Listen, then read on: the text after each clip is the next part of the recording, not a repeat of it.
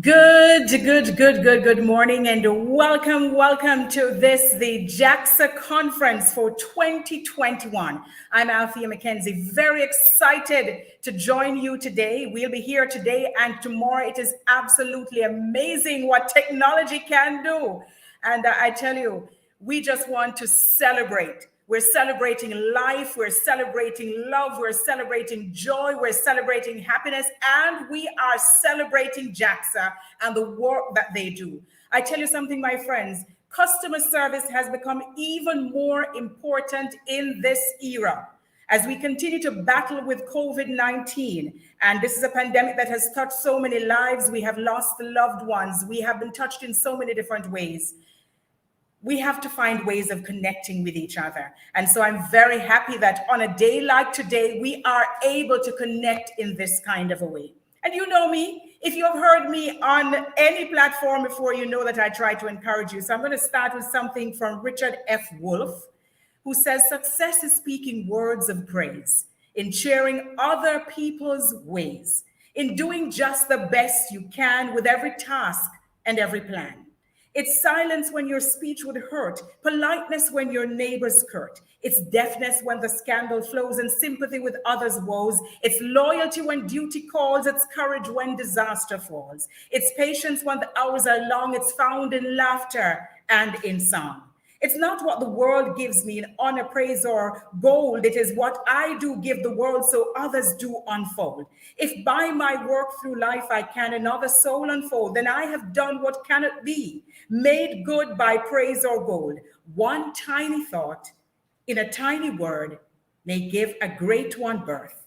And if that thought was caused by me, I lived a life of worth. And friends, that's what service excellence is all about.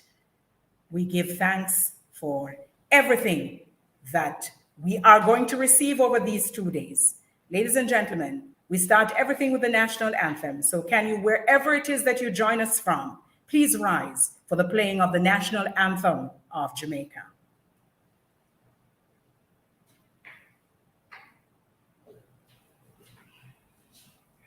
Ladies and gentlemen, please stand for our national anthem.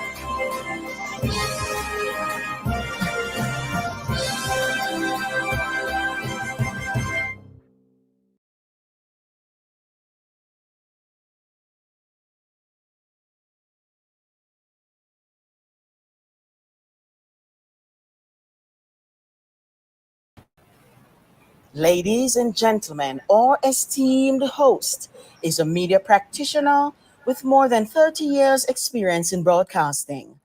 The majority of these years have been spent at Power 106 FM and Music 99 FM, members of the RJR Gleaner Communications Group, where she's currently employed as host of the early morning weekday talk show Farm Talk and the Sunday morning program Power and Glory on Power 106 FM. She holds a Bachelor of Education in English and a Master's in Adult and Continuing Education from the University of the West Indies. Her engagement with the University of the West Indies extends beyond academics, as she is also a member of the critically acclaimed University Singers, a trained teacher by profession. She's a proud graduate of the Bethlehem Moravian College in Malvern, St. Elizabeth, from which she holds a diploma in education. She currently serves as the Alumni Association representative on the college's board. An avid reader and a seamstress who enjoys gardening and craft. She's married with one daughter. My pleasure to introduce Althea Mackenzie. Thank you. Thank you very much, Francine. And I'm certain that we'll hear from you a little bit later on. What a joy it is, as I said earlier, to share with you this morning. The theme for this year's digital conference, You, Me, We Got the Power of Service Excellence. And essentially what it means is that we have the power in our hand. There's someone else who has power, who has joined us this morning. He is going to take us to another place where we can find even higher power. I have the pleasure of, it is so strange, he is greater than I am, but I have watched him grow over the years. He was a student at Knox while I was a teacher at Knox. Ladies and gentlemen, please put your hands together. You can clap and welcome as he comes to give us the exhortation, a man of God, a powerful son of the soil, Reverend Astor Carlyle. Good morning, everyone. Bless the Lord, O my soul, and all that is within me. Bless his holy name. God has given us everything we need for life and for godliness. And each of us is a conduit of his goodness and his grace. God has given us heads in which our minds reside to think his thoughts after him. God has given us hands through which acts of kindness may be experienced. And God has given us hearts that allow us to connect with him and connect with each other. May we, throughout this week and the rest of our lives, use our heads, our hands, our hearts to serve one another, even as we serve Almighty God. Let us go to him in prayer. Let us pray. Great and wonderful God, how excellent is your name in all the earth. In you we live, in you we move, In you we have our very being. So at the beginning of this day, we join with all creation in declaring your greatness and your loving kindness. The depth, the height, the breadth of your benevolence is beyond human understanding, and your goodness is beyond all that tongue can ever begin to describe. How excellent is your name in all the earth.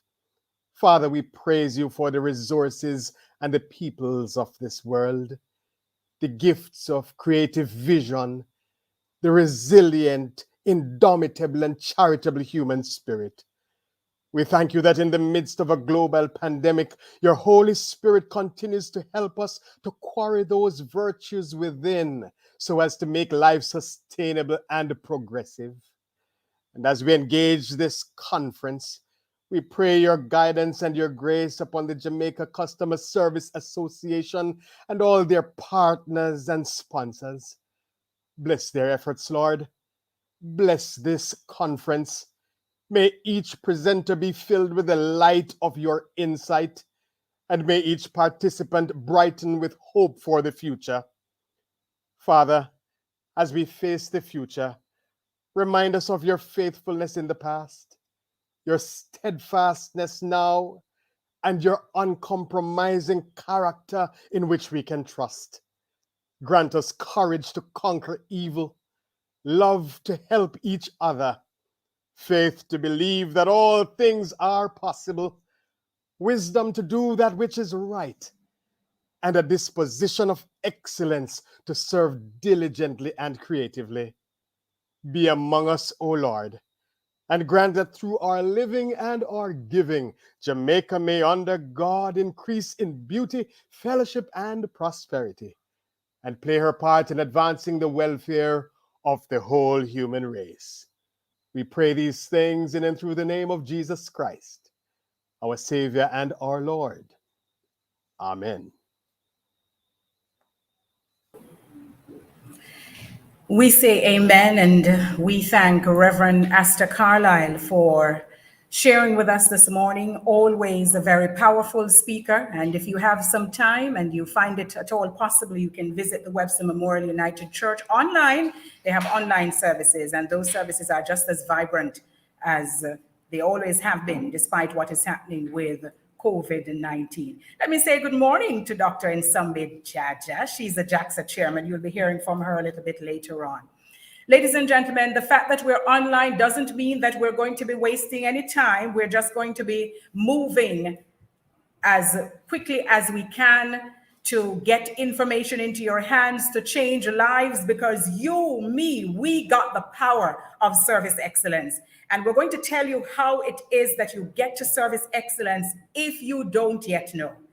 Now, at this point in time, it is my distinct pleasure to introduce to you a lady who is very dynamic, she is full of vim, vigor, and vitality. She comes with a lot of history. She comes with a lot of information. She is amazing at her craft. She is the ultimate in terms of helping us to understand service excellence. She is one of the powerhouses behind this organization, JaCSA. And I speak of none other than Mrs. Ilsa DuVernay, founder of JaCSA, one of the founding members of JaCSA. Ladies and gentlemen, put your hands together for Aunt Ilsa, Miss Ilsa, Mrs. DuVernay, however you refer to her. Make her feel welcome.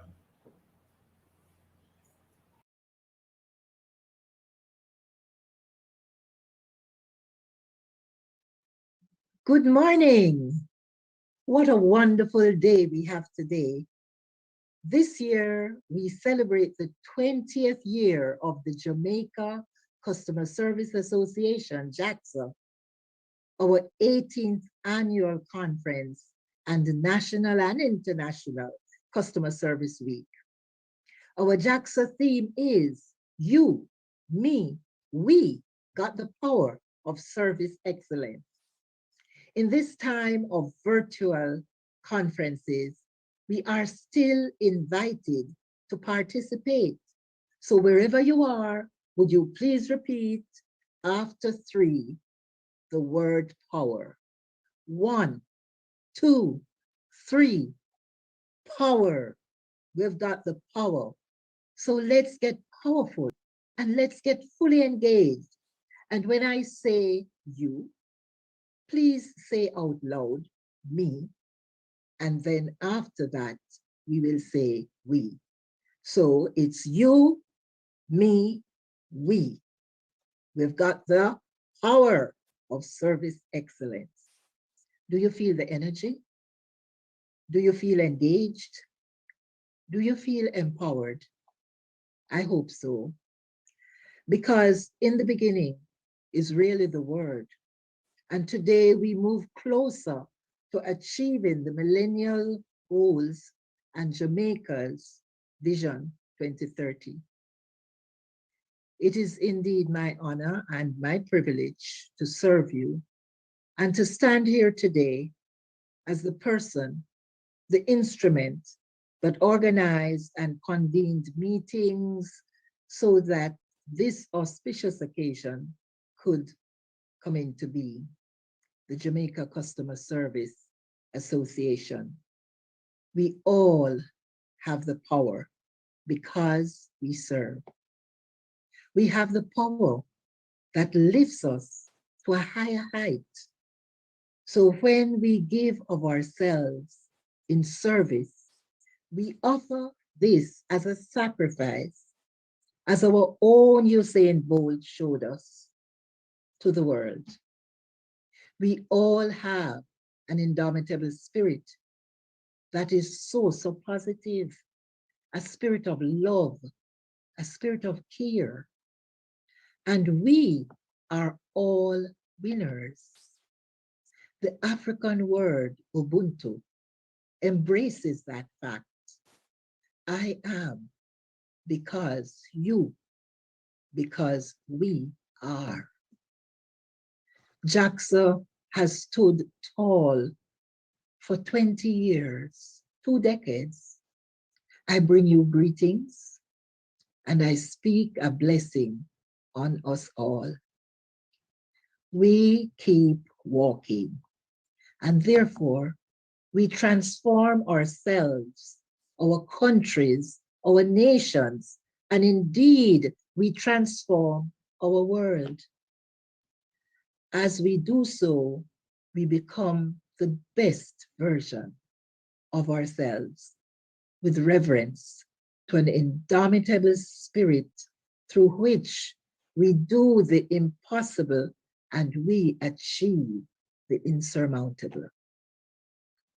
This conference invites us, each and every one of us here today, to tap into our power. So let us imagine that this is an arena where we stand.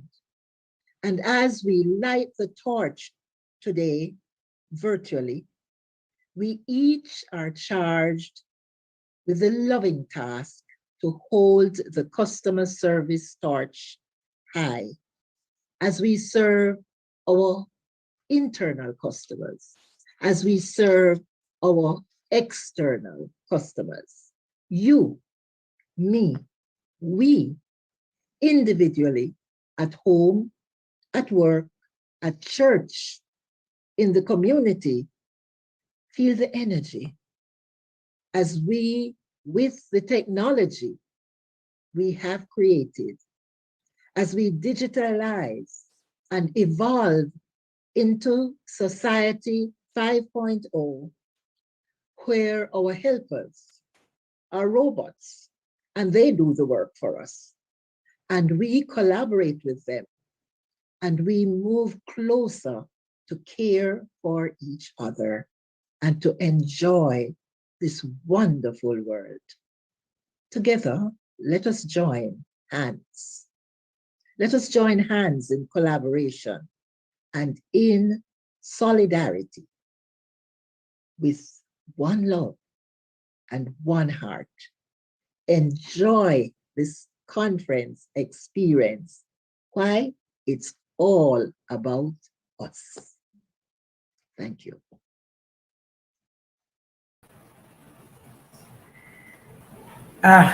Absolutely wonderful. We just say a very big thank you to Mrs. Ilsa DeVerney. I tell you, very inspirational, very motivational. Mrs. DeVerney always has such kind words. And I think embodying the spirit of what we seek to do here through this organization, which is to continue service excellence and to teach those among us who don't know about service excellence how to get there. And now, ladies and gentlemen, there's another lady among us who is inspirational, motivational, dynamic, awesome, stupendous, wonderful, just an all round superhuman being who is seeking not only to pass on the tenets of service excellence, but to teach us how to live life in such a way that we give it the best that we have. And I don't think I need to say anything else other than to tell you who she is. Ladies and gentlemen, please make welcome Dr. Nsambi Jaja, who is the chairman of JaCSA. Oh, thank you so much, Althea. It is my honor and my privilege. The Right Honorable Andrew Holness, Prime Minister of Jamaica, may not be on, but I'd like to acknowledge him. The Reverend Astor Carlisle, my friend and pastor and friend of JaCSA, distinguished speakers and moderators, our generous supporters and sponsors, members of the board and executive of JaCSA, conference attendees, welcome. I'm so grateful for this day and the blessings that have been bestowed upon us to make this digital conference a reality.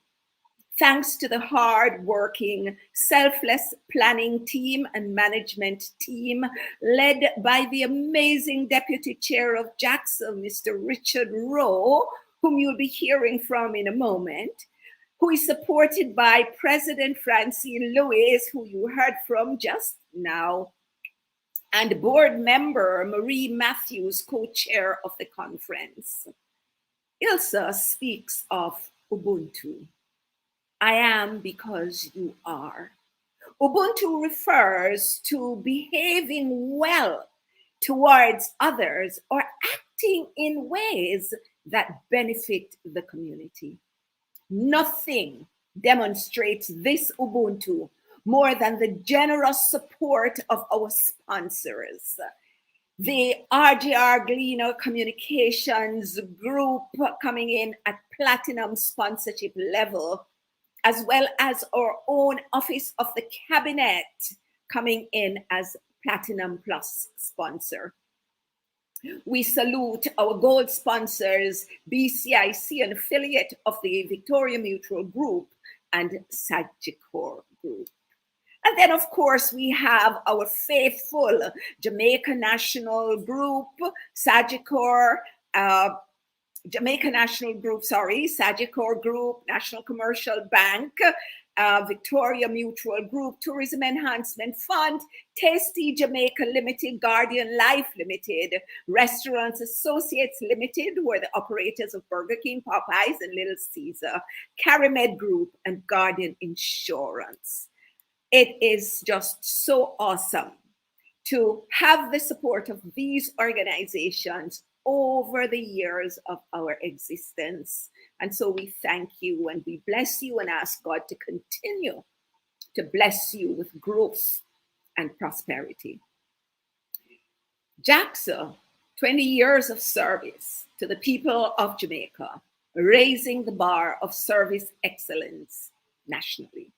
This year, for National Customer Service Weekend Conference, we agreed on the theme, you, me, we got the power of service excellence, because we all agree that to some extent or the other, we all have the capacity and the capability to deliver service excellence. You see it every single day in your experience, regardless of where you go. The experiences, of course, are mixed, but I think it is important that we focus on the excellent service that we get all over and celebrate it, public and private sector. Yesterday, I had the privilege to participate in the public sector launch of National Customer Service Week. And I'm so proud of our country and the initiatives being taken to improve service quality. I was so inspired by the talented panelists who spoke of the initiatives being undertaken to transform the public sector. Our future is very bright as a country. Transformation takes time. Let us support, let us praise and endorse them for the strides made over the years. Tomorrow, you'll be privileged to hear from some of the agencies, National Health Fund, National Housing Trust, PICA, and others on the transformation journey they have been on to make our lives richer. Our partnership with the Office of the Cabinet speaks volumes to the value of this private-public partnership in taking customer service and service excellence to every. JaCSA is 20 years old, and we too have come of age. Our transformation, therefore, is critical in order to serve our community. We continue to deliver our certification programs online despite the pandemic. And later this afternoon, you'll have the pleasure of participating in the graduation ceremony of over 75 graduates from our 2021 training. Our graduation speaker will be Mr. Falletta of PACE in the United States, an equivalent organization to JaCSA.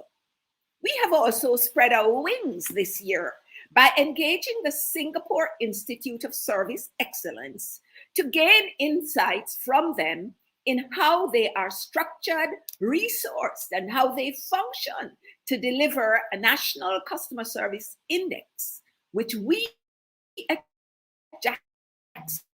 JaCSA would like to spearhead for Jamaica. This is an idea. JaCSA has to develop a relevant, appropriate vision and strategy to take us into the digital age in which we are operating. To this end, we have engaged the support of one of the top 50 futurists in the world, Dr. Claire Nelson, a daughter of Jamaica and a friend of JaCSA, to lead our upcoming strategic foresight session as we reimagine the future of JaCSA. The future is not an extension of the past, and so we're going to have to make some quantum leaps into the future to remain relevant to our community. Critical to this future is redesigning the way we operate as an organization. We have the most talented people, but we haven't provided them with the tools to deliver excellence to our members, to our sponsors, and the wider community. Our next immediate major initiative is the acquisition of a customer relationship management system that is designed for membership organizations like ours to take us from a manually driven organization to a digitally enabled organization where we can deliver to our stakeholders the levels of service we advocate and preach. We must do this now in order to survive the next 5 years, much less the next 20 years. We have taken the advice of our members and of our partners when they say, physician, heal thyself. As we make a quantum leap together, we are committed to helping Jamaica become the place of choice to live, to work, to raise our families, and to do business. We will do this by making service excellence a way of life, permeating every nook and cranny of Jamaica, embedding service excellence in our DNA and weaving it through every single thread of fabric of our country. You, me, we got the power of service excellence. We have it. You see it. You experience it every day. We deliver it every day. So, folks, let's believe it and let's achieve it. And so, just let your hair down, engage your heart, engage your spirit, engage your mind, and stay plugged in as we enjoy Conference 2021 and take away some nuggets to enrich the lives of others. Blessings in overflow. Thank you and welcome. Told you she was inspirational and motivational. Thank you so very much, Dr. Nsombi Jaja. She is chairman of JaCSA. You, me, we got the power of service excellence. And we're going to be demonstrating that over the next couple of days as we just focus our energies on understanding what service excellence is all about. Of course, we will hear more from Dr. Nsombi Jaja later on. And now, ladies and gentlemen, this organization is chock full of a lot of powerhouse speakers, very dynamic, very motivational, just plain down to earth, wonderful, and with the ability to move us. And so we move from Dr. Nsombi Jaja to the vice chairman of JaCSA, Richard Rowe. Over to you, Richard.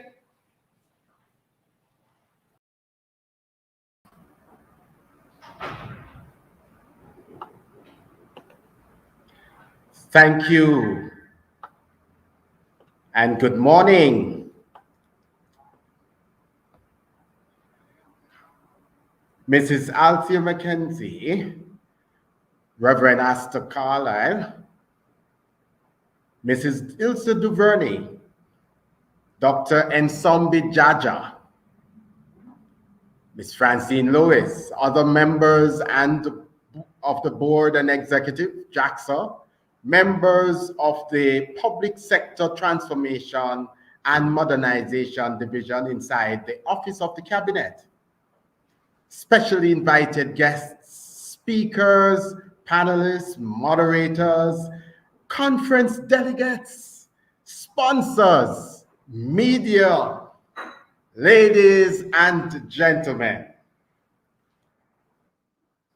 As many as believe him, to them he gave the power to become the sons of God.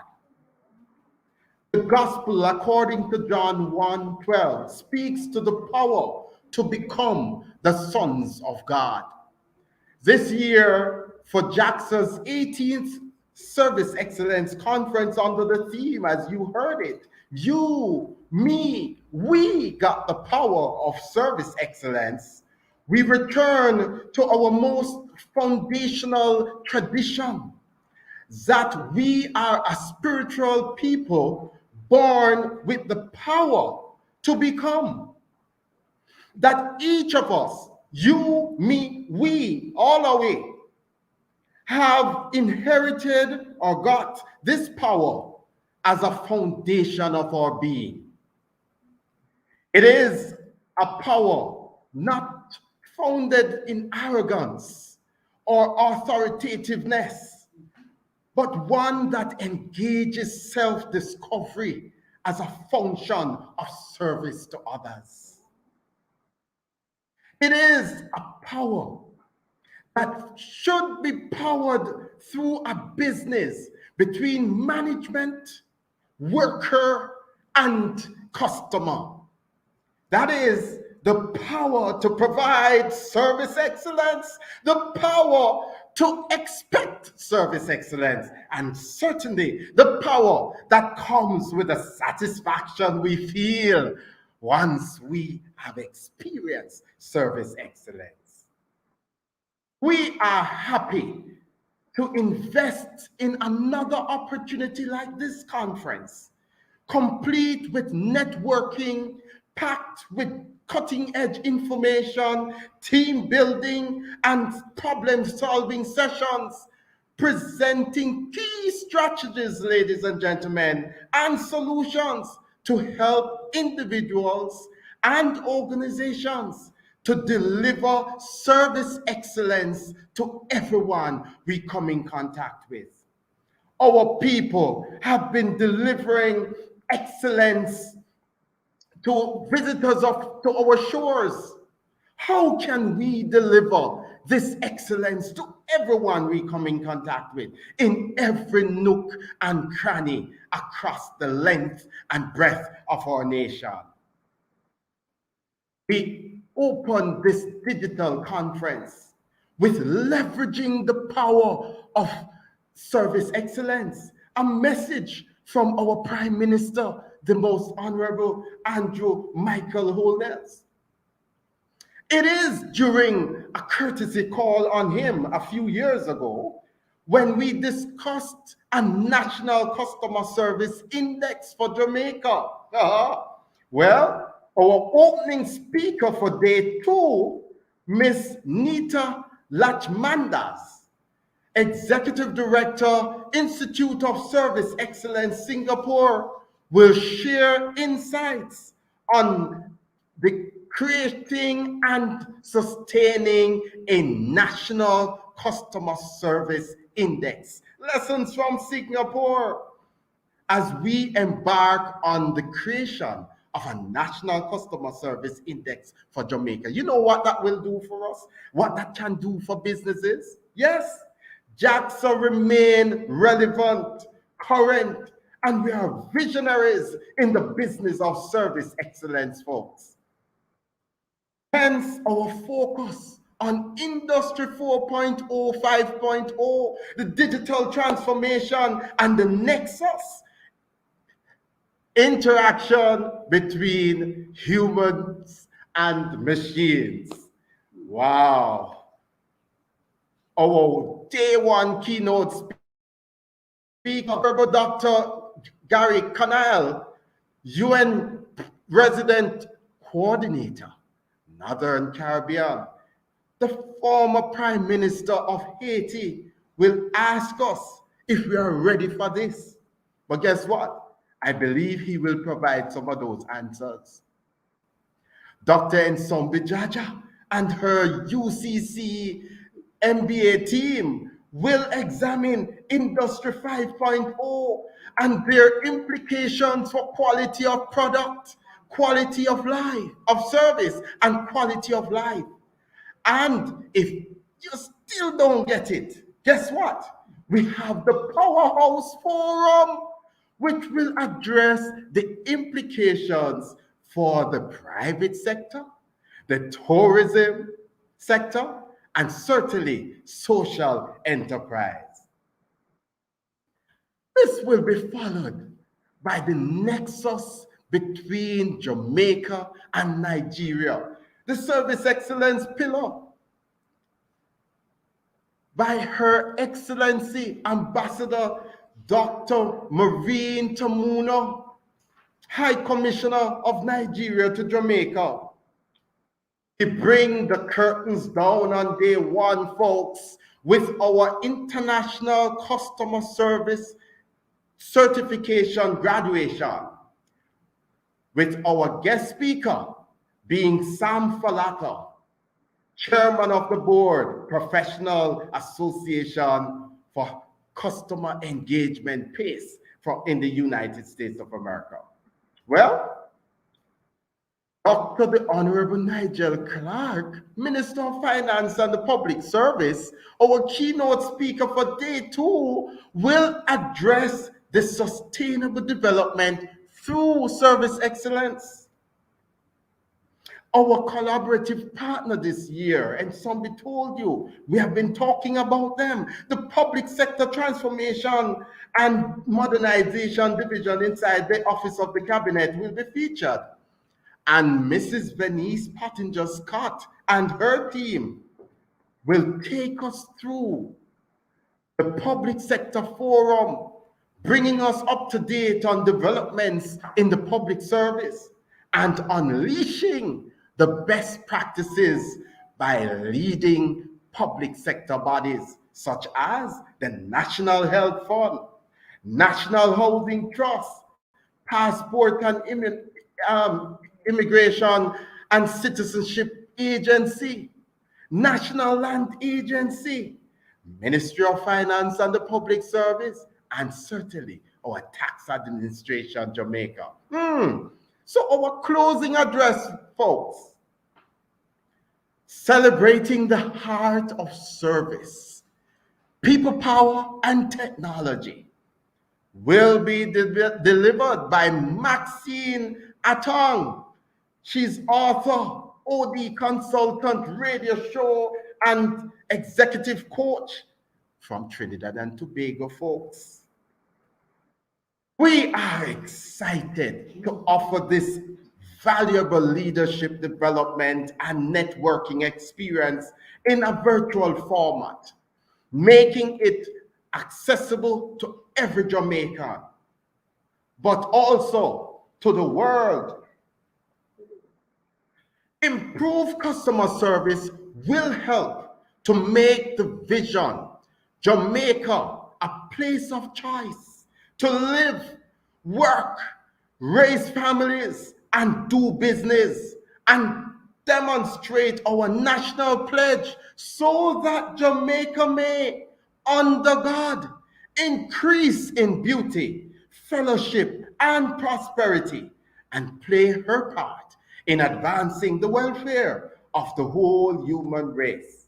Fasten your seatbelts, folks.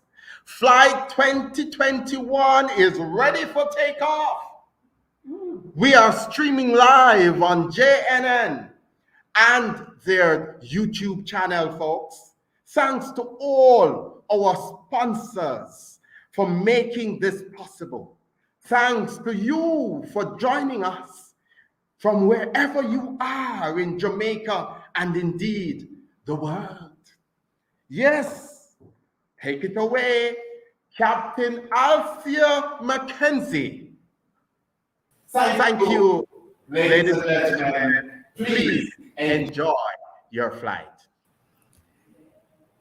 Wow. Wow. I think I can sit down now and do nothing else for the rest of the day. Richard has done quite a bit of the work. Thank you so very much, Richard Rowe. And that is a part of the JaCSA training as well. Coming into an organization like this, part of service excellence is being able to connect with the people that you meet on a daily basis. And very powerful words there coming from Richard about understanding power and the fact that you have the power. You, me, we got the power of service excellence. And earlier you would have heard of the use of the term Ubuntu. I keep hearing Ubuntu means working together, people coming together, and that's exactly what we're doing together for the common good of humanity. Absolutely fantastic. And I tell you, tell your friends wherever they are to come on and join us. We're going to have a fantastic time today, and we're going to have an energizing time tomorrow. And when we pull it all together, we are creating ambassadors that are going to go out into the world and deliver service excellence, because that is what JaCSA is all about. You, me, we got the power of service excellence. What an absolutely amazing time we are having here this morning. And let us then just acknowledge the sponsors, because it is very important that we tell you who the sponsors are. I know we've made mention of them already, but we are going to be going back to that and giving you, in fact, throughout the day, you'll be hearing us talk about the sponsors. And in no particular order, we are saying thanks to the sponsors for National Customer Service Week. And it's not just for the week, but they continue to partner with JaCSA on other events as well.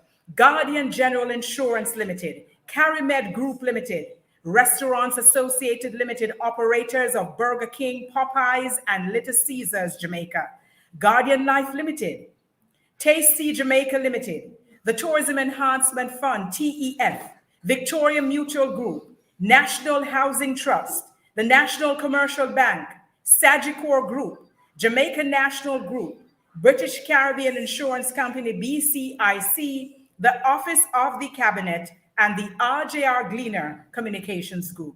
Ladies and gentlemen, one of the things about a conference of this nature is that it takes a significant amount of work in the background to pull it together, and particularly because we are doing it digitally. Don't let anybody fool you. It is a significant amount of work to do what is being done here online today.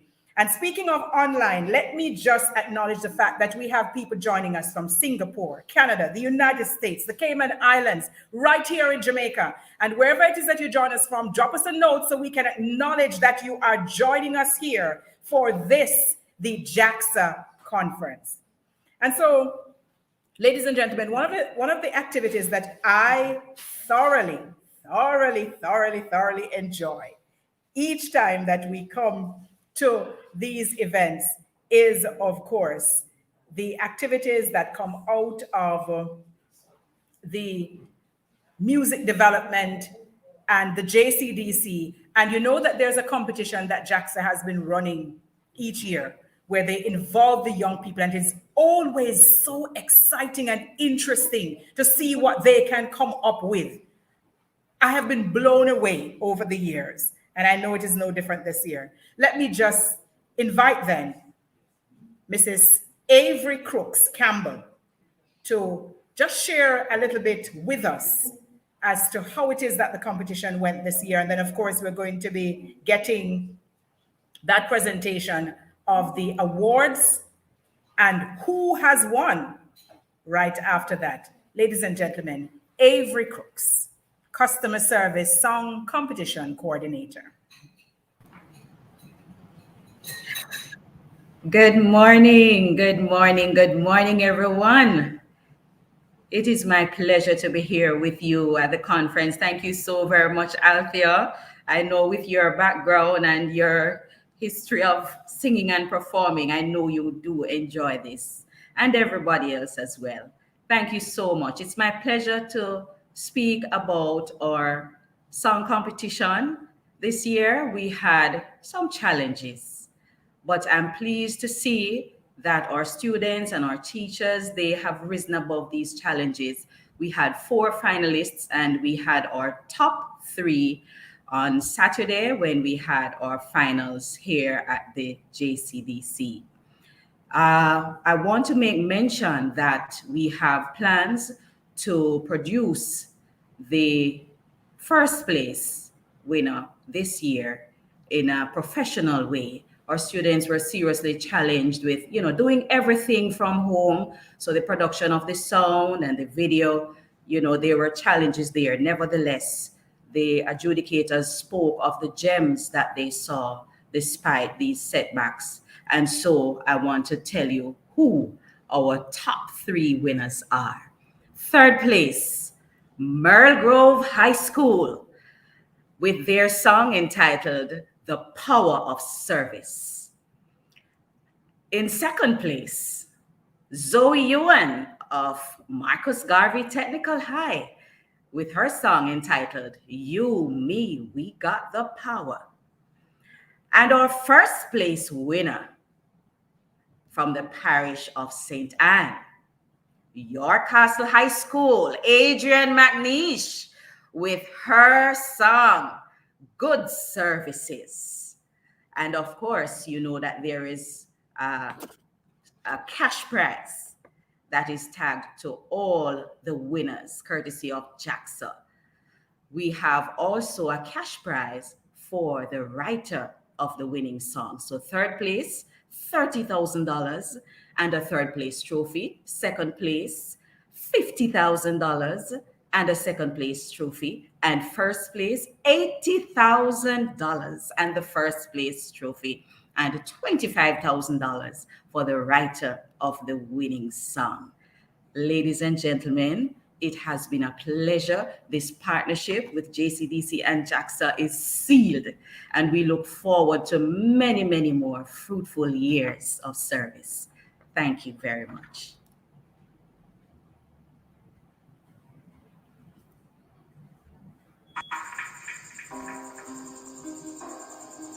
Why na na na na? Why na na na na? Walk in a shop on a Sunday morning, people they at work and stress is calling. I ask Miss Cashier for a bag of rice and a pound of flour. Then my ask what's the price. She roll her eyes and give me attitude. Miss Cashier, don't be so rude. She said, why na na na? Me know I'm out of line. I true me I have a hard time. Me say, no matter what you I go through, no matter how I stress on you. You have to know what your purpose is. Be polite and provide good services. No miss, you have to stay calm. Can't make your anger tick off like a ticking bomb. Be careful how you treat your customer then. Cause you, me, we got the power of service excellence. You, me, we got the power of service excellence. You, me, we got the power of service excellence. You, me, we got the power of service excellence. Yeah, yeah, yeah. No matter where you are go through, no matter how stress on you, you have to know what your purpose is. Be polite and provide good services. No matter where you are go through, no matter how stress on you, you have to know what your purpose is. Be polite and provide good services. Yeah, yeah. You, me, we got the power of service excellence. Yeah. You, me, we got the power of service excellence. You, me, we got the power of service excellence. Yeah. You, me, we got the power of service excellence.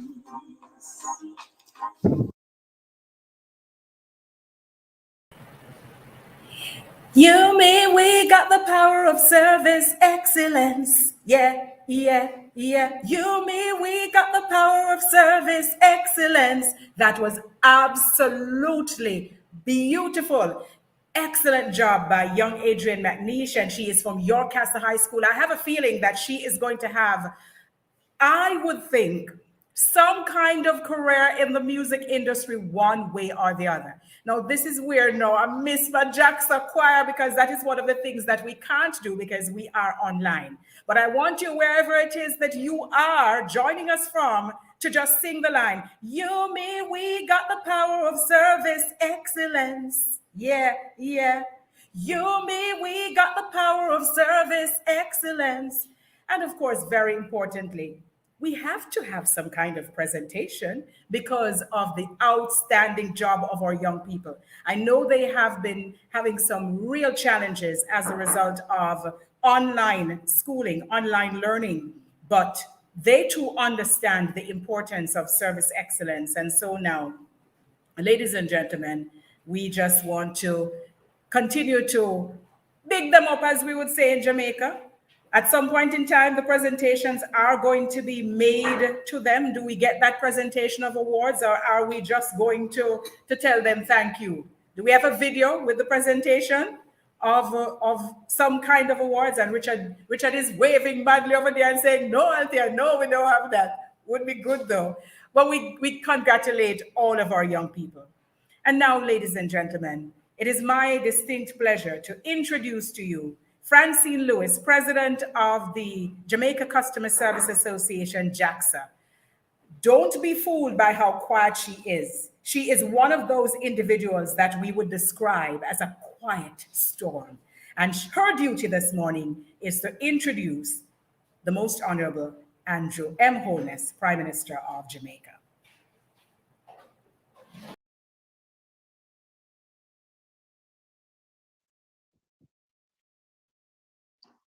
The Most Honorable Andrew Michael Holness is undoubtedly part of the new generation of dynamic visionary leaders dedicated to transformative development and creating productive societies through economic and financial reform, technological advancement, and the building of national resilience and capacity. Andrew Holness created history in 2011 when at the age of 39, he became the youngest person to be elected Prime Minister of Jamaica. He is the first Prime Minister to have been born after the country achieved independence in 1962.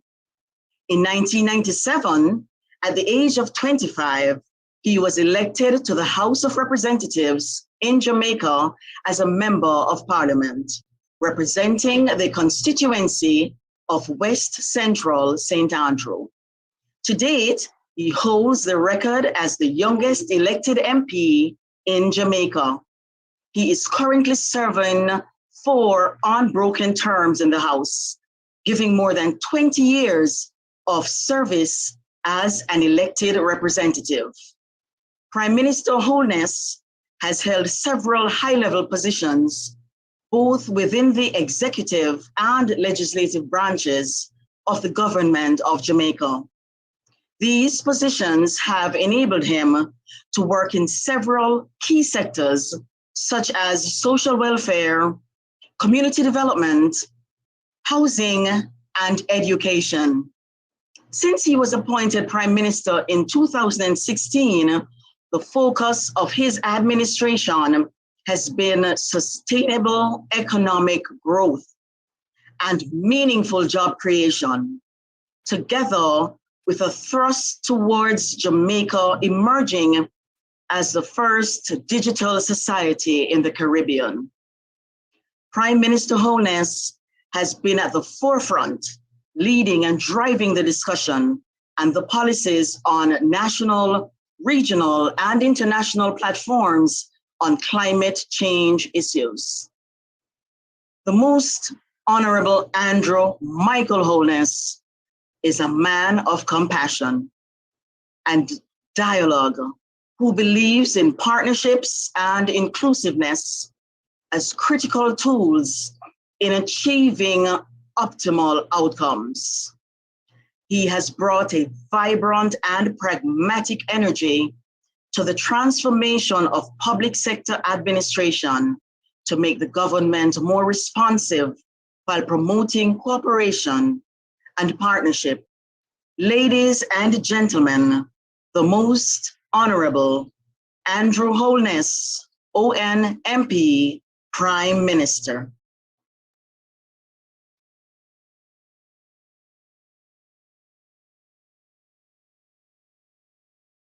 Ambassador the Honorable Douglas Saunders, Cabinet Secretary, Dr. Nsombi Jaja, Chairman of the Jamaica Customer Service Association, Mrs. Ilsa Duvernay, Founder of the Jamaica Customer Service Association, Ms. Francine Lewis, President of the Jamaica Customer Service Association, Mrs. Venice Pottinger Scott, Director General, Public Sector Transformation and Modernization Division, Mr. Richard Rowe, Chair, National Customer Service Week and Deputy Chairman of JaCSA, Reverend Asta Carlyle, Pastor of Webster Memorial United Church, Mrs. Althea McKenzie, broadcast journalist and educator, JaCSA Board and Executive members, members of the Public Sector Transformation and Modernization Division, members of the media, distinguished ladies and gentlemen. Good morning. It is my pleasure to address the 2021 Virtual Service Excellence Conference being held in collaboration with the Jamaica Customer Service Association and the Public Sector Transformation and Modernization Division of the Office of the Cabinet. This year's theme, We Got the Power of Service Excellence, speaks to our innate ability to deliver the highest quality service in all industries, as well as the need for us as a country to tap into this capacity to take our customer service to higher heights. Service excellence is a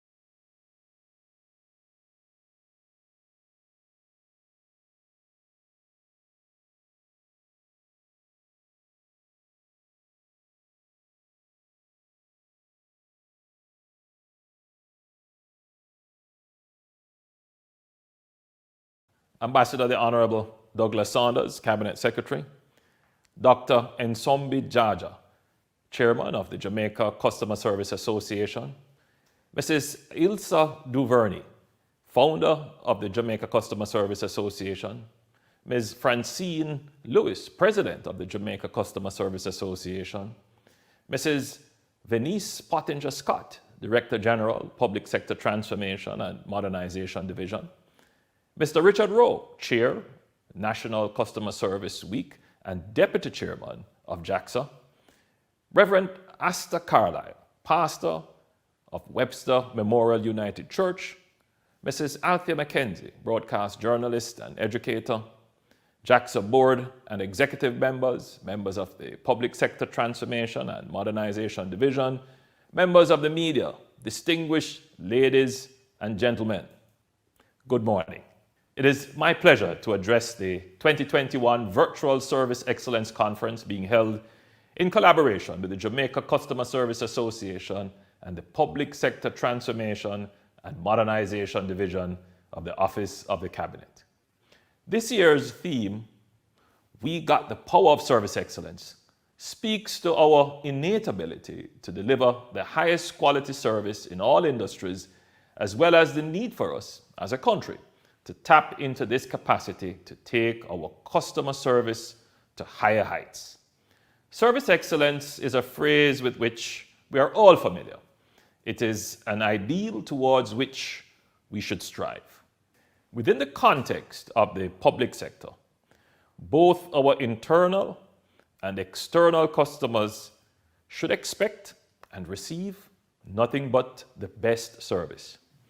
This service should be evident in the efficiency with which we execute responsibilities, the integrity and transparency with which we conduct ourselves, the patience we practice in interacting with customers, the respect we show to our clients, the accountability and leadership we demonstrate, and the deep desire to always do an exceptional job. I've often said that the public sector is meant to catalyze the growth of our economy by facilitating the private sector through the provision of infrastructure and an enabling macroeconomic and regulatory framework.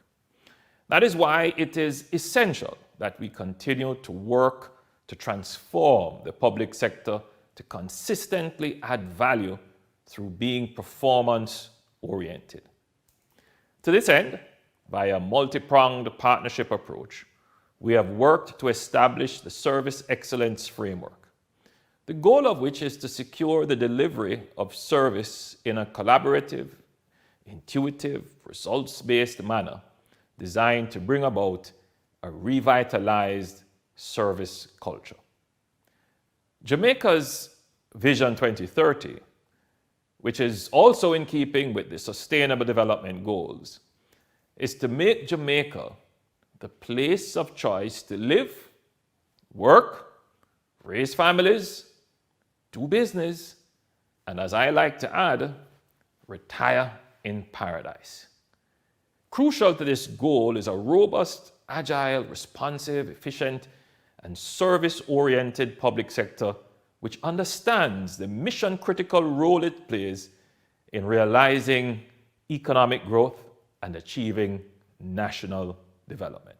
The Service Excellence Framework places tremendous emphasis on increasing professionalism, effectiveness, and accountability within the public sector. The framework succinctly defines service excellence as the delivery of services against established standards in a manner which effectively satisfies customers' needs and produces value to our citizens. The transformation of the service culture of the public sector remains one of our most urgent and important priorities, and the government is committed to an empowered public sector and satisfied citizens and customers. I take this opportunity to say to our public sector workers, you are valued. The work you do is invaluable, and we must work to add even greater value by stepping decisively into the role of facilitators of development, always observing the hallmarks of service excellence. Jamaica's development potential is limitless. We are strategically located, and our people are educated, talented, and resourceful. Through leveraging the power of service excellence and infusing the revolutionary power of technology, we can realize our potential as we continue on a path towards shared growth and prosperity, meaningful job creation, and national development.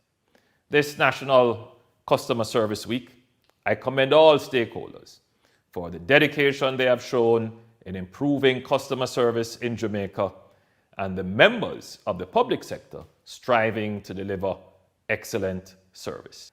I know it has been a particularly challenging time in the context of the COVID-19 pandemic, and I thank you for persevering during this very difficult time. I wish you a successful week of celebrations as you mobilize the transformative power of service excellence through integrating people and technology across Jamaica and the world.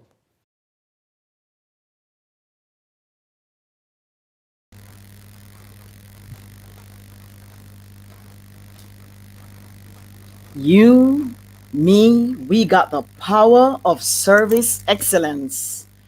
Good morning, everyone, and happy National Customer Service Week.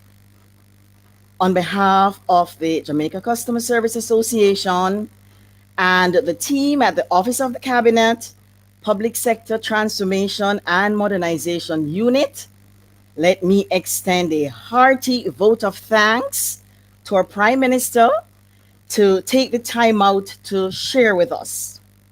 You know, this really underpins the importance of service excellence in every single sphere. The Reverend asked the Carlisle in our worship service to launch National Customer Service Week reminded us that wherever we go, we must promote God's culture. And by that he meant develop an attitude of care.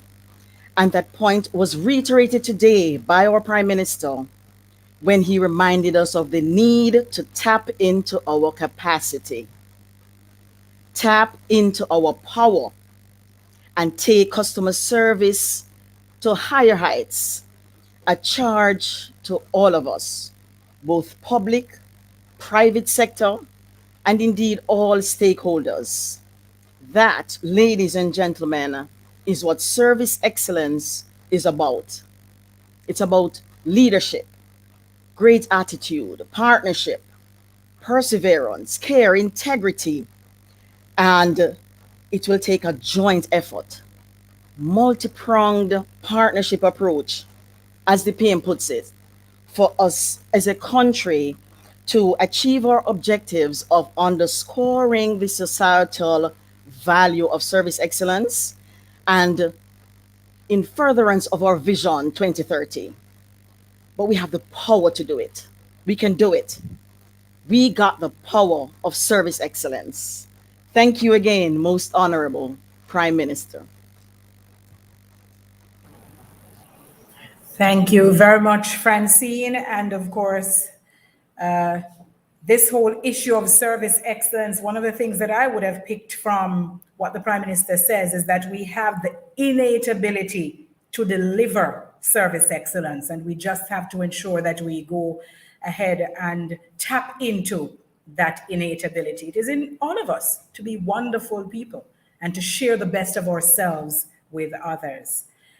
We also want to just apologize. You would have noticed that we had to restart the video, and these things can happen sometimes, particularly when we're using an online platform to deliver some of this, but that had nothing to do with the online platform. Actually, it had to do with the size of the video, and so we do apologize for that. But of course, great motivation coming from Prime Minister, the Most Honorable Andrew M. Holness. All right, so I see by the clock on the wall That is not time for me to bid you one and all goodbye. What it is time for me to tell you to do is that you can take a break. You can go to whatever it is that you choose to do at this point in time. We're calling it a coffee break, but you can use the time and make sure that you're using it wisely. And I think we are ahead of where it is that we're supposed to be at this point in time, but we're still going to allow you to take that break nevertheless. And then when we come back, we are going to have lots and lots of information to share with you. Please remember that we do have giveaways that will come later on. We also want to remind you at this juncture, let me just step out of what I have in front of me and do what I know is there to be done. There is a poll that you're going to be required to do a little bit later on. And of course, we do polling on day 1 and day 2. Some of you are attending one day of the conference. Some of you will attend both days of the conference. You will be required to do a poll on both days, meaning you give us the information. How did day 1 go? Give us the information. How did day 2 go? But you cannot fill out more than one poll at the same time on the same day. So one poll per day. By the way, I'm being told that I'm to follow on. No break for you yet. No break. We're heading to 10:30. Let me then use the opportunity to once again say thanks to our sponsors, the RJ Arglina Communications Group, the Office of the Cabinet, British Caribbean Insurance Company, BCIC, Jamaica National Group, Sagicor Group, National Commercial Bank, National Housing Trust, Victoria Mutual Group, the Tourism Enhancement Fund, Tasty Jamaica Limited, Guardian Life Limited, Restaurant Associates Limited, operators of Burger King, Popeyes, and Little Caesars in Jamaica, Caramed Group Limited, and Guardian General Insurance Limited. So it therefore means that if we're pressing ahead to 10:30, I am going to take it that I am going to call upon Sharon Williams, Director of JaCSA, and I hope Sharon is ready for us. And we are to break until 10:30. All right, so I'm being told to break. All right, so let us break until 10:30 and we will come back. But just a reminder that wherever it is that you join us from, you can drop us a message. And I'm going to tell you how it is that you do that when we come back from the break, because it is going to be very, very important for us to provide that kind of contact and that kind of information so you can know exactly what to do as we communicate with each other and seek to deliver service excellence. This is the JaCSA Conference 2021. You, me, we got the power of service excellence. You, me, we got the power of service excellence. You, me, we got the power of service excellence. So we break, do whatever you want to within the break. We come back at 10:30, and of course, more information, more motivation ahead of us.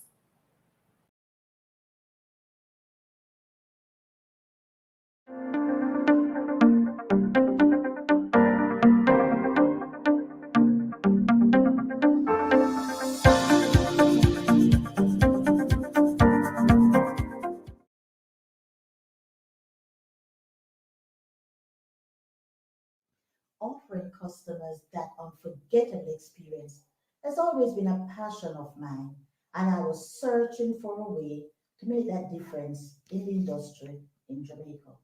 In 2003, a friend invited me to a meeting at the Jamaica Customer Service Association, and immediately I found that niche that shared my own vision of delighting customers beyond their expectations.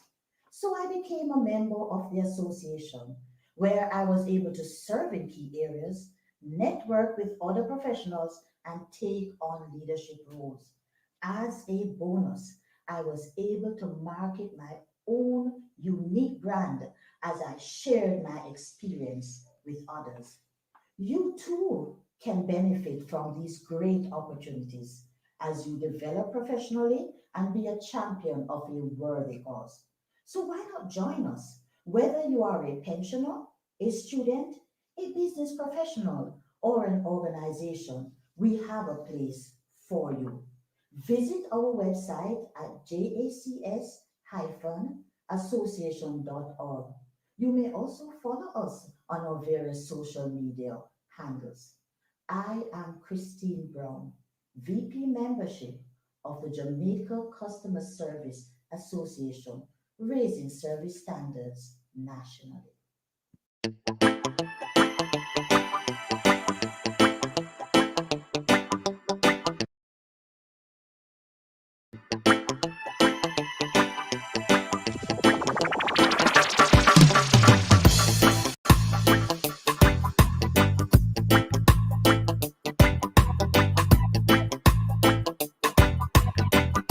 You, me, we got the power of service excellence.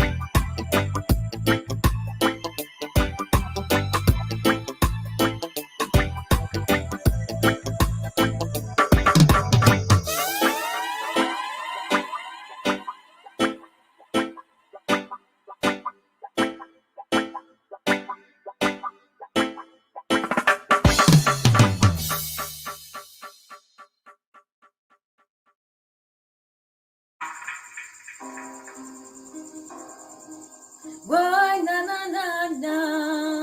Why na na na na?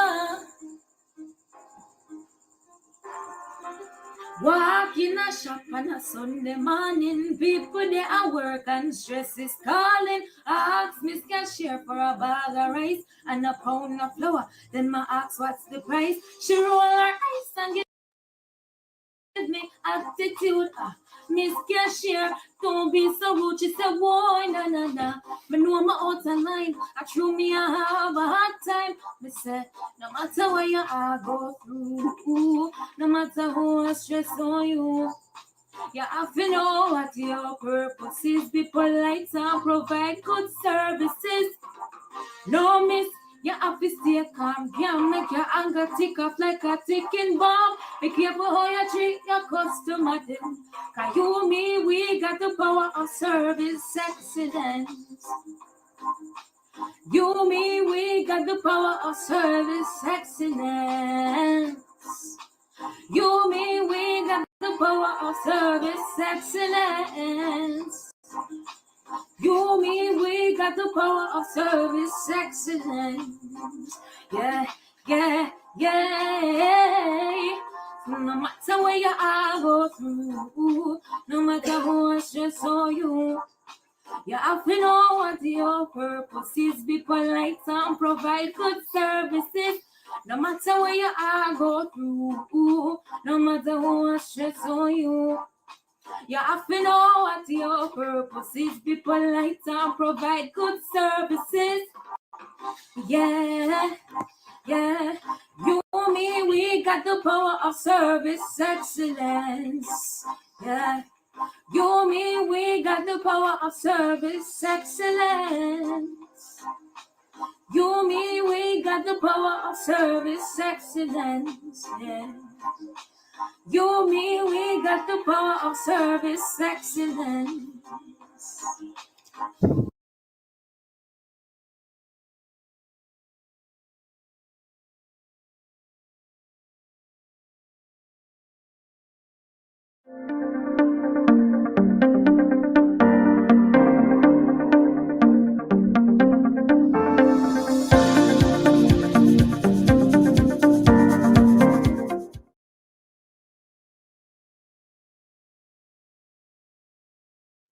Offering customers that unforgettable experience has always been a passion of mine, and I was searching for a way to make that difference in the industry in Jamaica.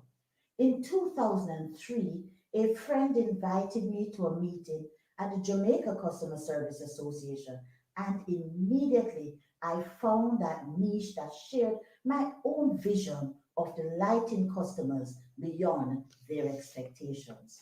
So I became a member of the association where I was able to serve in key areas, network with other professionals, and take on leadership roles. As a bonus, I was able to market my own unique brand as I shared my experience with others. You too can benefit from these great opportunities as you develop professionally and be a champion of a worthy cause. So why not join us? Whether you are a pensioner, a student, a business professional, or an organization, we have a place for you. Visit our website at jacs-association.org. You may also follow us on our various social media handles. I am Christine Brown, VP Membership of the Jamaica Customer Service Association, raising service standards nationally.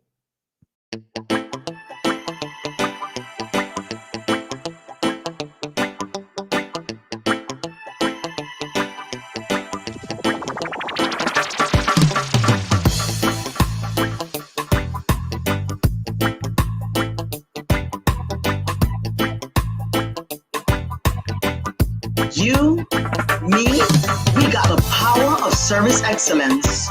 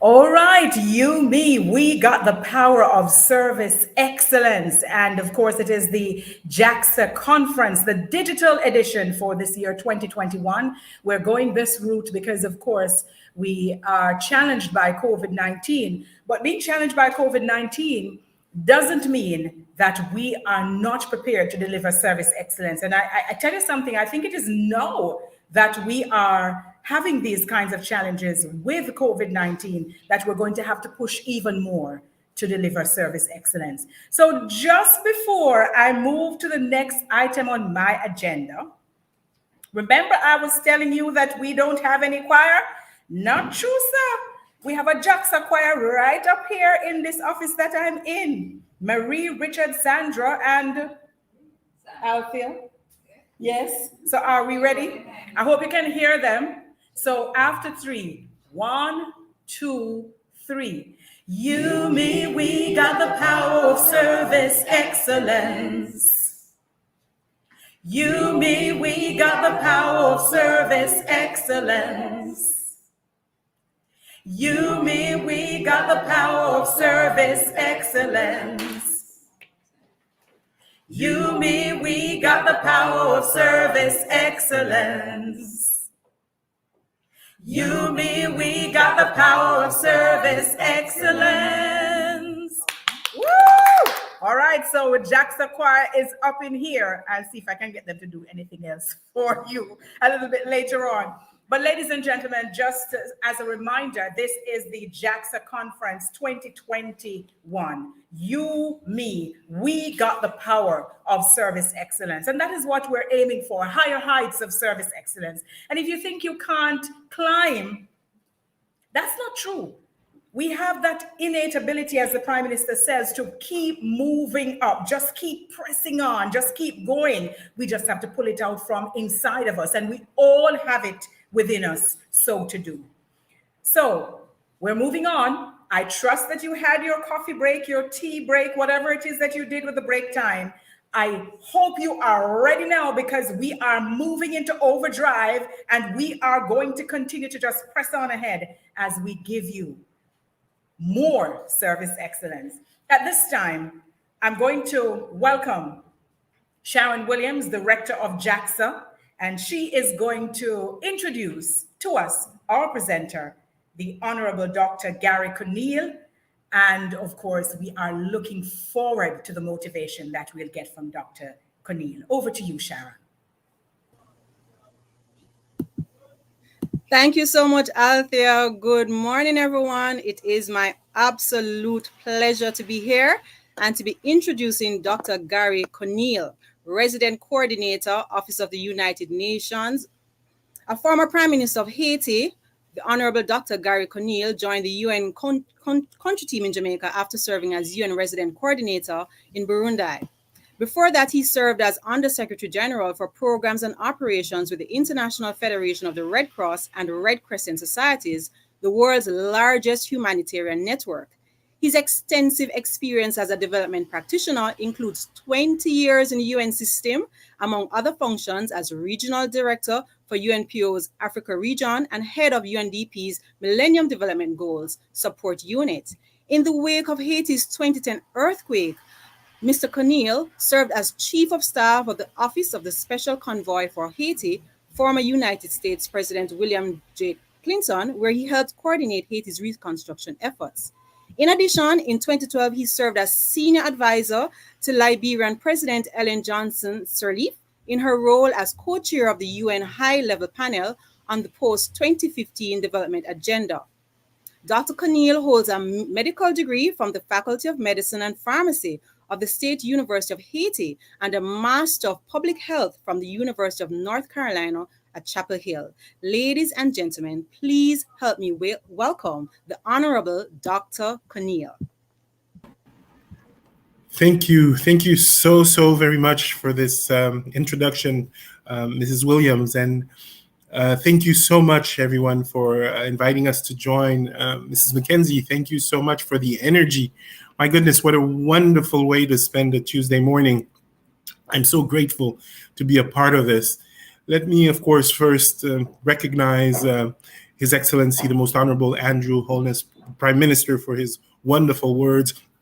There is a lot to take away from his wisdom, but today mostly, what really touched me was services, a public service focus to produce value for citizens. I think this is such an amazing concept. Produce value for citizens. It was, I think, a wonderful speech from the Prime Minister. And I'm so happy to have been a part of this morning. Let me, of course, also recognize Mrs. Francine Lewis, President of the Jamaica Customer Service Association, and certainly Dr. Jaja, Chairperson and Director of the Private Sector Service Excellence Award. Let me also recognize Mr. Richard Rowe, Deputy Chairman and Deputy Chairman and Secretariat Director with responsibility for National Customer Service Week. And of course, and not least, let me thank this exceptional team of the Jamaica Customer Service Association for the invitation to share briefly on this occasion. Allow me to express my congratulations on your efforts and leadership of this resilient organization in this, your 20th anniversary. Ladies and gentlemen, friends, good morning. I hope you're enjoying this as much as I am. Of course, bring you greetings on behalf of the United Nations Secretary General and the country team of the United Nations agencies, funds, and programs in Jamaica. From all of us to you, a very happy anniversary. Please, this is the time to give yourselves a thumbs up, a pat on the back, or a round of applause. And never mind that we are on a virtual conference. Never mind if your neighbors wonder what's happening in your home. You deserve it.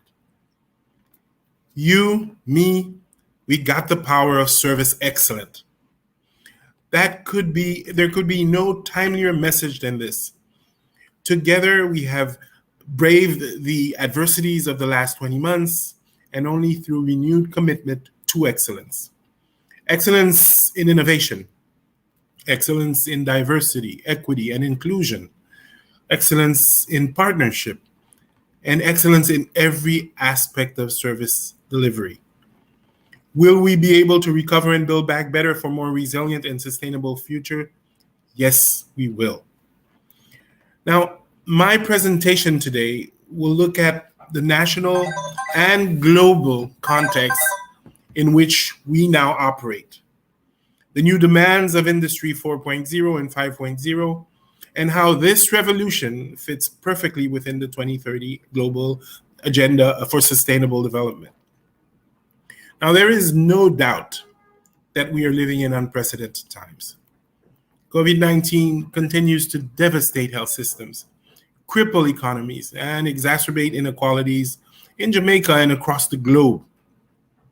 And as we engage today safely behind the screens of COVID-safe virtual environments, just outside, the region of the Americas is recording the most confirmed cases of COVID in the world. In fact, daily incidence rates indicate that the region remains a hotspot of the disease. This global crisis has highlighted what we in this room have always known. When the world has the flu, well, Jamaica and the Caribbean is highly likely to catch a cold. So from boardrooms to Main Street, we are all connected and affected by this global crisis. But alas, there are opportunities in this disaster. The pandemic is actually our opportunity to reflect, review, and retool. After now acknowledging the valid pain of this collective adversity, after mourning the loss of lives, after even complaining about our work from home discomfort, as leaders in the public and private sector, we have a greater burden of responsibility. It is our duty to pull our boots up, collaborate, and innovate in order to address our shared challenges and move forward. Now, this can only happen if we are courageous and dedicated enough to seize the opportunity presented to us.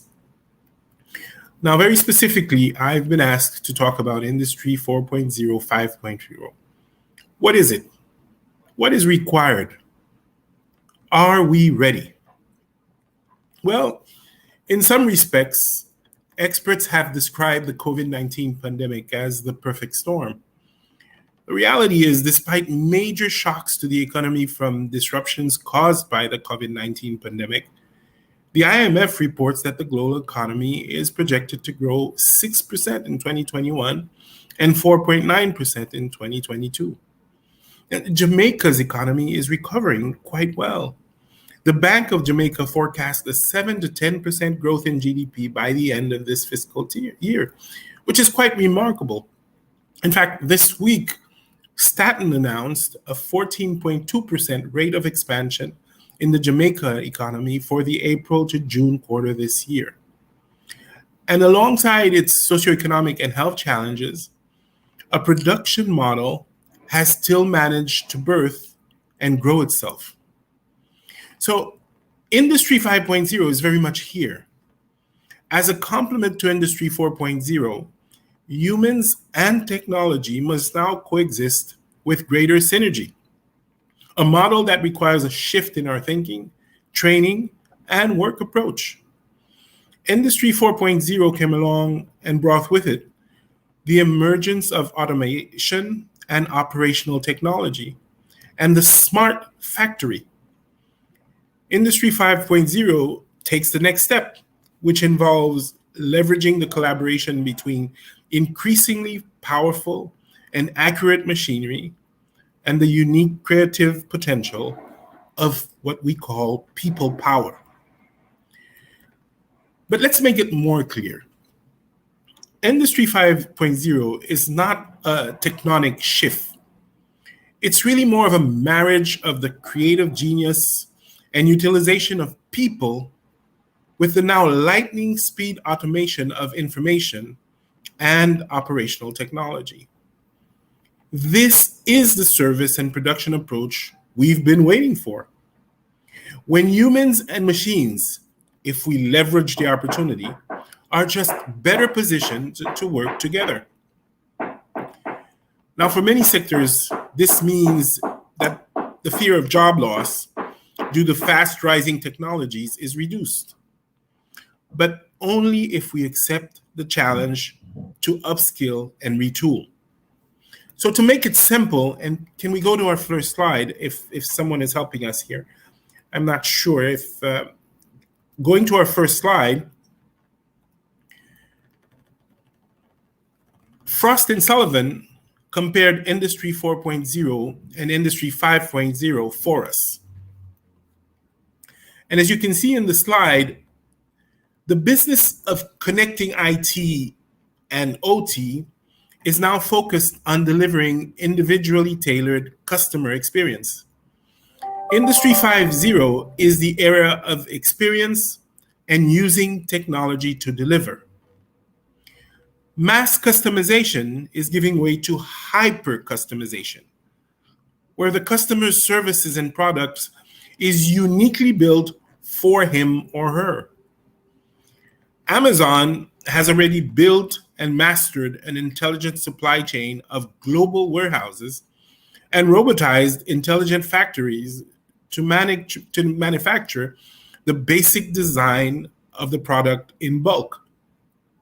Then the basic semi-finished material is sent to local factories where the final stages of the product are completed with manual labor. Now, additionally, Industry 5.0 will enable day-to-day products to learn and respond to the end user's needs through artificial intelligence over time. Job roles on the shop floor will evolve and integrate multiple skills set into one. Roles such as machine maintenance and quality assurance will merge into plant operations and become one job. Now, what do we really need to know? This shift will require employees to be trained in multiple and diverse job roles. Industry 5.0 is a model of the next level of industrialization, characterized by the return of manpower to factories, distributed production, intelligent supply chains, and hyper-customization, all aim to deliver a tailored customer experience time after time. Now, Industry 5.0 promises reduced production costs, an empowered workforce that is skill rich. And this is going to be quite critical for the futures of several nations, including countries like Jamaica. Routine and systematic capacity building for adaptable human resources who are competitive in new markets and overall improve safety and well-being for the people at the center of the change. But still, in the Industry 5.0 economy brings the human, social, and environmental dimensions back into the equation by promoting talent, diversity, and empowerment, actions on sustainability and responsible consumption, and is agile and resilient with flexible and adaptable technologies. So once we understand what's coming, once we have a sense of where we're going, the critical question for us all is what will be required of leaders, of businesses, and of people?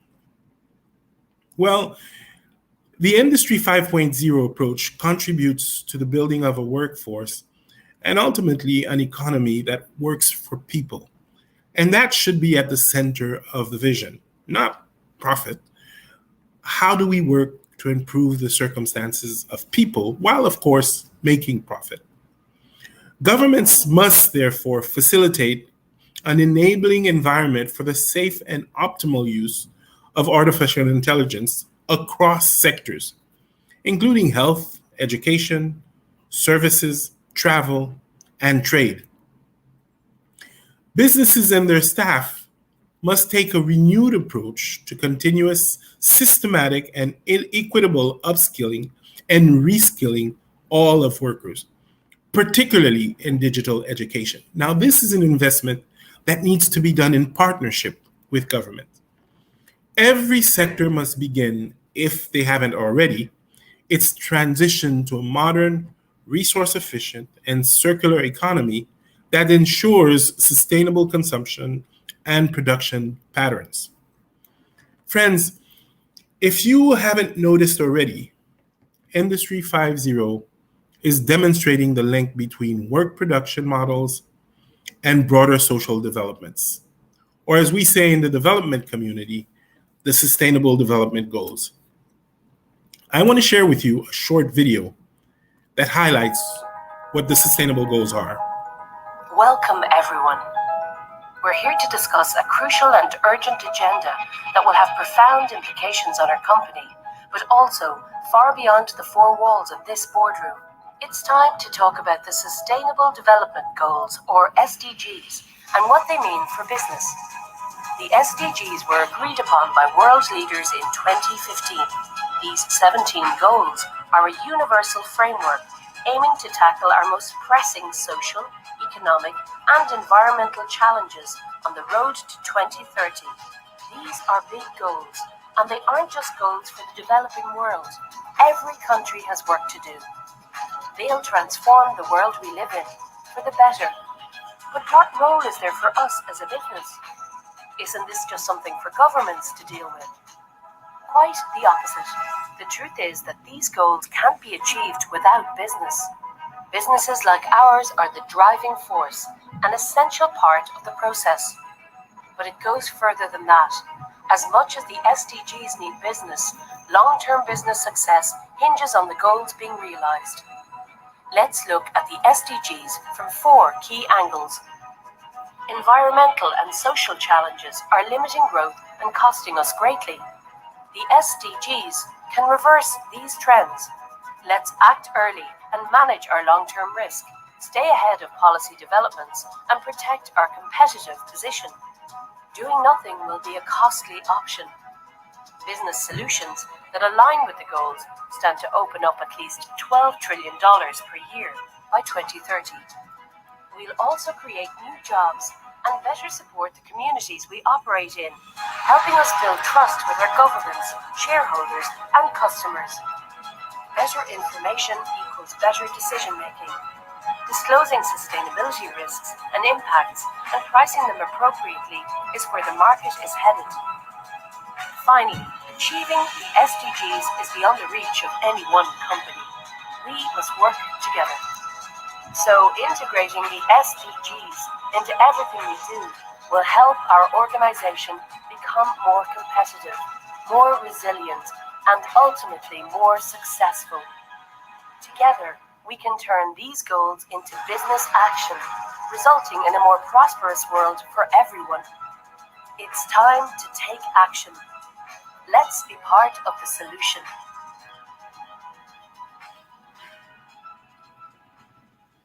Friends, Joel Barker said, and it was repeated this morning, the future will not merely be an extension of the past. The Industry 5.0 principles of good health and well-being, quality education, gender equality, affordable and clean energy, decent work and economic growth, reduced inequalities, more responsible consumption and production, and climate action reflect the goals of 2030 Agenda for Sustainable Development, in which every one of us must play a vital role. And I will have you know that before the SDGs, there was Vision 2030, Jamaica's National Development Plan. Jamaica must be commended for this forward-thinking, visionary approach to development, which when tested was proven to have 91% alignment with the National Development Goals.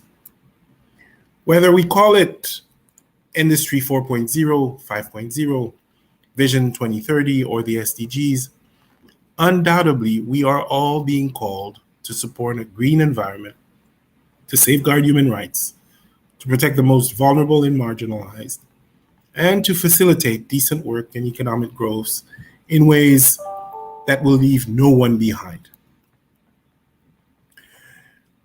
Good business and customer service excellence is inclusive and responsible. Further inclusivity requires that women are meaningfully part of business efforts. Gender equality is important in realizing a strong and resilient recovery of our business and our economies. When we work utilizing the roadmap of the Sustainable Development Goals, we are in actuality contributing to the eradication of extreme poverty, the greatest global challenge and an indispensable requirement for sustainable development. Friends, make no doubt about it.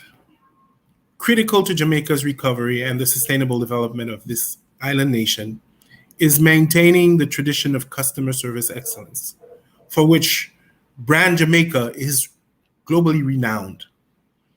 Customer service excellence supports an enabling environment for investment and good business. Jamaica depends on good customer service in all service industry sectors, especially now. Service excellence, especially within industries such as information communication technology, business and knowledge process outsourcing, health and tourism, can help to grow the economy and yield benefits for Jamaica over the medium and long term. Now more than ever, the work of the Jamaica Customer Service Association is influencing standards, best practices, and capacity building, of course, is crucial. Cabinet Secretary Ambassador Douglas Sanders once shared that it is a fundamental duty for the public sector to ensure the lives of Jamaican citizens are improved and that Jamaica remains a fertile ground for investment. This can be achieved, he said, through effective delivery of the country's services. Now, providing amazing customer services is important if you want to retain customers and grow business. Truly, during each customer service interaction, persons are also engaging with the soul of the business. It is crucial, therefore, that the soul of the business reflects the values of the national and global development priorities: a respect for all people, care for the planet, and an appreciation for inclusive approaches to economic prosperity. Industry 4.0, 5.0 is a positive change in production and economic models. And you, me, we got the power to level up for the transformation it requires.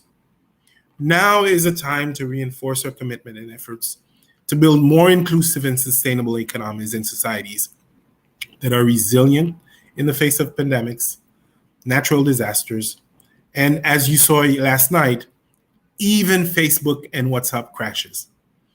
Again, thank you so much for including the United Nations in this dialogue, and I'm so happy to have spent the morning here with you. Over back to you. All right, we want to thank Dr. Cornel very much. I'm inspired to reflect, review, and retool. And Dr. Cornel, with all of that energy that you have brought here this morning, I couldn't let you go just like that. We have to ask you a couple of questions. And I'm certain that there are members of the audience, wherever they're joining us from, they can drop those questions in. Those will be funneled to me as well. But Dr. Cornel, it's going to be very important for us to understand where it is that we all stand, if we can call ourselves the ordinary people, and what our role is in this process. Because it is all good and well when we come to a forum like this and we have the conversations, but when we go back to our homes, when we go back to our communities, how do we connect with those around us to help them to understand what their role is going to be in all of this reflection and reviewing and retooling to take us to 5.0? Well, thank you so much. I think that's a fundamental point. My hope is that when we go back to our communities, the first point is to reassure, because I understand that in several communities, people are worried by the fact that this changing environment threatens their normal way of life. So it's going to be important for us to be knowledgeable and be able to explain the opportunity and actually get people excited about the new opportunities and the changing environment. I think that's very, very important. Those of us that are exposed, those of us that are following the trends very carefully, those of us that are looking at other countries and environments where they're making the most of these opportunities, go back to our communities, reassure, get people excited, especially the young people, but also keep them informed as how they need to prepare for this changing environment. I think what we need to do is, my sense is, having been in Jamaica now for a year, and I think you said it, or one of your speakers said it, the future is extremely bright. The opportunities for Jamaica are incredibly enormous. The critical issue, and I think the government is actually addressing it quite constructively, is how best do we prepare our young people for this future? How do we become even more competitive? How do we make sure that we tap into the incredible potential, and the incredible breadth of knowledge and innovation that's in Jamaica, so that we make the most of the opportunity? And the country will then thrive. There's no doubt in my mind. We would have seen yesterday a fall off in technology, the use of technology for about 6 hours across social media platforms, Facebook, Instagram, and WhatsApp. And I think it speaks volumes about how important connectivity is. From your perspective, are governments doing enough across the region to ensure that people are connected in the way that they need to be, so that the message, the broader message of how it is that we get to this point of development together can be heard and understood by all? Thank you so much for that. Today in the development field, we have a consensus that digitalization will probably be the greatest accelerator of development ever.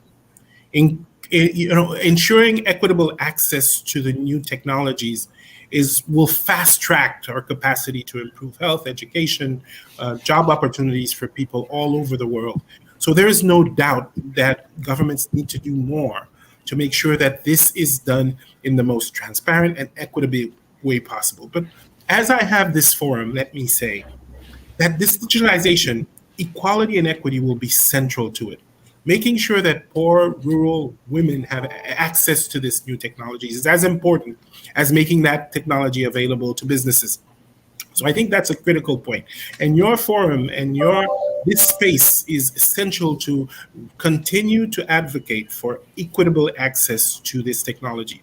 But yesterday's event also showed something that I think is quite important. how big, how massive, and how powerful these organizations have become. And I'm sure, I have to tell you, yesterday, not being able to get in contact with my daughters through WhatsApp was extremely stressful.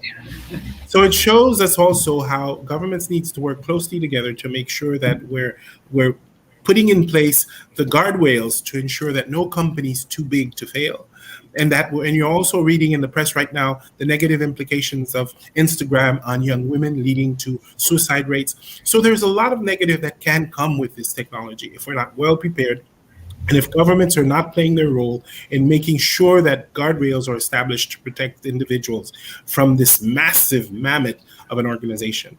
In the next few hours, there will be testimony from a major person in Facebook, and it's something I think for young people to watch out for as to some of the concerns that the past few years have raised. We need to stay aware, we need to stay alert, but we also have to understand that this new environment is here to stay and we'll have to adjust to it. All right, you speak of guardrails, and it's interesting that you say that. Just have a question from Nkrumah Fong. What do you think the government can do to get the general public more involved? Well, first, as we just said, let's not make this just a government responsibility. This forum is excellent. We all have to do everything we can in our families, in our circle of friends, in our basic communities, in our day-to-day lives. We have to make sure that we're fully informed, because remember, you have all this misinformation. That's also a major threat. So we have to take this on as well. Now, certainly businesses have to do much more than they're doing now in thinking through the negative consequences of the evolution of this technology for their staff. The big discussion right now is how is Facebook and its algorithms actually encouraging conflictual behavior between citizens, and that has to be reviewed. So the whole aspect of business responsibility is also extremely important. Now, certainly government has a big role to play in bringing stakeholders together, in creating a platform for that, and making sure that they have the proper legislative framework to be able to protect citizens and businesses from these businesses. So there's still a lot for government to do. But before that, in a lot of countries, governments have to just take the time to understand. I mean, it's even in the countries that are 100% technology driven, most of the people in government still don't understand how the algorithms in Facebook work to be able to bring people together in one way or another. So there's still a lot of work to do to educate individuals and policymakers around the implications of technology in their day-to-day lives. So a lot for all of us to contribute to. But the good news, I think, is forums like this, where we can come together with government, exchange, learn, and continue to make progress. And I do have another question from Nkrumah Fong. Studies show that general awareness of climate change is linked to media and TV. Do you think that is the best way to do it? Should the SDG goals be a talking point of starting at the primary school level? Well, thank you so much for that. I fully, I go back to, I'm a public health person, and one of the things we learned in public health at that time was that proximity communication is probably the best instrument to educate and inform people ever. Now, obviously, we have this technology and we can make good use of it, but it should not become a substitute for that person-to-person discussion with the school teacher, with your personal doctor, with your community. So I'm in agreement that we've relied probably way too much, and we saw this, I think, in the vaccination efforts in several countries.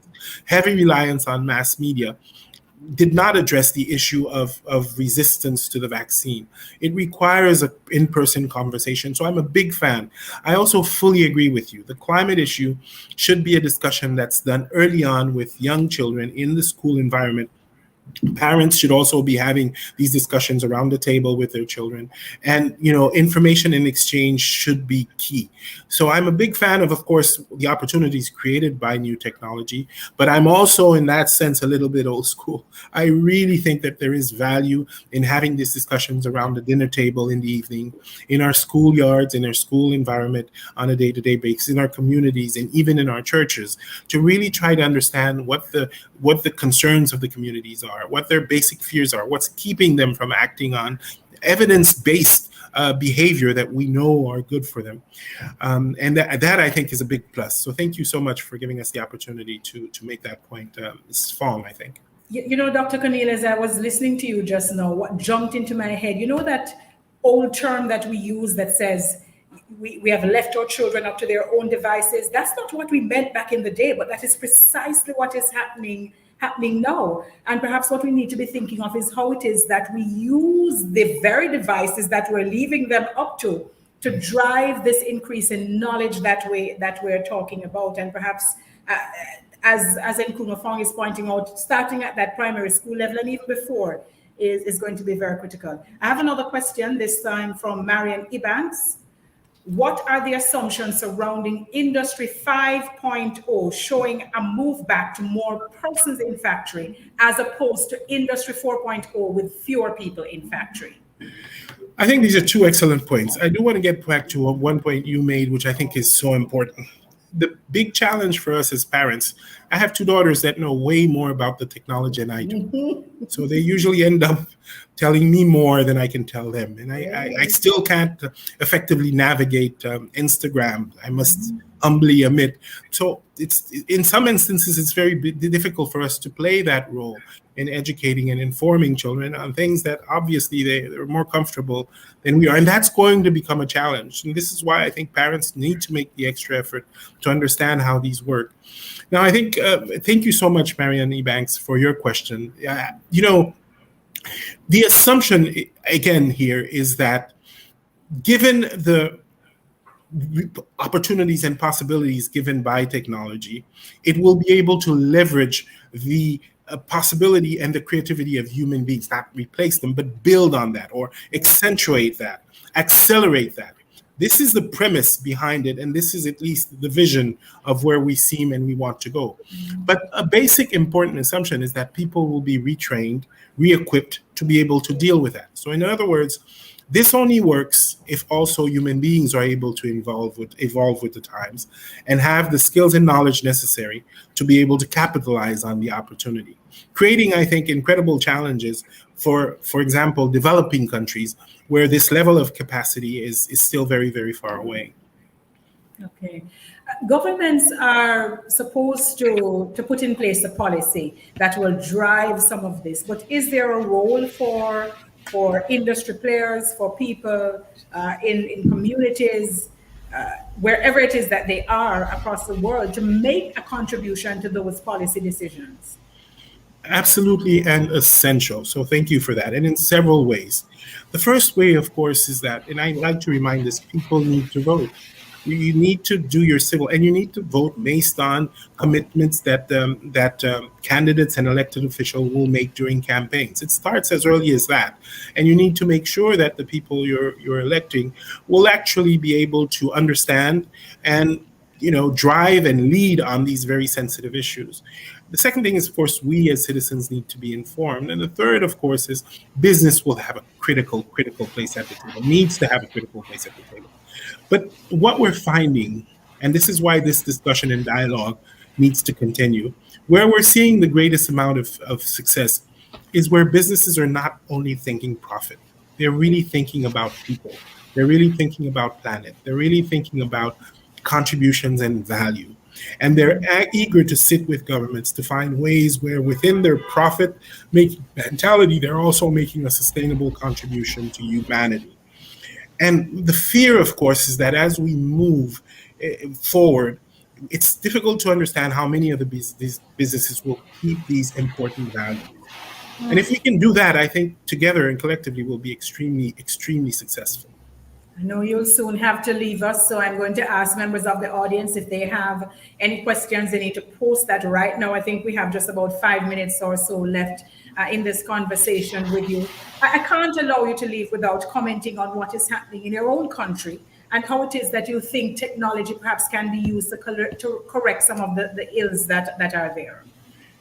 Well, thank you for that. Haiti has been years and years of incredibly difficult and challenging situation, some of which are man-made, linked to the politics of the country. Some of them, as you know, are beyond our control, like the terrible earthquake of 2010 and the most recent earthquake of a few months back.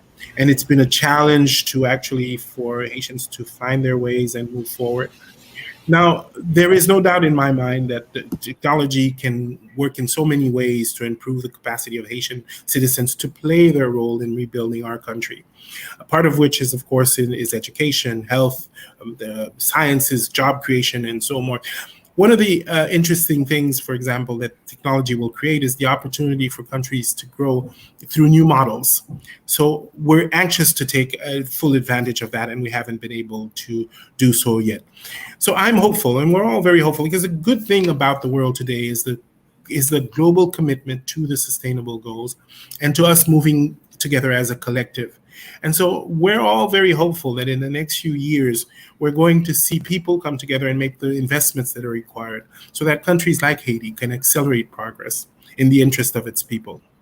Right, I'm going to squeeze another question in. And this one is from Christine Hayden, who says, the thinking is that technology is awesome. And now the thing is for us to use it. How do we prepare our staff to embrace technology and not think that they will be replaced? Yes, we may retrain, but inevitably, if persons don't embrace change, they unfortunately become obsolete. So how do we prepare them nonetheless?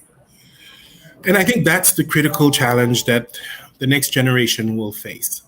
Making sure that people understand the value and the opportunity of technology, as well as the risk of not being up to date in terms of how that technology can contribute to their daily work and to their daily lives. Now, if we look at what has worked in the past, it's to continue to inform, educate, sensitize, but also to have with a certain level of patience to understand, of course, that different generations will adjust to this in different ways. The last thing I'll say about this, which is important, despite the big advances of technology, we should not stop valuing people, individuals, no matter what their age, no matter what their background is.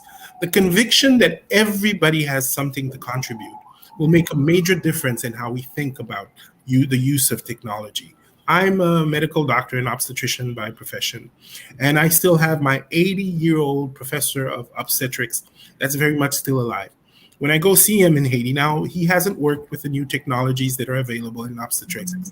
But I can tell you, when I sit with him for 20, 30 minutes, I always feel I come up with a better understanding of some subject that he has worked on for years. So let's also learn, us, to value the contribution of the individual. And the whole vision of 5.0, as I said, is not to replace, but to build on the experience, the knowledge, the innovation, the intuition of people, not to replace it. Boy, I tell you, without vision, people will indeed perish. Dr. Corneal, I could speak with you all day, but they're not going to allow me to. But thank you so very much. That is not my job to thank you, however, so I'm going to turn back over to Sharon D. Williams to do so. But thank you. Great connecting with you.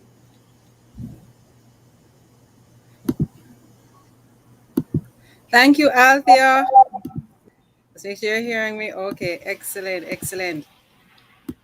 So, Honorable Dr. Corneal, on behalf of the Jamaica Customer Service Association, the Office of the Cabinet Public Sector Transformation and Modernization, and our attendees, I wish to thank you for your extremely informative and engaging presentation. We appreciate that you highlighted the point that this global pandemic, despite its challenges, has provided many opportunities which we can maximize on through collaboration and innovation. Your presentation was also a great learning opportunity for us as we learned more about the difference between Industry 4.0 and 5.0, and more specifically, the enhancements that will be offered by Industry 5.0 in producing goods and services, leading teams, and serving clients. Your time with us is greatly appreciated. Again, thank you for your presentation and your commitment to service excellence. Because of persons like you, we can confidently say, you, me, we got the power of service excellence. Thank you so much. Thank you so much, Ms. Wong. Enjoy the rest of the event. Thank you, and you too. Have a good day. All right. Thank you so very much, Sharon Williams, and thanks to Dr. Corneal. We are having a fantastic time. We're having such a good time that we are ahead of where we were supposed to be at this point in time. But I just want to encourage you. There's a couple of things that I want to encourage you to do. One, make sure that you are getting into the dropping your questions in the box that is provided so that those can be passed on, and that will be for all presentations. But there's something else that I want you to do. Pardon me as I scroll up to make sure that I'm getting the correct information into your hands, because that is very important. Wherever it is that you're joining us from, one of the things that we want you to do is to go into the room where it is that the different companies and organizations that are supporting our efforts here today, they have set up presentations. And so we want you to do that on your screen. Now, my screen is different from your screen, but on your screen, you will simply need to click the button that says Expo and then select the booth that you want to view. So all of the organizations, or just about all of the organizations that have sponsored, they have set up booths, and these booths are online as well. You have access to them. You can view. I do believe as well that they have a space there where you might be able to drop a question or two, or if you don't see that, certainly you can drop the question here and we'll pass it on as well. Over the hours that we spend here today and tomorrow, we'll also have giveaways from some of these organizations. So you need to sharpen your ears. You need to make sure you're paying attention to what it is that they have online, because that is going to be very, very important in answering the questions. We believe in service excellence, but we also believe that you must work, put in some work in. So we want you to work a little bit so you can win something. I just want to give you a sense of what else is to come a little bit later on. We're going to take the lunch break early. And if we take the lunch break early, therefore means that we are coming back earlier than we said we would. And I will, of course, pop in from time to time to inform you of what is going on, because we can do that even online. We'll pop in from time to time and tell you. But coming up after the lunch break, we will have the introduction of media partner. We will also have a giveaway segment. We're going to spin the wheel. This I got to see, because I don't know how you're going to spin that wheel online, but I need to know how you do that. You're not going to make me win anything, by the way, because they don't usually allow me to enter the competitions.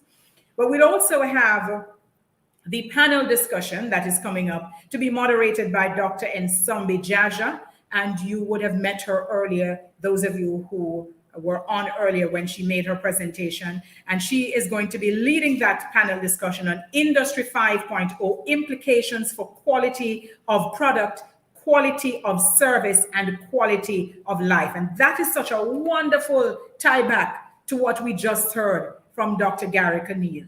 Very, very important.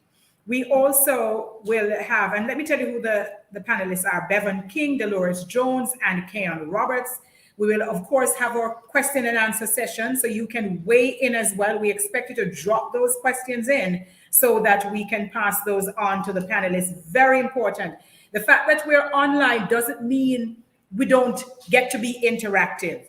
We have to adjust to the new excellence. That is what it is. It's a new form of excellence. We do well with whatever it is we are given, because that is who we are. You, me, we got the power of service excellence.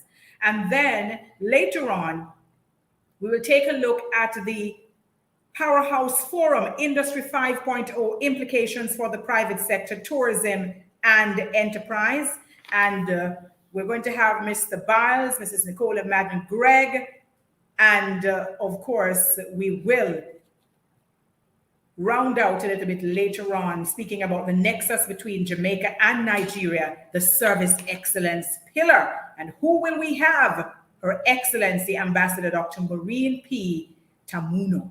So quite a bit of activity for us to come. We hope you stay with us.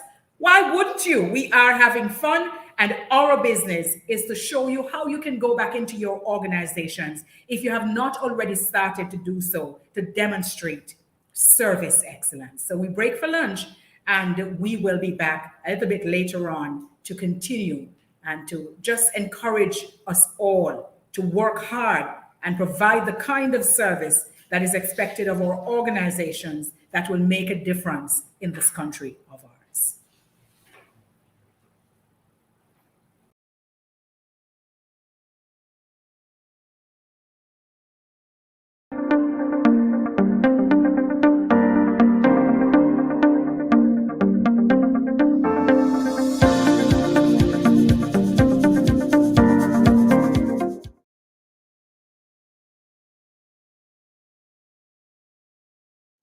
offering customers that unforgettable experience has always been a passion of mine, and I was searching for a way to make that difference in the industry in Jamaica. In 2003, a friend invited me to a meeting at the Jamaica Customer Service Association, and immediately I found that niche that shared my own vision of delighting customers beyond their expectations. So I became a member of the association where I was able to serve in key areas, network with other professionals, and take on leadership roles. As a bonus, I was able to market my own unique brand as I shared my experience with others. You too can benefit from these great opportunities as you develop professionally and be a champion of a worthy cause. So why not join us? Whether you are a pensioner, a student, a business professional, or an organization, we have a place for you. Visit our website at jacs-association.org. You may also follow us on our various social media handles. I am Christine Brown, VP Membership of the Jamaica Customer Service Association, raising service standards nationally. All right, so just want to let you know that we are going to try to see if we can get back in a little bit earlier in terms of coming back from that lunch break. We are ahead of where we're supposed to be. It is now 11:22, and we would have gone until 11:30. At that point, we would have taken lunch, and lunch on my schedule is supposed to run from 12 to 1. So if we're coming out an hour earlier, then we should be coming back at 12:30. Yes. So I would say that is a fair time. I will do some further consultation. Please keep your eyes and ears out to see and hear exactly what we will do, if we will make any changes at all. But as for now, we are coming back at 12:30. Thank you.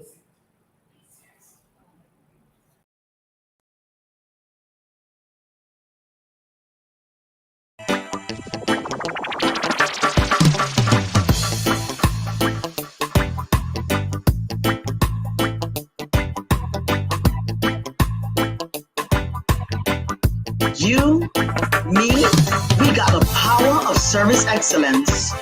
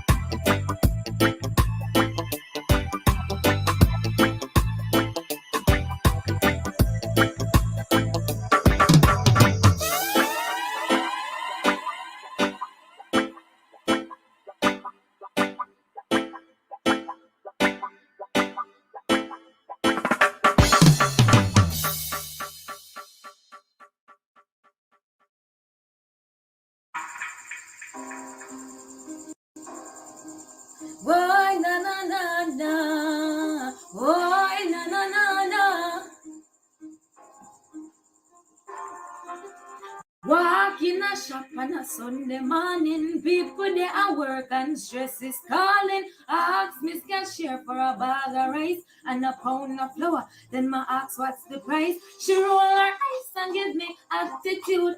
Miss Cashier, don't be so rude. She said, whoa, na na na.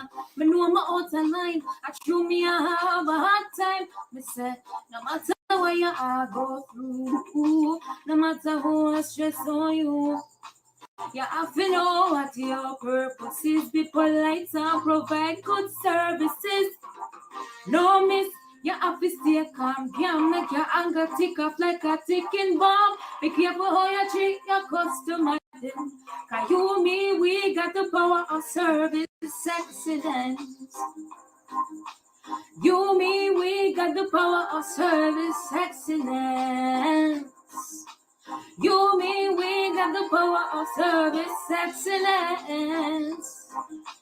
You, me, we got the power of service excellence. Yeah, yeah, yeah. No matter where you are, go through. No matter who I stress on you. You have to know what your purpose is. Be polite and provide good services. No matter where you are, go through. No matter who has stress on you. You have to know what your purpose is. Be polite and provide good services. Yeah, yeah. You, me, we got the power of service excellence. Yeah. You, me, we got the power of service excellence. You, me, we got the power of service excellence. Yeah. You, me, we got the power of service excellence.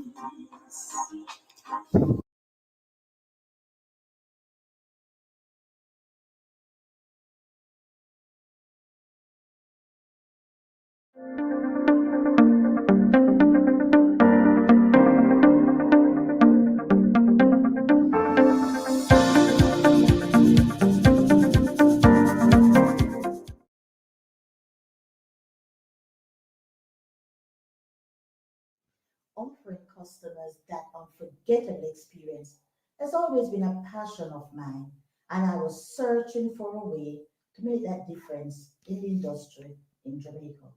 In 2003, a friend invited me to a meeting at the Jamaica Customer Service Association, and immediately I found that niche that shared my own vision of delighting customers beyond their expectations. So I became a member of the association where I was able to serve in key areas, network with other professionals, and take on leadership roles. As a bonus, I was able to market my own unique brand as I shared my experience with others. You too can benefit from these great opportunities as you develop professionally and be a champion of a worthy cause. So why not join us? Whether you are a pensioner, a student, a business professional, or an organization, we have a place for you. Visit our website at jacs-association.org. You may also follow us on our various social media handles. I am Christine Brown, VP Membership of the Jamaica Customer Service Association, raising service standards nationally.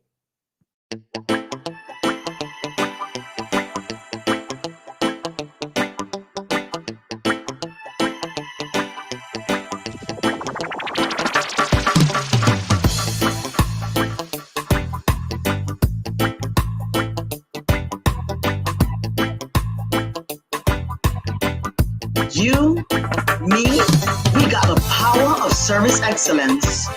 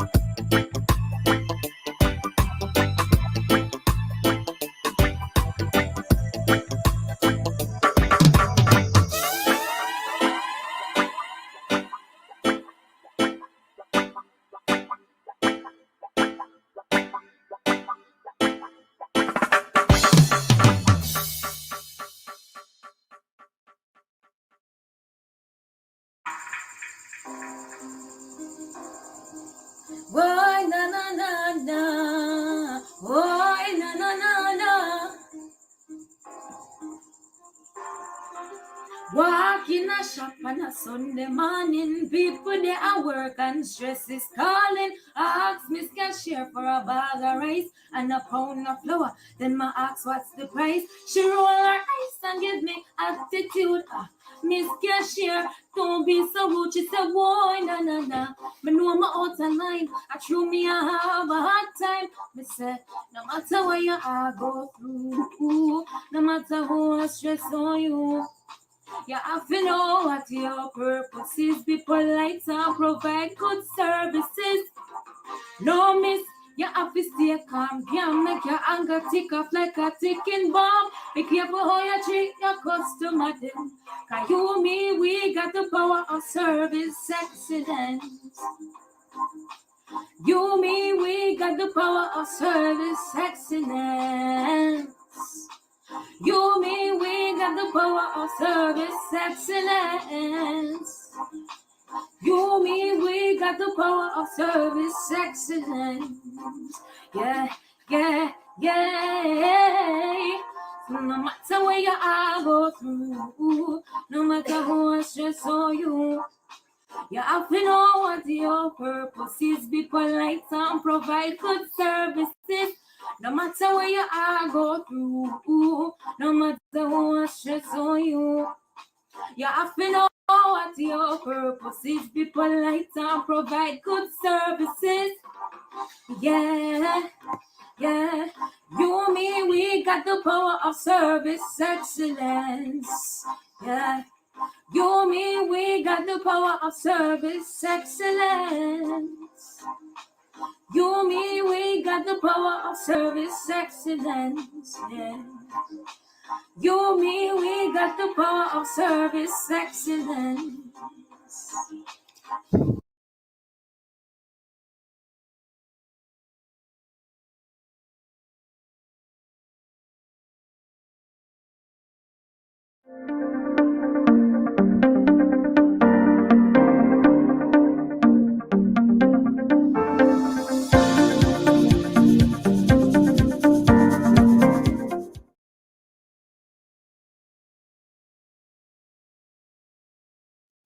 Offering customers that unforgettable experience has always been a passion of mine, and I was searching for a way to make that difference in the industry in Jamaica. In 2003, a friend invited me to a meeting at the Jamaica Customer Service Association, and immediately I found that niche that shared my own vision of delighting customers beyond their expectations. So I became a member of the association where I was able to serve in key areas, network with other professionals, and take on leadership roles. As a bonus, I was able to market my own unique brand as I shared my experience with others. You too can benefit from these great opportunities as you develop professionally and be a champion of a worthy cause. So why not join us? Whether you are a pensioner, a student, a business professional, or an organization, we have a place for you. Visit our website at jacs-association.org. You may also follow us on our various social media handles. I am Christine Brown, VP Membership of the Jamaica Customer Service Association, raising service standards nationally.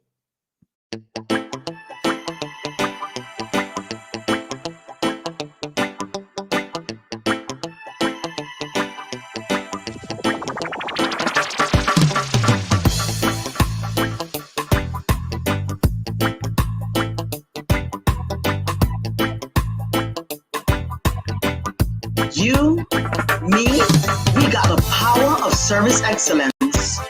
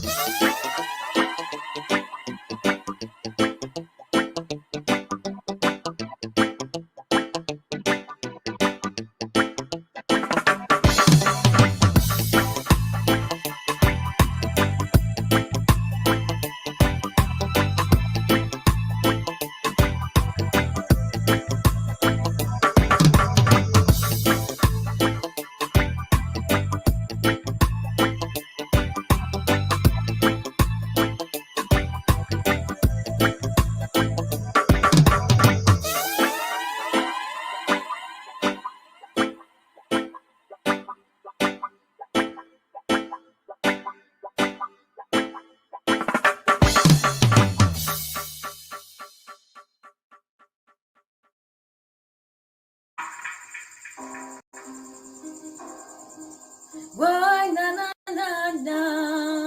Why na na na na? Walk in a shop on a Sunday morning, people they are work and stress is calling. I ask Miss Cashier for a bag of rice and a pound of flour. Then my ask what's the price. She roll her eyes and give me attitude. Miss Cashier, don't be so rude. She said, whoa, na na na. Me know I'm out of line. I true me I have a hard time. Me say, no matter what you I go through, no matter who I stress on you. You have to know what your purpose is. Be polite and provide good services. No miss, you have to stay calm. Can't make your anger tick off like a ticking bomb. Be careful how you treat your customer then.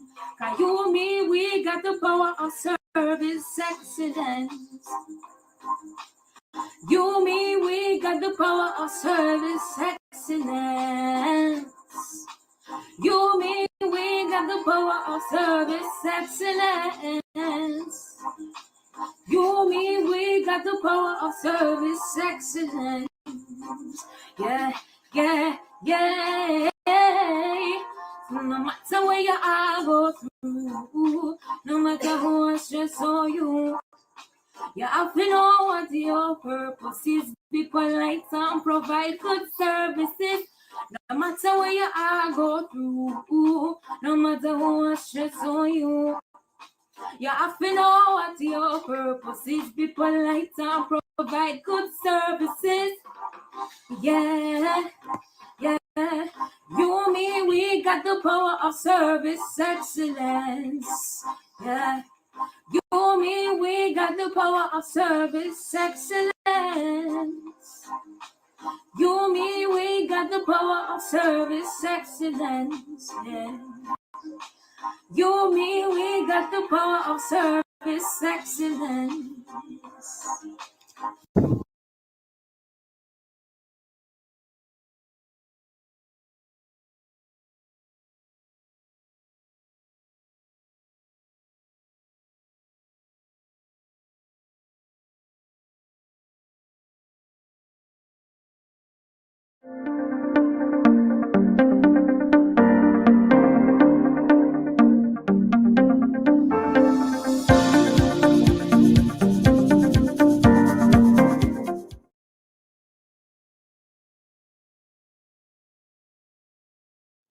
Offering customers that unforgettable experience has always been a passion of mine, and I was searching for a way to make that difference in the industry in Jamaica. In 2003, a friend invited me to a meeting at the Jamaica Customer Service Association, and immediately I found that niche that shared my own vision of delighting customers beyond their expectations. So I became a member of the association where I was able to serve in key areas, network with other professionals, and take on leadership roles. As a bonus, I was able to market my own unique brand as I shared my experience with others.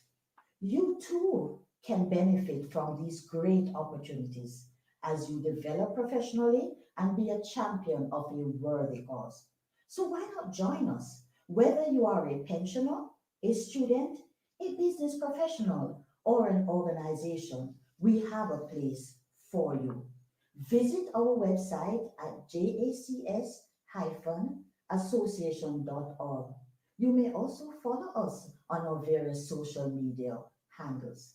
I am Christine Brown, VP Membership of the Jamaica Customer Service Association, raising service standards nationally.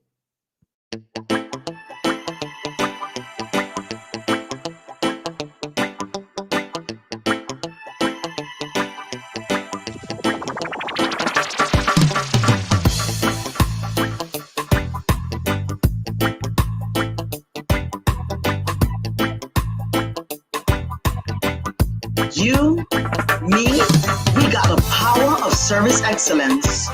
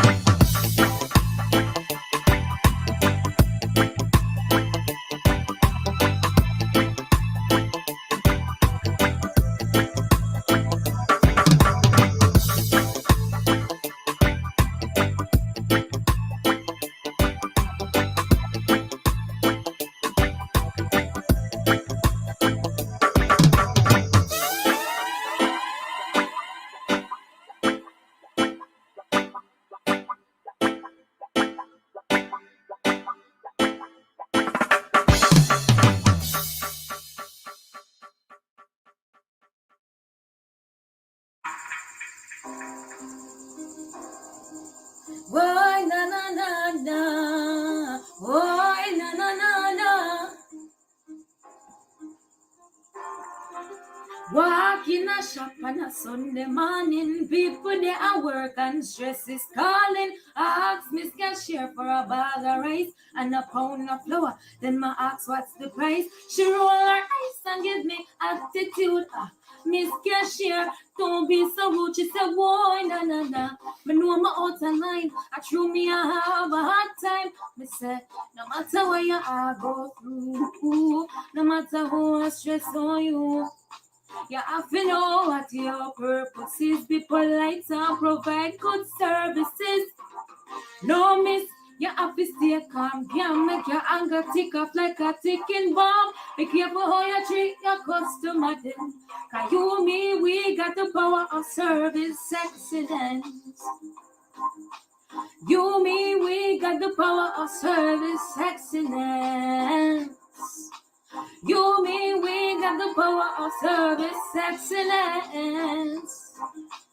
You, me, we got the power of service excellence. Yeah, yeah, yeah. No matter where you are go through, no matter how I stress on you, you have to know what your purpose is. Be polite and provide good services.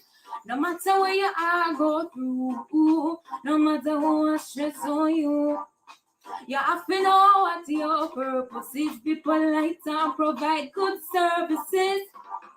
Yeah, yeah. You, me, we got the power of service excellence. Yeah. You, me, we got the power of service excellence. You, me, we got the power of service excellence. Yeah. You, me, we got the power of service excellence.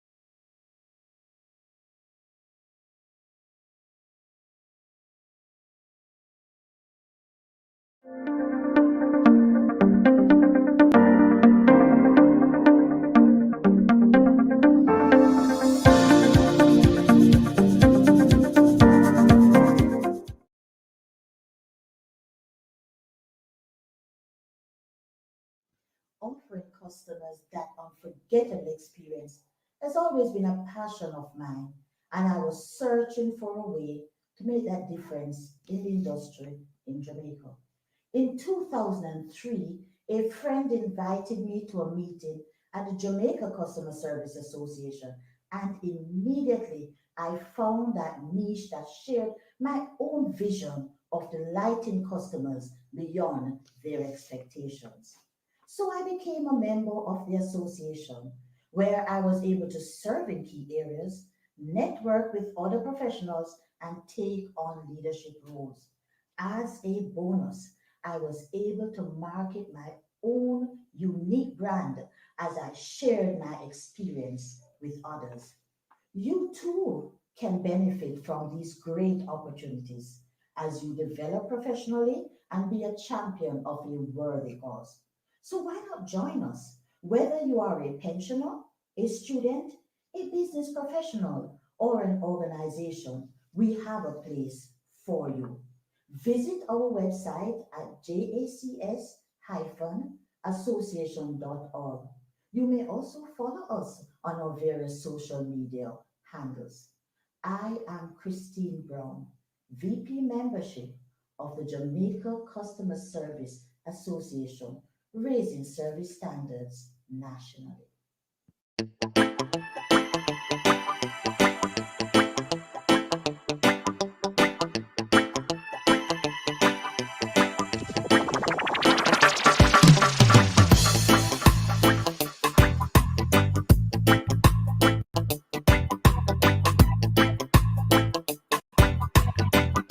You you, me, we got the power of service excellence.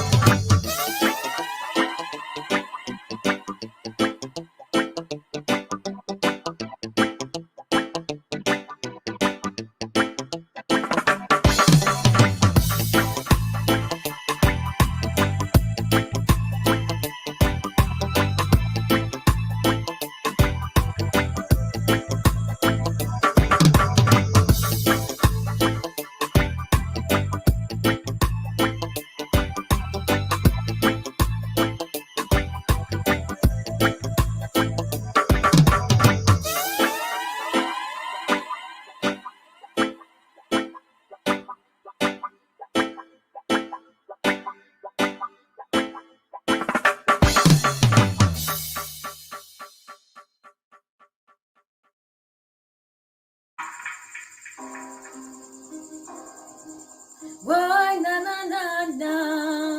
Why na na na na?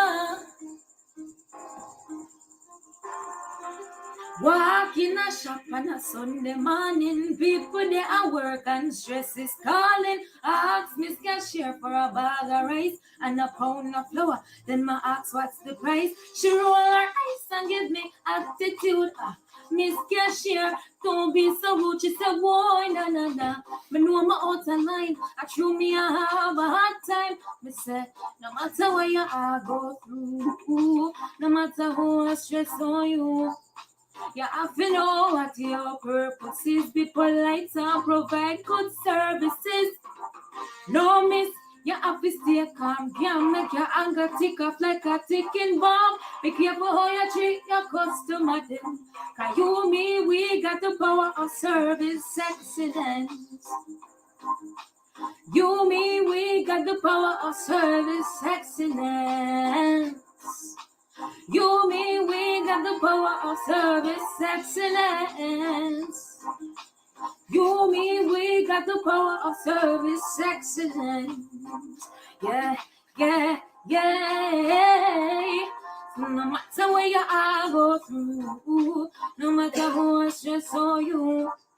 You have to know what your purpose is. Be polite and provide good services.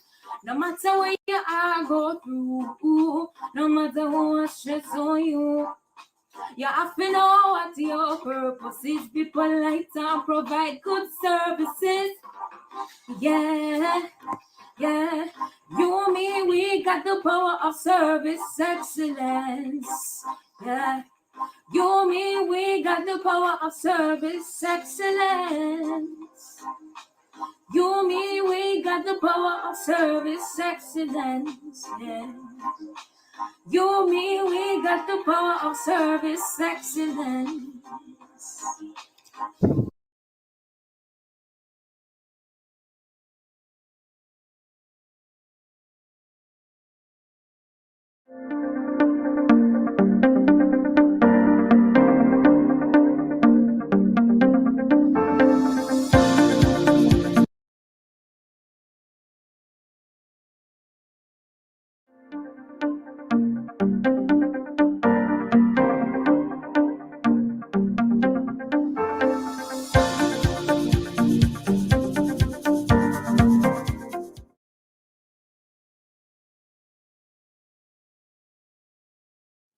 Offering customers that unforgettable experience has always been a passion of mine, and I was searching for a way to make that difference in the industry in Jamaica.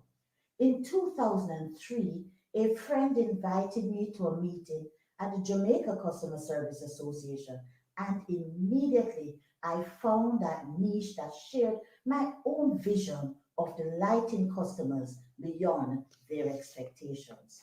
So I became a member of the association where I was able to serve in key areas, network with other professionals, and take on leadership roles. As a bonus, I was able to market my own unique brand as I shared my experience with others. You too can benefit from these great opportunities as you develop professionally and be a champion of a worthy cause. So why not join us? Whether you are a pensioner, a student, a business professional, or an organization, we have a place for you. Visit our website at jacs-association.org. You may also follow us on our various social media handles. I am Christine Brown, VP Membership of the Jamaica Customer Service Association, raising service standards nationally.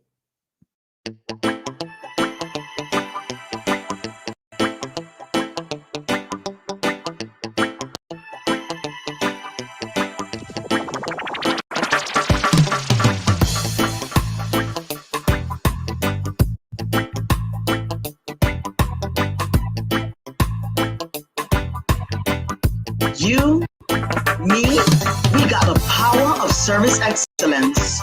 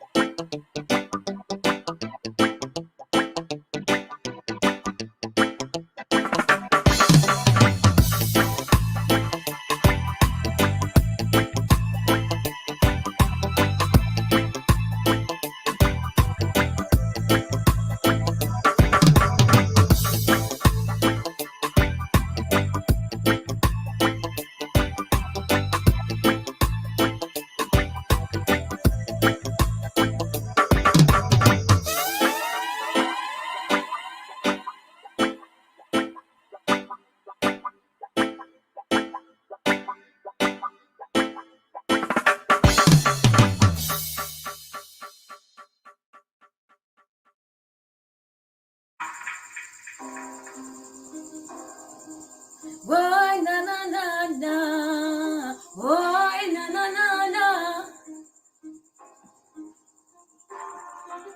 Walk in a shop on a Sunday morning, people they at work and stress is calling. I ask Miss Cashier for a bag of rice and a pound of flour. Then my ask what's the price. She roll her eyes and give me attitude.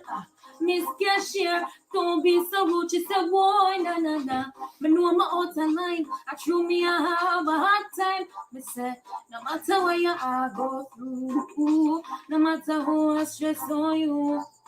You have to know what your purpose is. Be polite and provide good services. No miss, you have to stay calm. Can't make your anger tick off like a ticking bomb. Be careful how you treat your customer then. Cause you, me, we got the power of service excellence.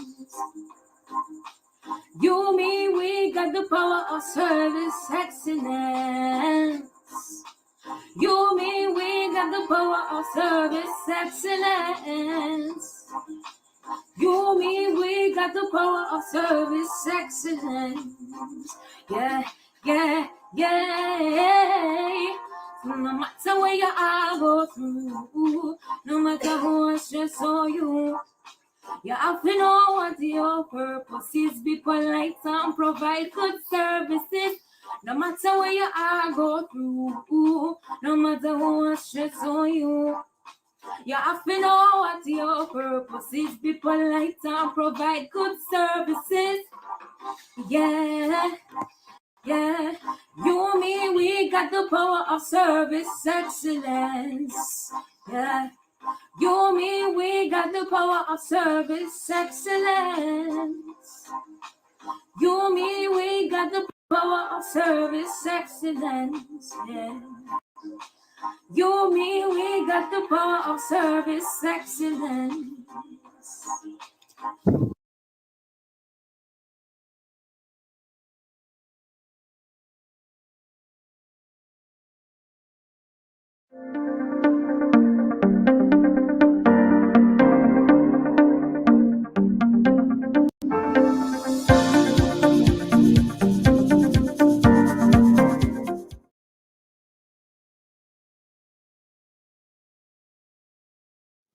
Offering customers that unforgettable experience has always been a passion of mine, and I was searching for a way to make that difference in the industry in Jamaica. In 2003, a friend invited me to a meeting at the Jamaica Customer Service Association, and immediately I found that niche that shared my own vision of delighting customers beyond their expectations. So I became a member of the association where I was able to serve in key areas, network with other professionals, and take on leadership roles. As a bonus, I was able to market my own unique brand as I shared my experience with others. You too can benefit from these great opportunities as you develop professionally and be a champion of a worthy cause. So why not join us? Whether you are a pensioner, a student, a business professional, or an organization, we have a place for you. Visit our website at jacs-association.org. You may also follow us on our various social media handles. I am Christine Brown, VP Membership of the Jamaica Customer Service Association, raising service standards nationally.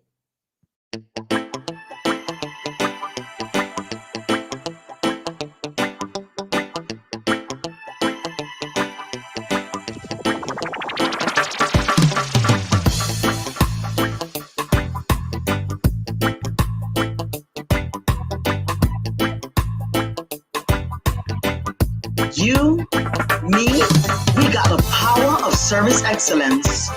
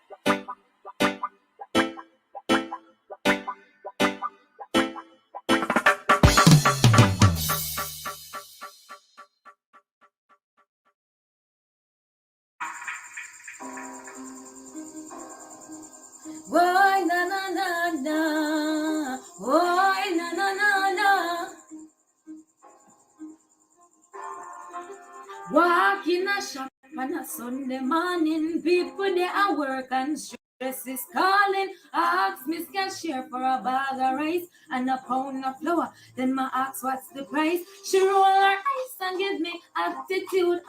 Miss Cashier, don't be so rude. She said, whoa, na na na. Me know I'm out of line. I true me I have a hard time. Me say, no matter what you I go through, no matter how I stress on you, you have to know what your purpose is. Be polite and provide good services. No miss, you have to stay calm. Can't make your anger tick off like a ticking bomb. Be careful how you treat your customer then. Cause you, me, we got the power of service excellence. You, me, we got the power of service excellence. You, me, we got the power of service excellence. You, me, we got the power of service excellence. Yeah, yeah, yeah. No matter where you are go through, no matter how I stress on you, you have to know what your purpose is. Be polite and provide good services. No matter where you are go through, no matter how I stress on you, you have to know what your purpose is. Be polite and provide good services. Yeah, yeah. You, me, we got the power of service excellence. Yeah. You, me, we got the power of service excellence. You, me, we got the power of service excellence. Yeah. You, me, we got the power of service excellence.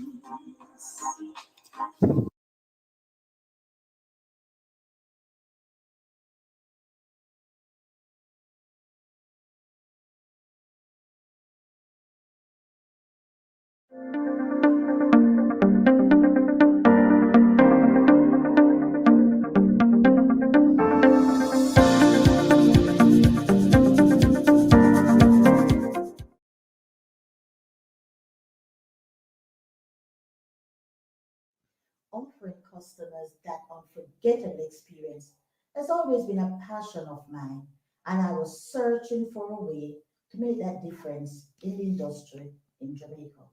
In 2003, a friend invited me to a meeting at the Jamaica Customer Service Association, and immediately I found that niche that shared my own vision of delighting customers beyond their expectations. So I became a member of the association where I was able to serve in key areas, network with other professionals, and take on leadership roles. As a bonus, I was able to market my own unique brand as I shared my experience with others. You too can benefit from these great opportunities as you develop professionally and be a champion of a worthy cause. So why not join us? Whether you are a pensioner, a student, a business professional, or an organization, we have a place for you. Visit our website at jacs-association.org. You may also follow us on our various social media handles. I am Christine Brown, VP Membership of the Jamaica Customer Service Association, raising service standards nationally.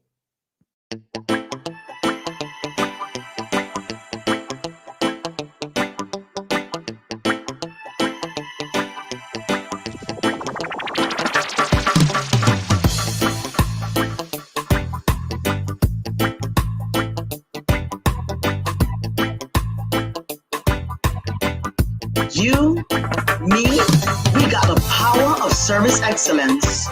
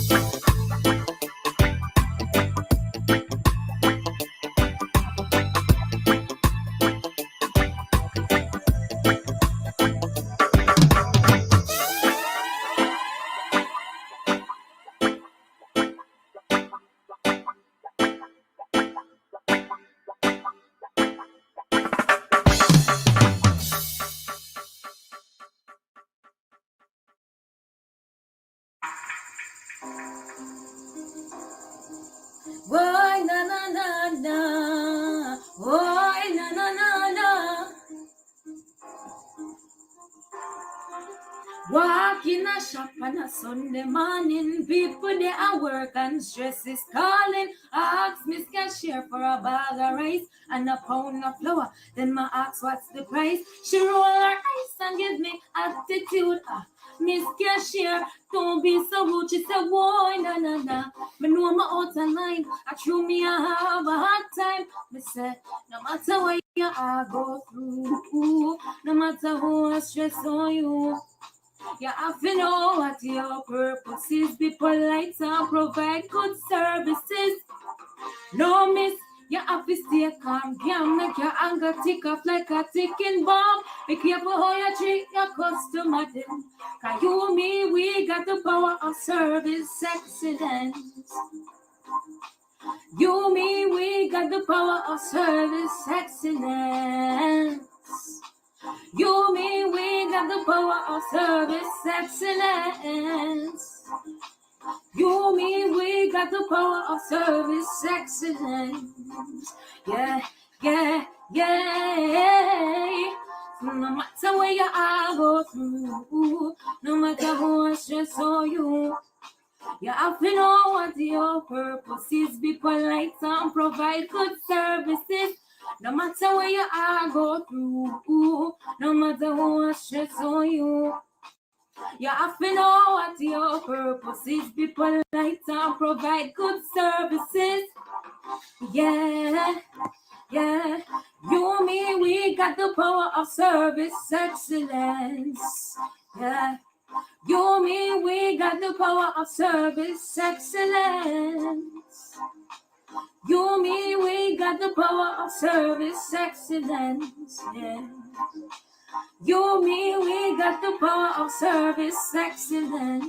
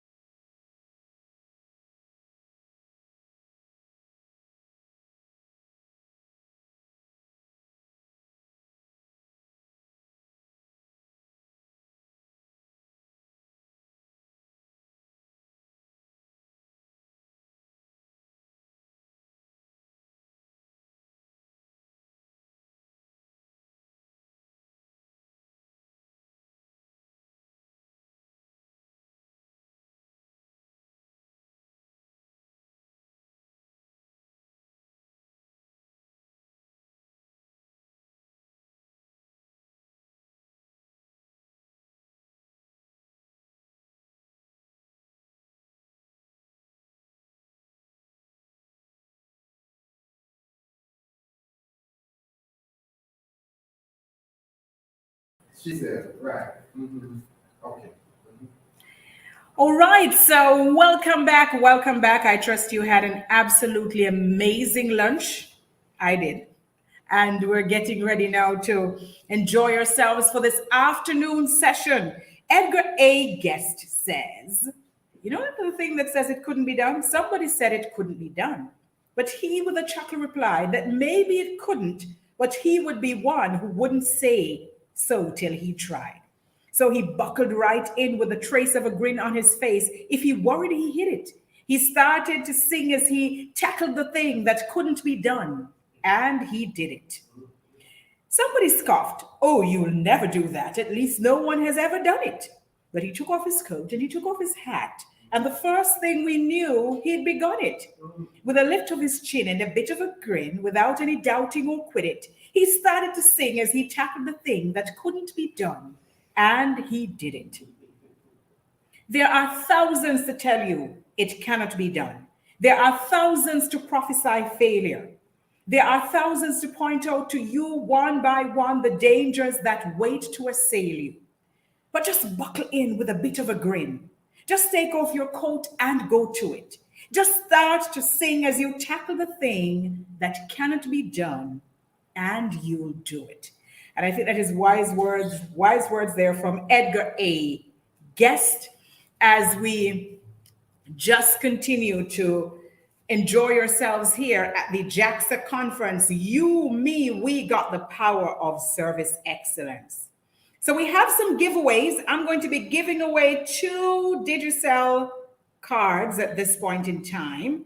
And the way that we are going to do it, I have already scratched off the numbers. So wherever you are, we are ready to go. All right. I'm not even asking you any question for this. This is a giveaway that doesn't come with any tag at all to say you need to do anything.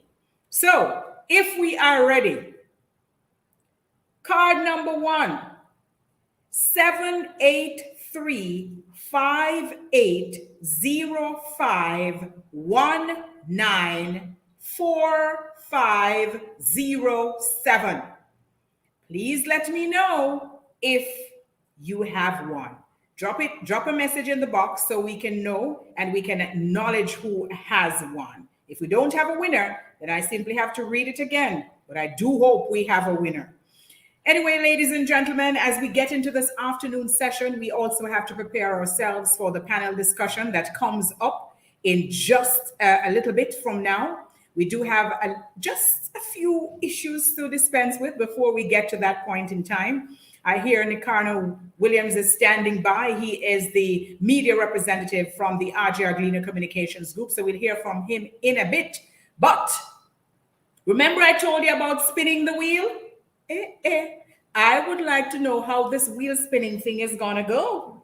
So, because I want to know how this wheel spinning thing is going to go, I am going to see if I can do one of these spin the wheels. How does spin the wheel go? Oh, there we go. So who spins the wheel? Who spins the wheel? All right, Danny, go ahead and spin that wheel so we can see who has won something here.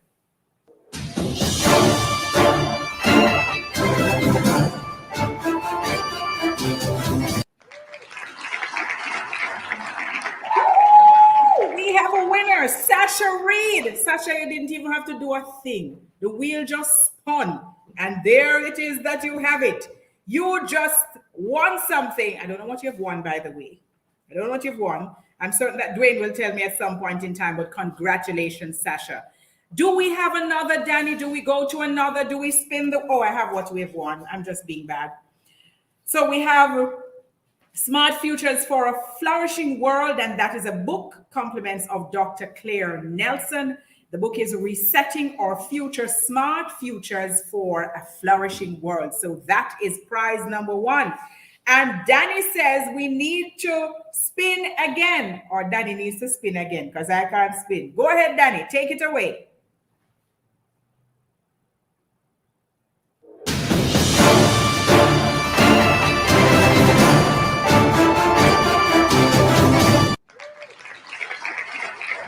And the winner of this spin the wheel, Natasha Gordon-Miller. I'm quite loving this. Can we spin more wheels? I'm certain that we can. We're going to spin wheels a little later on, and we're going to spin wheels tomorrow. But congratulations to Natasha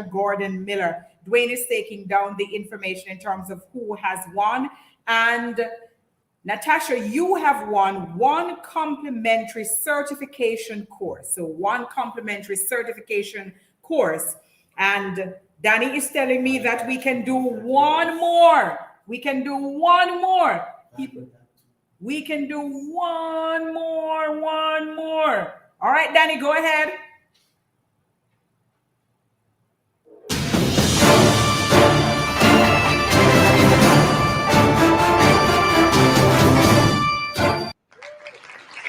All right. Kay Hearts has won this. Kay Hearts has won this one.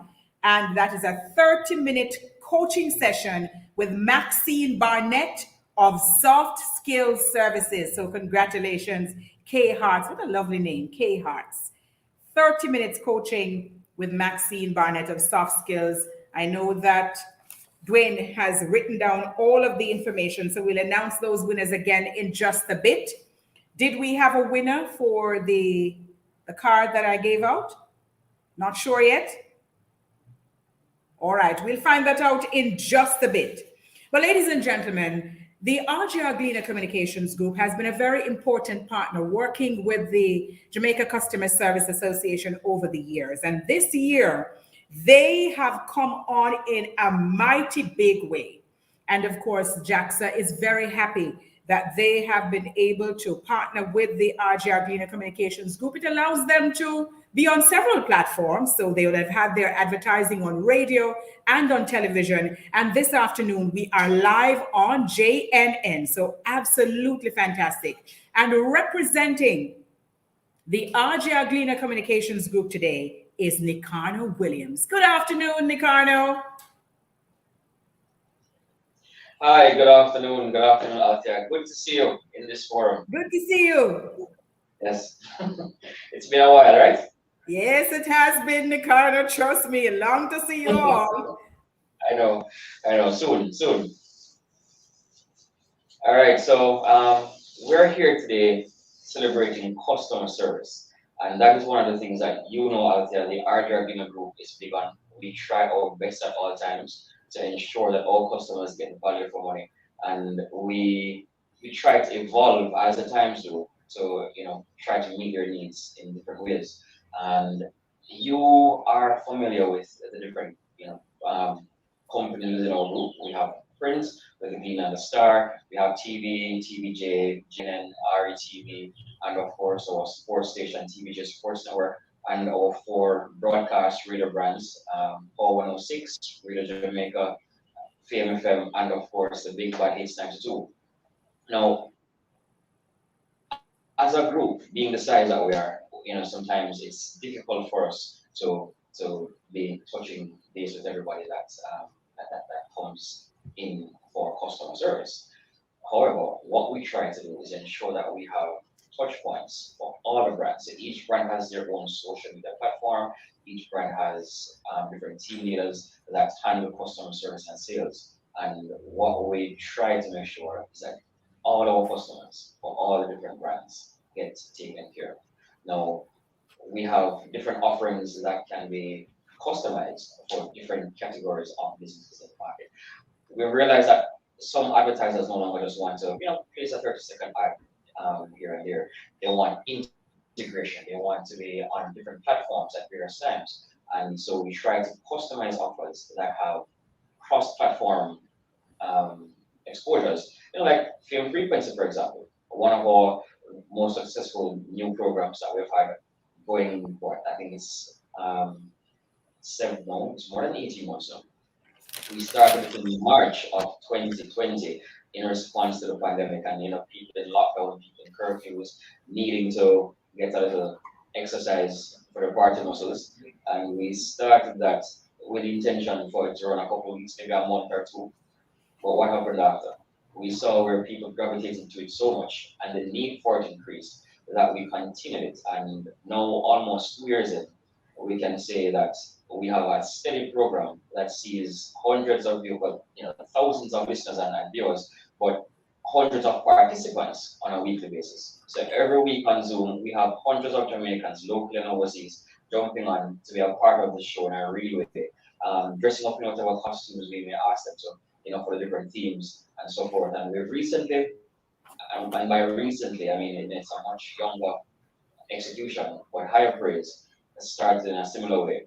When churches were locked down, the churches didn't, they weren't able to have their services, and the Christian community was in need of a way to have their praise and worship in a communal way.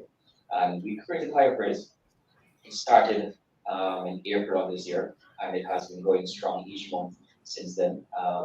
We have our next one scheduled for October 17th, and these are products that have all come out of our need to please our customers and to give them the um, the things that they want to get their exposure, and for our bigger customers, a wider audience that watch and listen to our different platforms, to have the things that they are also craving. So that's us at the RGR Communications Group. Very customer focused, customer centered. We do try to please, and when it comes on to customer complaints, which will happen, whenever we're running a business as large as ours is, you will have some persons who aren't 100% pleased with something that you're doing at some point in time. We also try as best as we can to handle those complaints in a timely manner and get resolutions done quickly. Thank you so very much, Nicarno. And of course, we once again want to say a very big thank you to the RGR Gleaner Communications Group for partnering with JaCSA for the presentation of the conference. And this year, RGR Gleaner Communications Group is a Platinum Plus sponsor. So just ahead of the lunch break, we did tell you that we were going to go into our panel discussion. But before we introduce Dr. Nsombi Jaja in a more formal way than we did this morning, let me just say congratulations once again to the individuals who won from Spin the Wheel this afternoon. Sasha Reed winning a book by Dr. Claire Nelson, Resetting the Future. Natasha Gordon Miller, a complimentary certification course. And Kay Hartz winning a 30-minute coaching session with Maxine Barnett of Soft Skills. Congratulations again to you all. And of course, we will have more winners as we continue. Ladies and gentlemen, Dr. Nsombi Jaja is the Managing Director of Quality Management Consultancy Company Limited, a consulting practice providing assistance to the Caribbean business community in the areas of strategic management, quality management, leadership development, and customer service management. She founded the company in 1986, and it is now a recognized regional consulting firm with clients and associates throughout the English-speaking Caribbean. She's a certified John Maxwell speaker, coach, and trainer. She's a certified ProNet trainer through Caribbean Export Development Agency for quality management, business strategy, resource management, energy management, and knowledge and information management. And she is the chairperson of the Jamaica Customer Service Association. Now, Nsombi received her training in quality management through 2 fellowship awards from the United Nations and the government of Japan, and 1 fellowship award from the government of Sweden. Foundation training in quality management was provided by the Juran Institute Incorporated out of the United States. She has served as presenter and moderator on several conferences. She has been rated by Joe DeFeo, CEO of Juran Institute, as being on par with any member of the A-list of Juran Institute's consultants. Dr. Jaja served for 4 years as the chief judge for the Tourism Service Excellence Awards. She's currently chair of the Private Sector Service Excellence Award Committee, a member of the Jamaica Stock Exchange Best Practices Award, and serves on several boards. She's the author of How Leaders Develop Spiritual Intelligence. Her highly acclaimed CD, Reach for the Stars, has motivated many to achieve excellence in their lives. I don't know if she's going to give away any of those CDs today, but ladies and gentlemen, please make welcome Dr. Nsombi Jaja.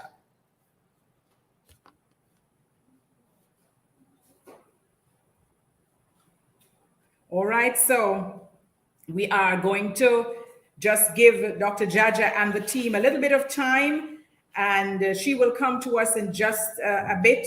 But in the meantime, let me give you information. We will share some information with you. in terms of our sponsors. Can't do this without them. And so we say a big thank you to Guardian General Insurance Limited, Caramed Group Limited, Restaurant Associates Limited, operators of Burger King, Popeyes, and Little Caesars Jamaica, Guardian Life Limited, Tasty Jamaica Limited, the Tourism Enhancement Fund, Victoria Mutual Group, National Housing Trust, the National Commercial Bank, Sagicor Group, the Jamaican National Group, British Caribbean Insurance Company, BCIC, the Office of the Cabinet, and of course, the RJR Gleaner Communications Group. We will, of course, be hearing from Dr. JaCSA and the team in just a few minutes from now. In the meantime, we encourage you to make sure that you're preparing yourself for the poll that comes up. We want to hear what your experience has been like for this JaCSA conference. If you're attending both days of the conference, then you do a poll today and you do a poll tomorrow. If you're attending just one day, please make sure that you do those responses for today. You share that information with us. It is important. That is a part of how it is that we encourage good service excellence. We are in this to win it. We're training you how to become better in terms of service excellence, but we have to be exceptional at it ourselves. And part of that is, of course, getting information through the poll so we can share that with you.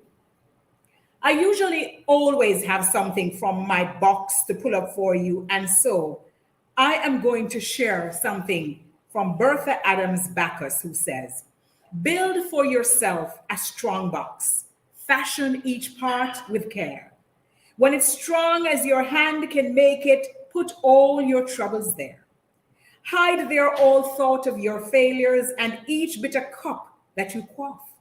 Lock all your heartaches within it, then sit on the lid and laugh.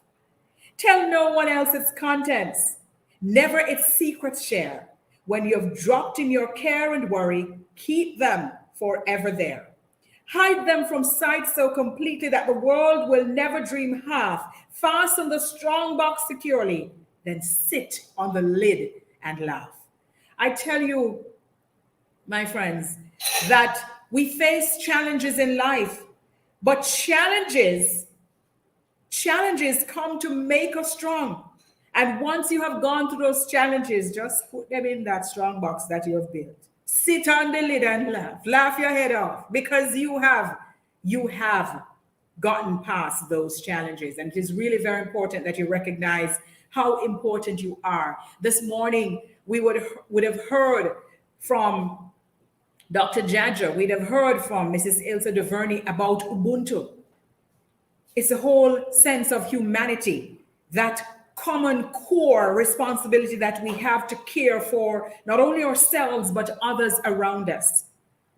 We would have been encouraged to take from that which is innate, and that was from Prime Minister Andrew Holness, that innate ability that we all have to be excellent at what we do, and we need to connect that with service as well, because we all have it within us.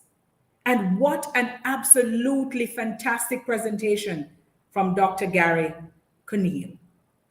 We have been encouraged in so many ways. We are being encouraged, of course, to make sure that we change how it is that we do business, because that is important. And so we are being invited to reflect, to review, and of course, to retool, all of which is important as we move from this concept of 4.0 to Industry 5.0.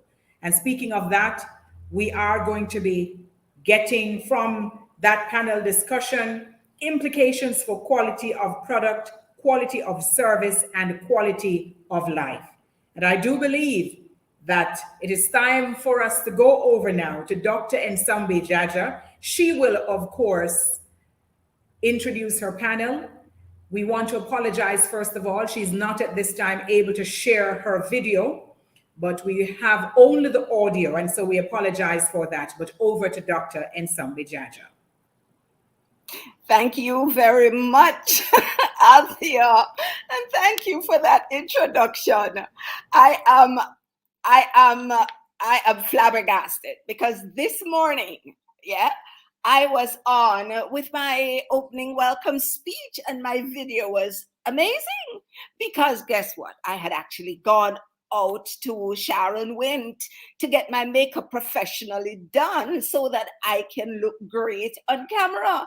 You see, vanity is a serious something, you know, because at lunchtime I went and I touched up my makeup again so that I would look fabulous on camera. I have my ring light. I have the jacket that Ike Roy told me to wear because he said the optics are important. And see, now I am moderating my session and I don't even have the capability to show you how beautiful I am looking. Folks, it is my honor, it is my privilege, and it is my pleasure. Yes, Bevan, hello. Well, you all know I'm pretty already, right?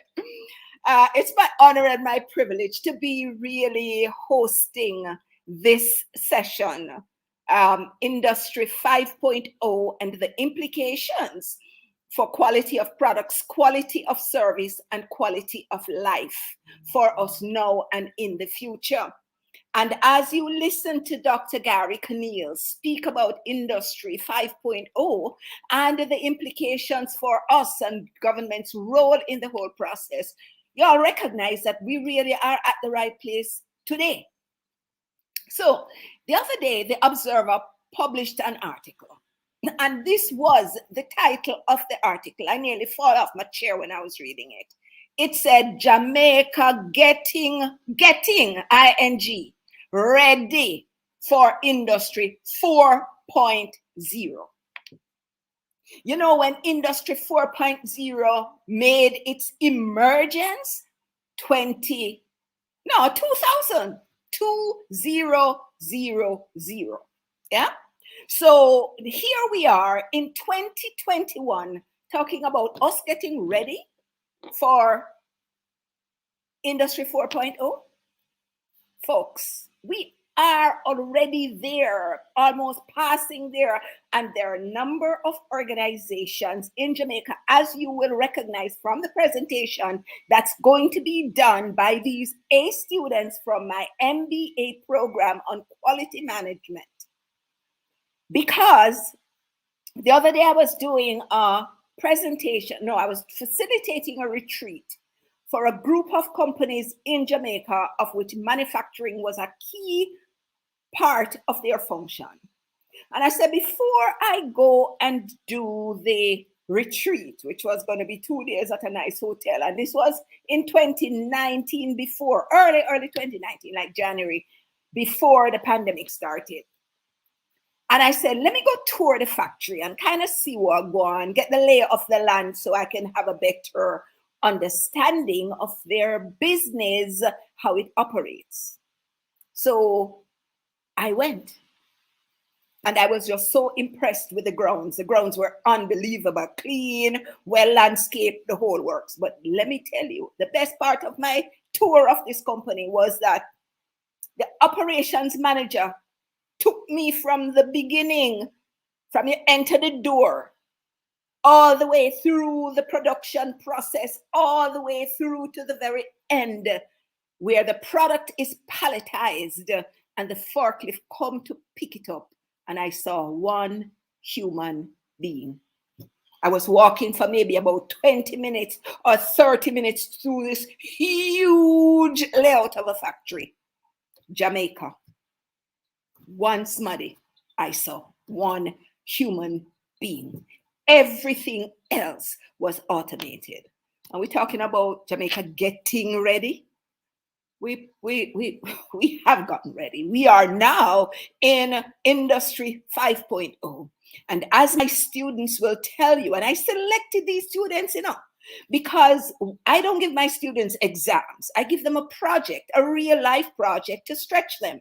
So for the past 3 or 4 years, I think this is the 4th cohort, I gave them to research Industry 4.0, it used to be, and then I stretched it to Industry 5.0, and discuss it and the implications for quality of products, quality of life, and quality of service.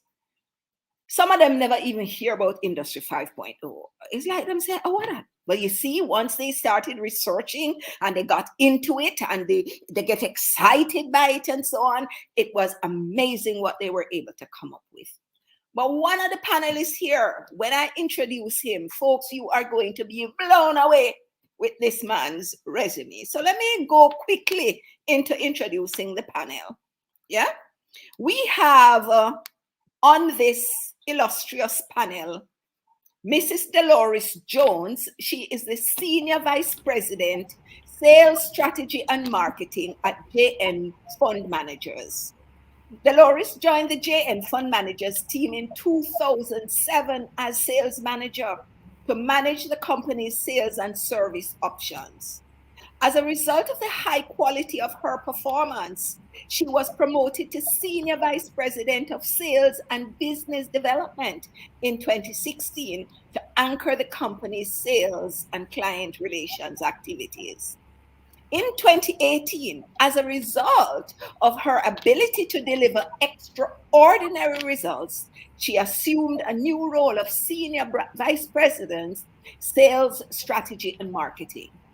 And she now leads several important initiatives in the area of sales and marketing aimed at achieving the strategic goals of the organization. And guys, you see what's happening with JN Fund Managers. Our second panelist this afternoon is Mr. Bevan King, young little man. Bevan is a Jamaican visionary, green tech entrepreneur, and astropreneur. Listen, he founded Kinko Foods in Jamaica to utilize automated agriculture to democratize food production for food security in developing countries, not Jamaica alone. Through this platform, he was the first Jamaican to win the coveted Singularity University's Global Impact Challenge Caribbean, organization of elite business thought leaders. You would never believe this of this young man. They promote entrepreneurs capable of improving the lives of 1 billion people in 10 years by leveraging exponential technology. And he won this coveted award. He's the first Jamaican graduate from Singularity University at the NASA Ames Research Center. He's also the first Jamaican to be trained in new ventures leadership at the Massachusetts Institute of Technology. I always say MIT because I can't pronounce that one. Bevan has built a reputation for incubating moonshot ideas using technology as a catalyst for national and regional development, and has been called the Usain Bolt of technology in Jamaica. Bevan's core values consist of vision, divided by integrity, and multiplied by hard work. He is amazing. And another thing I want to tell you about Bevan, Bevan's wife served as one of the lawyers on the George Floyd trial. She was on the prosecution team of prosecuting these policemen who killed George Floyd. His wife was one of the attorneys on it.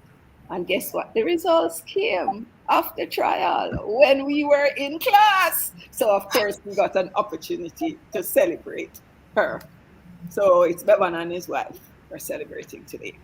Keon Roberts, third panelist, is a banker employed to the National Commercial Bank, a premier financial institution in Jamaica. She has garnered a wealth of experience in the financial services industry, where she has over 15 years experience in retail banking and credit underwriting. She holds a BSc in Human Resource Management from the University of the Commonwealth Caribbean, and she's currently pursuing the Executive Masters in Business Administration. That's how she ended up in a quality management class. She has attained a diploma and professional certificate in marketing and supervisory management from the University of the West Indies. Her customer service philosophy is to deliver the highest quality service to her customers at all times, not some of the times. Her mantra for delivering quality service to her customers is do it right the first time.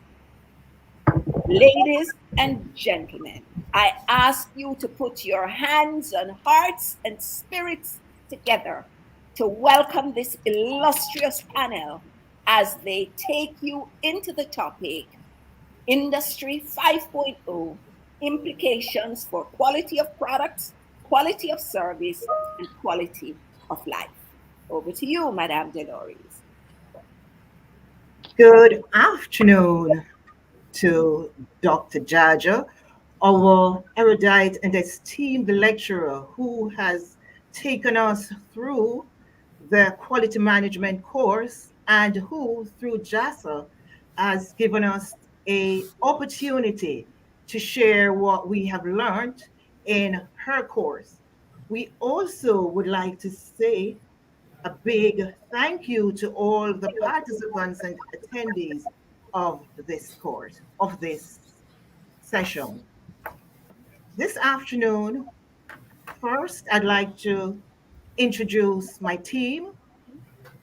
And with me is Bevan King, who will take us through the quality of products in Industry 5.0, and Keon Roberts, who will anchor with the quality of life and the implications of Industry 5.0.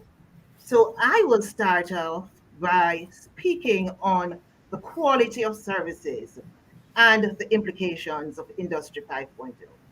So what are industrial revolutions really? Industrial revolutions came about as an advancement in technology to achieve a significant increase in industry output.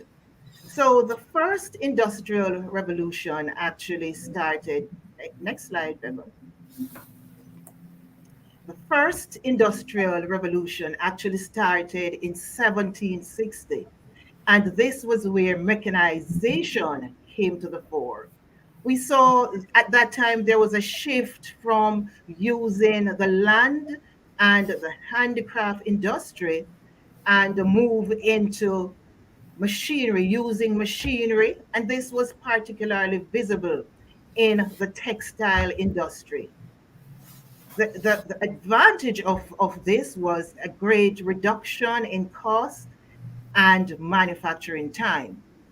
Move into 1860, where Industry 2.2 came to the fore.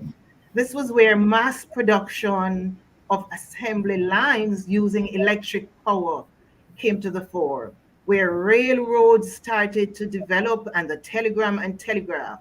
The big feature of this industry was where people and ideas started to move so much faster, and the introduction to modern technology saw an increase in production and a decrease in cost.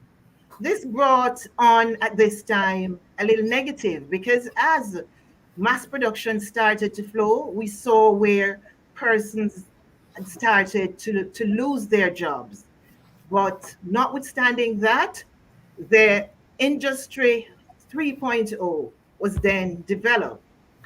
Industry 3.0, next slide, Bevan. Industry 3.0, 1969. That's where we actually saw automation of production starting to take place. The computers started to be developed and IT systems. So this was where the real digital revolution started. Mass production was being done using machine, widespread use of digital logics. The internet started to come to the fore, and the cell phone. And a lot of persons can relate as seeing the first cell phones being sometimes as large as the laptops that we sometimes carry. Moving forward to Industry 4.0, this was when the real surgence of automation took place, where artificial intelligence, the Internet of Things, and machine learning started to really take place in developing the manufacturing process.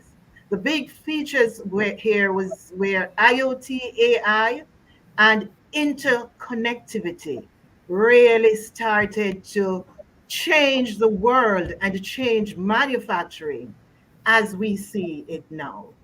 So as we move into sharing with you Industry 5.0, which is actually where we are as a world now. The theme of this fifth industrial revolution is personalization and breaking limits on human potential. This 5.0 industries focused on making the manufacturing process more efficient through interaction between humans and robots. So it's taking back the human in the process of manufacturing. And this is where the expansion of consciousness and the creation of opportunities for humanity, the earth, and the wider cosmos as a whole is seen. So, in that regard, what actually is Industry 5.0? And I'll now share with you a little video that actually gives you a synopsis of Industry 5.0. Every day we read about the fifth industrial revolution. At first glance, it just seems like a new, improved version of the fourth industrial revolution. The media refer to it so frequently that we all assume we know what it is and we never really pin down what it is and how it affects us. Stay tuned. Clarity is clear to see.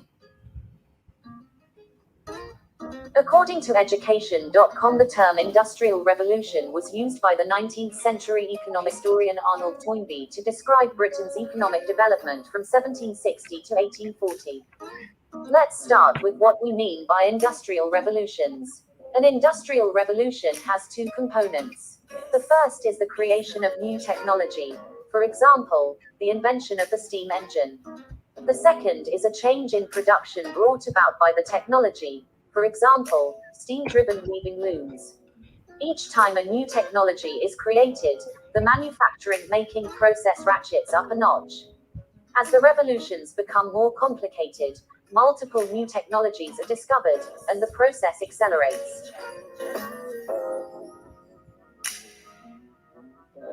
Here is a non-exhaustive list of some of the changes that are becoming commonplace in the fifth industrial revolution. More people will regularly work remotely. Menial administration will be performed by machines. Implantable technologies for health and other purposes will become widespread, leading to a healthier, longer living population. 3D printing will become more and more prevalent. Chatbots will become a routine part of the customer experience. A negative way of looking at this is to complain that we are rendered obsolete by the very machines we create. Robots will ultimately become smarter than humans, and then there's no stopping them. They will take over the world, and we will be left to do nothing. We will become redundant.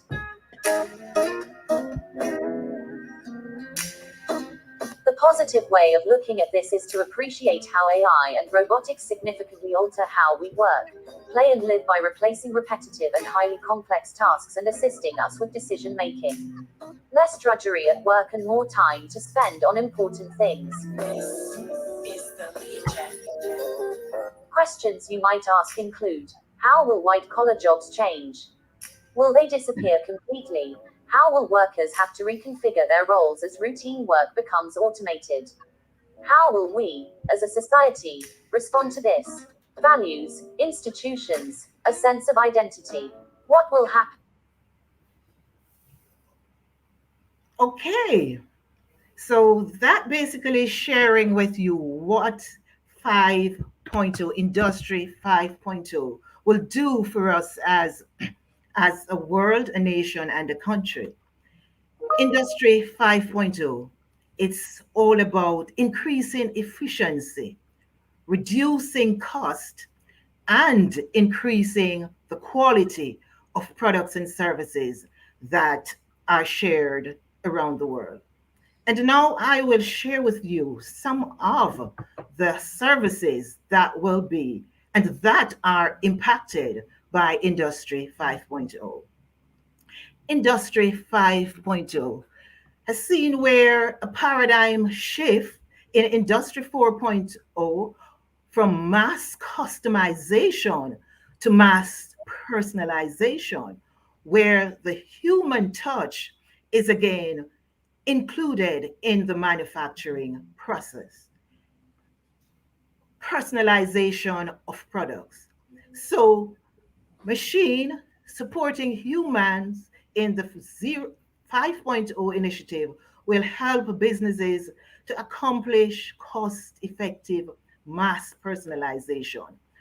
Robots and cobots are performing the mundane, repetitive, error-prone task, and humans are setting the strategy, providing oversight, and add creative input.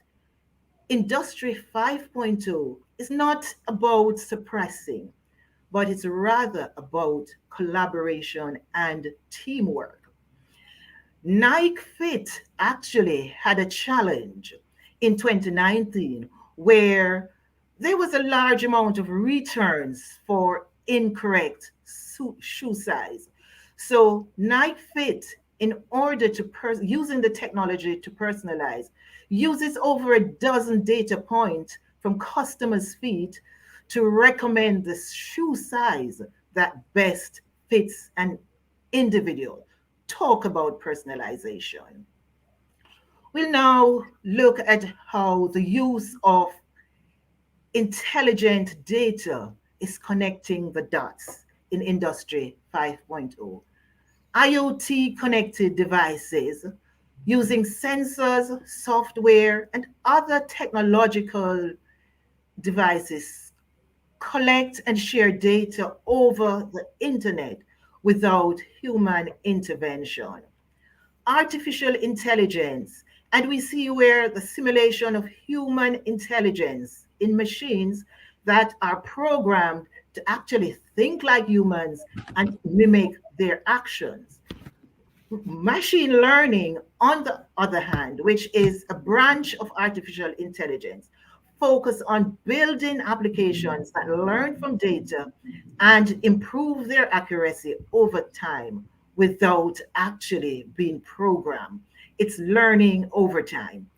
Um, uh, Looking at an article from the Business Insider, this says that by 2026, $3 trillion worth of IoT devices will actually be sold all over the world.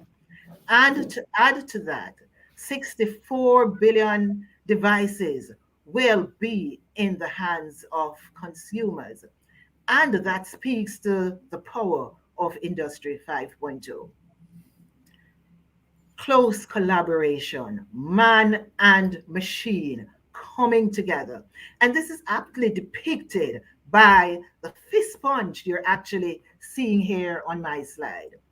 This is where balancing efficiency and productivity comes to the fore. The interaction between human intelligence and computerized machinery is expected to take manufacturing to a whole new level of optimization and automation. The smart factory will be the epitome of optimization and productivity. Precision and creativity. Precision and creativity. Medical treatments that are specifically smart application that actually summarizes a patient's unique lifestyle and recommend health requirements and treatments that actually persons can stay from their home or wherever they are in the world and be smartly treated through the use of precision and creativity. And that's man and machine coming together. Now we want to take a look at Logistic 5.0, the smart supply chain, taking both supplier and consumers together, where actually consumers can actually see into the warehouses of their suppliers. And what will the smart supply chain actually achieve? Logistics 5.0 will actually, next slide, Bevan, will actually track and trace inventory systems on a global scale. The benefits of this will be a better collaboration between suppliers, end users, consumers. This will improve quality control in the manufacturing process. We're hoping to see a higher rate of efficiency, reduction in overhead cost, and improved risk mitigation. And what will that redound to? Customer satisfaction, quality. And that is one of the biggest hallmark of Industry 5.0. I will now move to my next colleague, Bevan, and he will share with you some of the quality products in Industry 5.0 and the implications for productions. Over to you, Bevan. Hello to all our listeners today. Let's have some fun with a little thought experiment, right? Where we practice what it really means to think in exponential terms. Because everything that Dolores just described, it took place over a minuscule period of time, at an exponential rate, so to speak. So let's have a little fun. Just imagine that your stride is 1 meter in length and you're trying to take 30 linear steps forward. So you'd count 1, 2, 3, 4, 5. And if you tried to imagine where you'd be 25 steps ahead, I mean, it wouldn't be too hard for you to visualize it. Now, let's switch to exponential terms, right? So you would count 1, 2, 4, 8, 16, 32, and so on. No, not many of us would imagine that we'd have traveled 1 billion miles or 26 times around the surface of the earth, right? So this is the pace at which this technology is changing. So sometimes it can be easy to get lost in all of the change, and that's what we're here to deconstruct. So one of the benefits of this rapid improvement in quality is you'd have more connected products, which Dolores just described, and also personalized medicine. CRISPR-Cas9 is a technology that allows the user to edit individual strands of DNA to select for and even deselect for desired, or undesired traits. And this has implications for, treatment and the designing of medications to treat people based on their genetic structure. So we're also building the machine that builds the machines, like the Gigafactory in Berlin, which is going to be essentially the brain that builds, all the electric vehicles of the future. So I'm really going to focus on 3 key technologies that I find interesting or that have interesting trends going on. I'm going to focus on 3D printing or digital manufacturing, artificial intelligence, and blockchain. One company I came across in my work as a venture capitalist with VU Venture Partners is a company called Toybox. And quite simply, what this company does is they allow ordinary people to print toys, and tools right from their home. Easy to use, affordable 3D printing platform, the first of its kind. And this is something that has had explosive growth, over the years. And you might say, well, and also what this company was able to do in the last couple of months, over 20,000 medical supply pieces of, technology were able to be provided by Toybox users for medical relief during the COVID pandemic. So here you see it branching out into other sectors as well. And you might say, well, that's just a kid's toy. It's interesting, but it's not a big deal. No, it's a big deal. Here we have the same technology being applied in a very different way. Made in Space, this is a company that has the mission of human expansion into the cosmos. That's way more complicated than entertaining children, but they're using the same technology.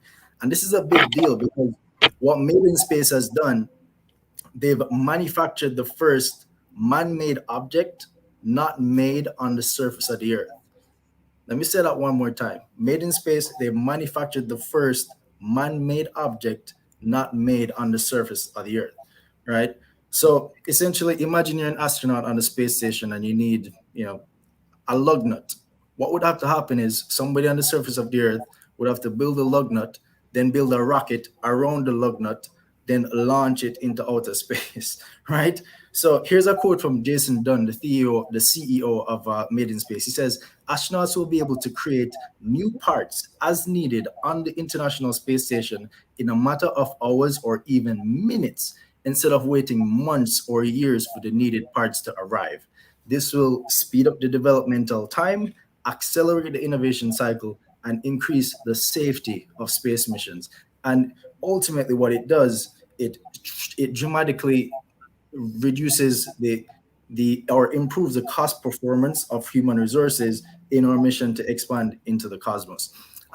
Another example I want to talk about was artificial intelligence, especially where it's being deployed in autonomous driving.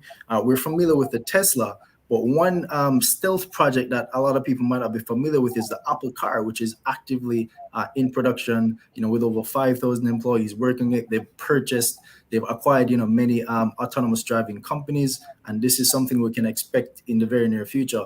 An Apple Car, so we should really be excited about that. Here's a short video, a little fun video to kind of give you an idea of what the future of these cars might look like. Let's take a look.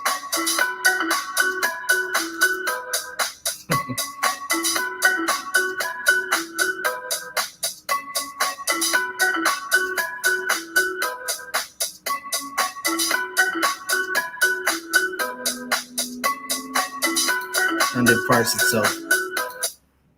So essentially what this means is that AI has become the world's most experienced and the world's safest driver. So Waymo, which is Google's take on autonomous driving, they have driven over 20 million miles on the real world roads in autonomous vehicles. I personally don't know a driver who's driven 20 million miles, but what's going to happen is in the future, I'll be able to afford this experienced driver to drive, my family, around the world.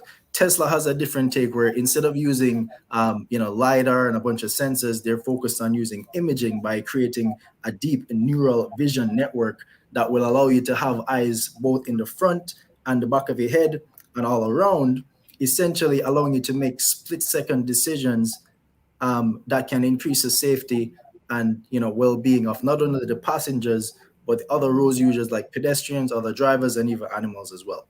So that's pretty much the future. Another technology, another trend I wanted to focus on was what's happening in blockchain.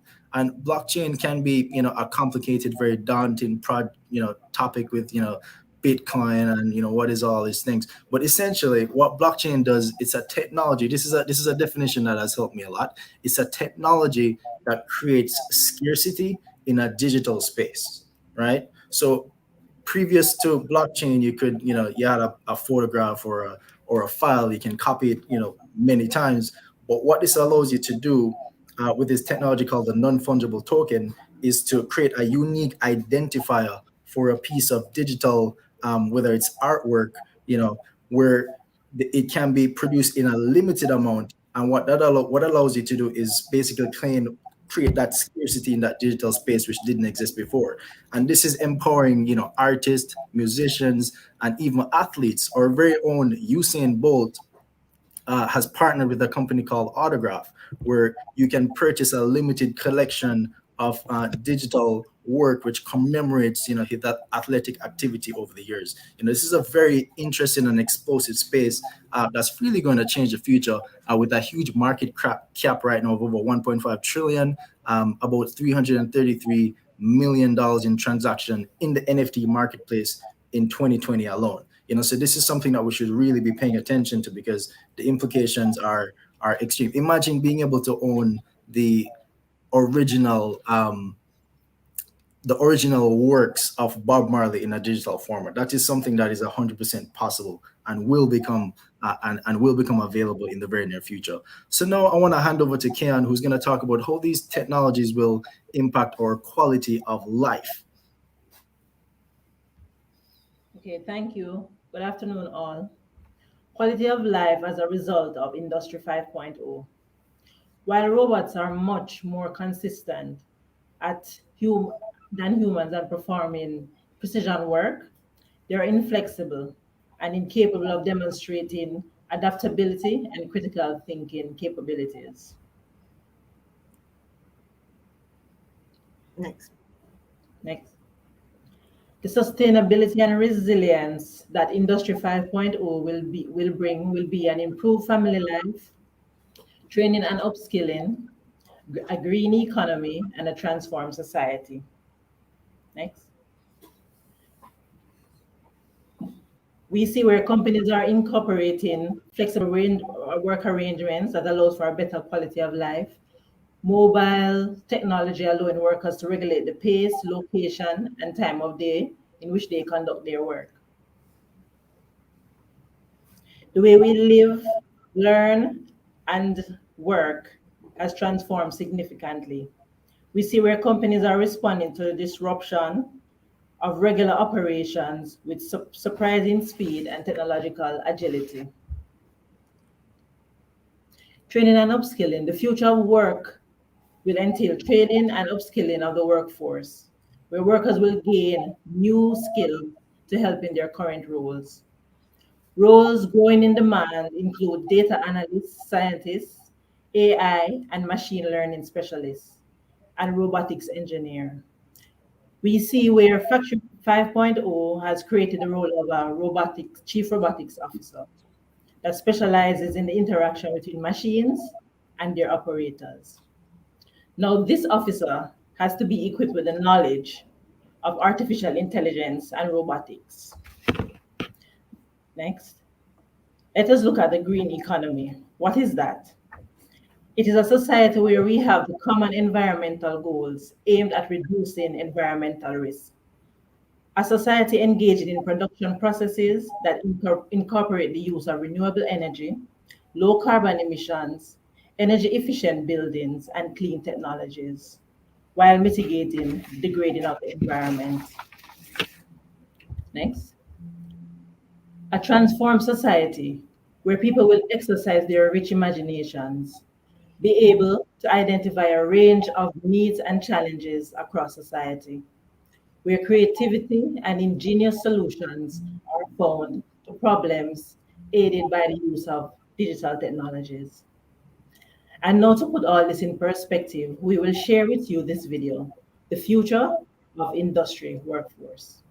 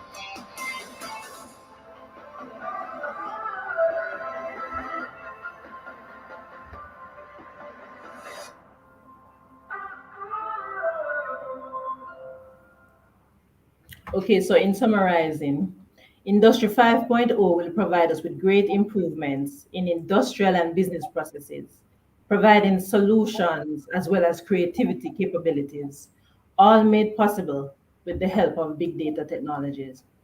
According to Robert Goodlightly, Senior Product Manager at Aspen, collaboration between humans and machine is the way forward. Industry 5.0 presents us with vast opportunities to solve our problems with technology. They're waiting for us to grasp. We thank you very much for allowing us to share in this amazing conference. We will take your questions now.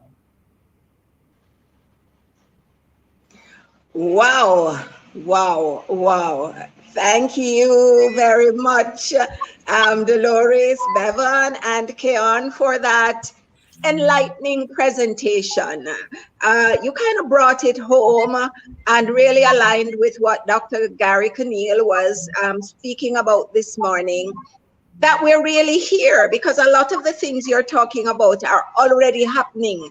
So I don't want Jamaicans to feel that we are getting ready for Industry 4.0. I would like us all to know that we are already in Industry 5.0.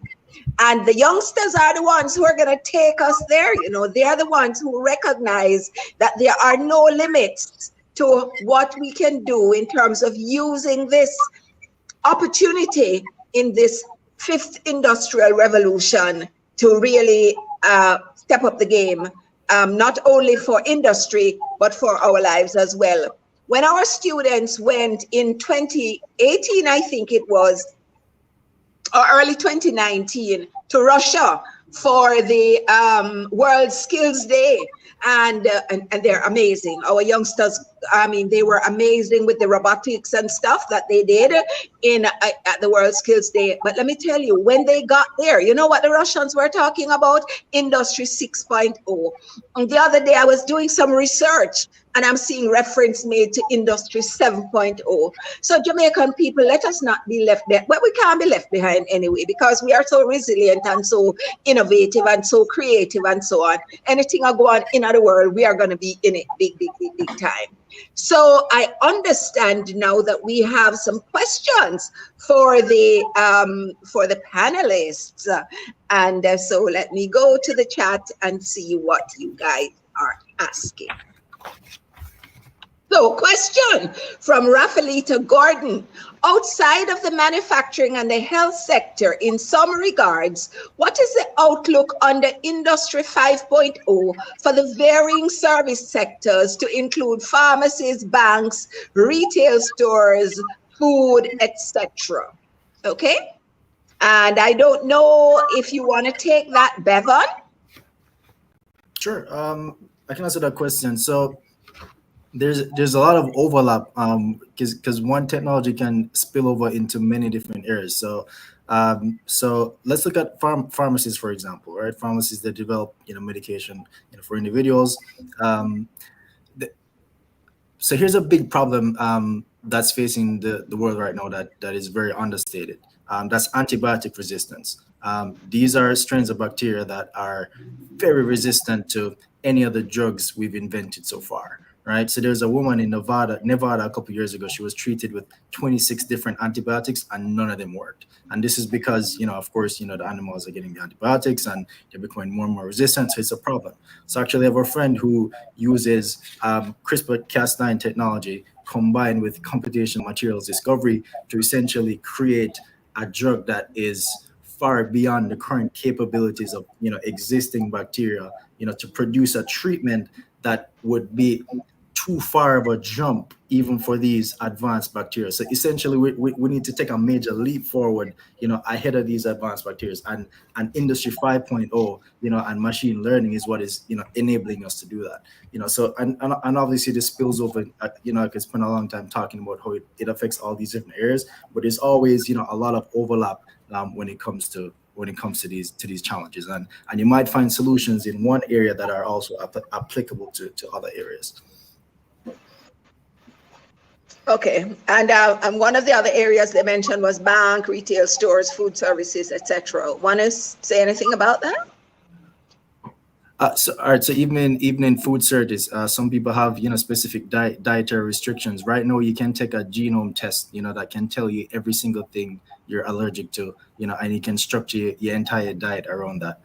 In terms of banking and retail, well, in the retail industry, you have proximity sensors that will basically alert you to let you know when you come close to a product that you might be interested in. So you have these little nodes, that kind of sync up with the device. So as you walk through a mall, it might nudge you into a different store and say, hey, come on in here. There's something in here that I think you might be interested in. And that's based on your, online profile, the things you like on Facebook, Instagram, and so on. So there are implications, right across the board for technology. I think the last one was in banking. In banking, of course, you have a lot of issues as it pertains to cyber attacks. So people are using artificial intelligence to better predict and respond to ransomware attacks and different cybersecurity threats. So you have these technologies being deployed in just about every single sector, and the world is definitely better for these advancements. Okay, thank you very much, Bevan. And I think I'll ask Dolores to take this question. Do you think that the productivity that is anticipated from the increase in ITC improves job creation possibilities, or as we think it will absorb jobs? I think you had a discussion that it will, the impact on jobs. Dolores, would you want to take that? Excellent question coming from Mr. Fong. Nkrumah Fong. Right. So as we had shared before, Industry 5.0 is actually bringing back the human touch in manufacturing. So we spoke a bit about upskilling and training. So this allows, with the human coming back in the process, this allows for a lot of individuals to actually be trained in the use. So with the coming together of human and machine, which is now the cobots, you will have the cobots doing the mundane task of lifting and moving. But when you talk about the precision, putting on that license plate, in a particular way for the Telsa car, those little, precision, those little human touch, that is where the human will come in. And there are opportunities for new job possibilities. And we spoke about some of the new positions that actually are emerging. And we see where a lot of training is now happening so that humans can actually, cohabitate with these cobots in a more safe and productive space. So actually, there are a lot of opportunities for new job creation possibilities. What is Thank you. Thank you, Dolores. And as you heard Dr. Conneal say this morning, he said, we're going to have to retool, folks. My friend, the futurist, Dr. Claire Nelson, Claire, when she is doing presentations on the future, she gives a list of jobs that are very, very, very, very strange names to jobs. And she asks, do you think that these jobs will be, there will be jobs like these in the future? And most times people say no. And then she was able to say, well, this is a reality now. We're going to have to retool. We're going back to school and we're doing a lot of stuff. We have to decide whether or not what it is that we are learning now is relevant. When I look at my grandsons, 7-year-old, 11-year-old, 12-year-olds, and I see the kind of stuff that they're doing and the way they're able to do their research and use the internet far more effectively than many of us. A lot of us as old folks, not me not no old folks, even though I'm almost 70. If we want to do, excuse me, a little thing with technology, we have to call one of the youngsters. I'm saying if we want to be relevant into the future, we're going to have to look at what are the jobs of the future, and then we need to prepare ourselves for it. Bevan went to MIT. Bevan went to Singularity University. Bevan lives in Vermont in the United States. Bevan is enrolled in the UCC MBA program because he understands the value of that applied MBA and how he can use that knowledge to step up the game in his business. So a lot of times we sit down and wait for organizations to decide what kind of training we need to get, and we don't do any training unless the organization pays for it. Folks, we are into a rude awakening if we're sitting down and waiting for people to support our dreams and our vision of the future. We need to take charge. We need to decide where we are going, where this world is going, what is it that we would need to make us relevant, and we need to step out there and make ourselves relevant for the future. There is one more question from Charmaine Morris. This is a very interesting question. Charmaine said, this is very interesting, but how much of this is a current or future reality for Jamaica? And what will it mean for the ordinary consumer who will ask, so what? Who wants to take that question? And it is important that Venice, this question was asked, Dr. Georgia. And you spoke earlier about retooling, upskilling, even though you indicated that the newspaper article said that Jamaica is preparing for Industry 4.0.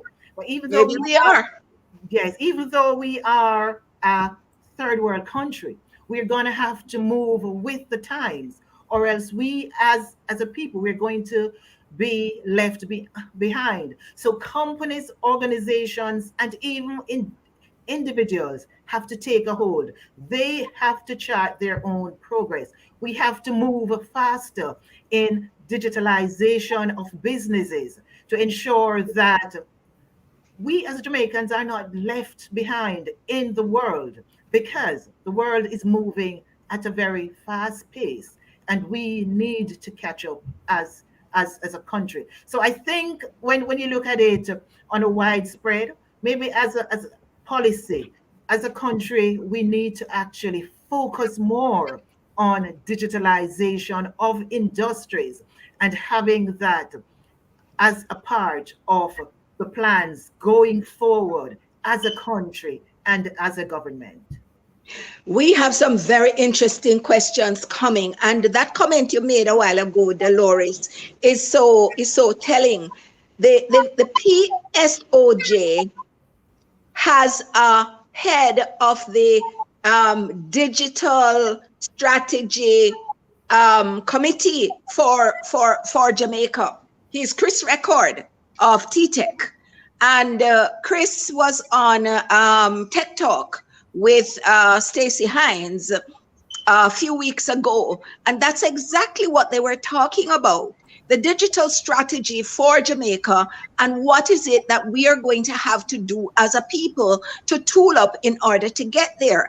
And so this is very much in line with Mrs. Venice Pottinger Scott's question, where she asked, she's a sponsor from the Office of the Cabinet, one of our main sponsors. She said, with large capital outlays required to upgrade the process of production of goods and services, and also the need for upskilling, training of strategically thinking workforce, how will this lead to cost reduction? I love this question because we look at the cost, but we also need to look at the benefit side of the equation. A lot of times we look at the cost side of the equation, but we don't look at the benefit side of the equation. There is one of my clients now that is doing a complete overhaul of their system, their manufacturing system. And what they're doing, and they're a very successful company, they don't have to do it, but they have to do it. Because what they're saying is, if we do not invest this, it's a huge CapEx project. If we do not do this now, we will not be able to survive for the next 5 years. So we have to do this. We have to do it. We have no choice at all, because when they did the maths, they realized that the cost is exorbitant, but on the back end of it, their demise is even more costly if they don't do it. It's very, very, very, very critical that we do the cost-benefit analysis. Great question, Mrs. Venice Pottinger. Andrea Thomas Gale said, will the blockchain industry 5.0 eliminate cash transactions? Bevan, over to you. Bevan? Yes, will it eliminate cash transactions? Well, the idea is that a decentralized currency will, lead to a more stable, financial situation for ordinary city. Basically, the banks, they can't just print money and, decrease the value of the assets over time. It is intended to replace cash, but right now, like in that marketplace, it's more of a, it's almost more trendy and supplemental, where the real value of blockchain lies more in the authentication aspect rather in the financial transactions aspect at this stage. At least that's how I'm seeing it at the moment. So I don't think it's getting to the point where it's going to eliminate cash transactions as yet. Okay. Thank you all. Excuse me. Oh my goodness. Thank you all so very much, my illustrious team. Dolores Jones, Bevan King. Can I say one more thing, Dr. Jaja?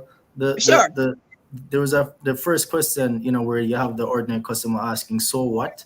Maybe that person needs to ask, why not me?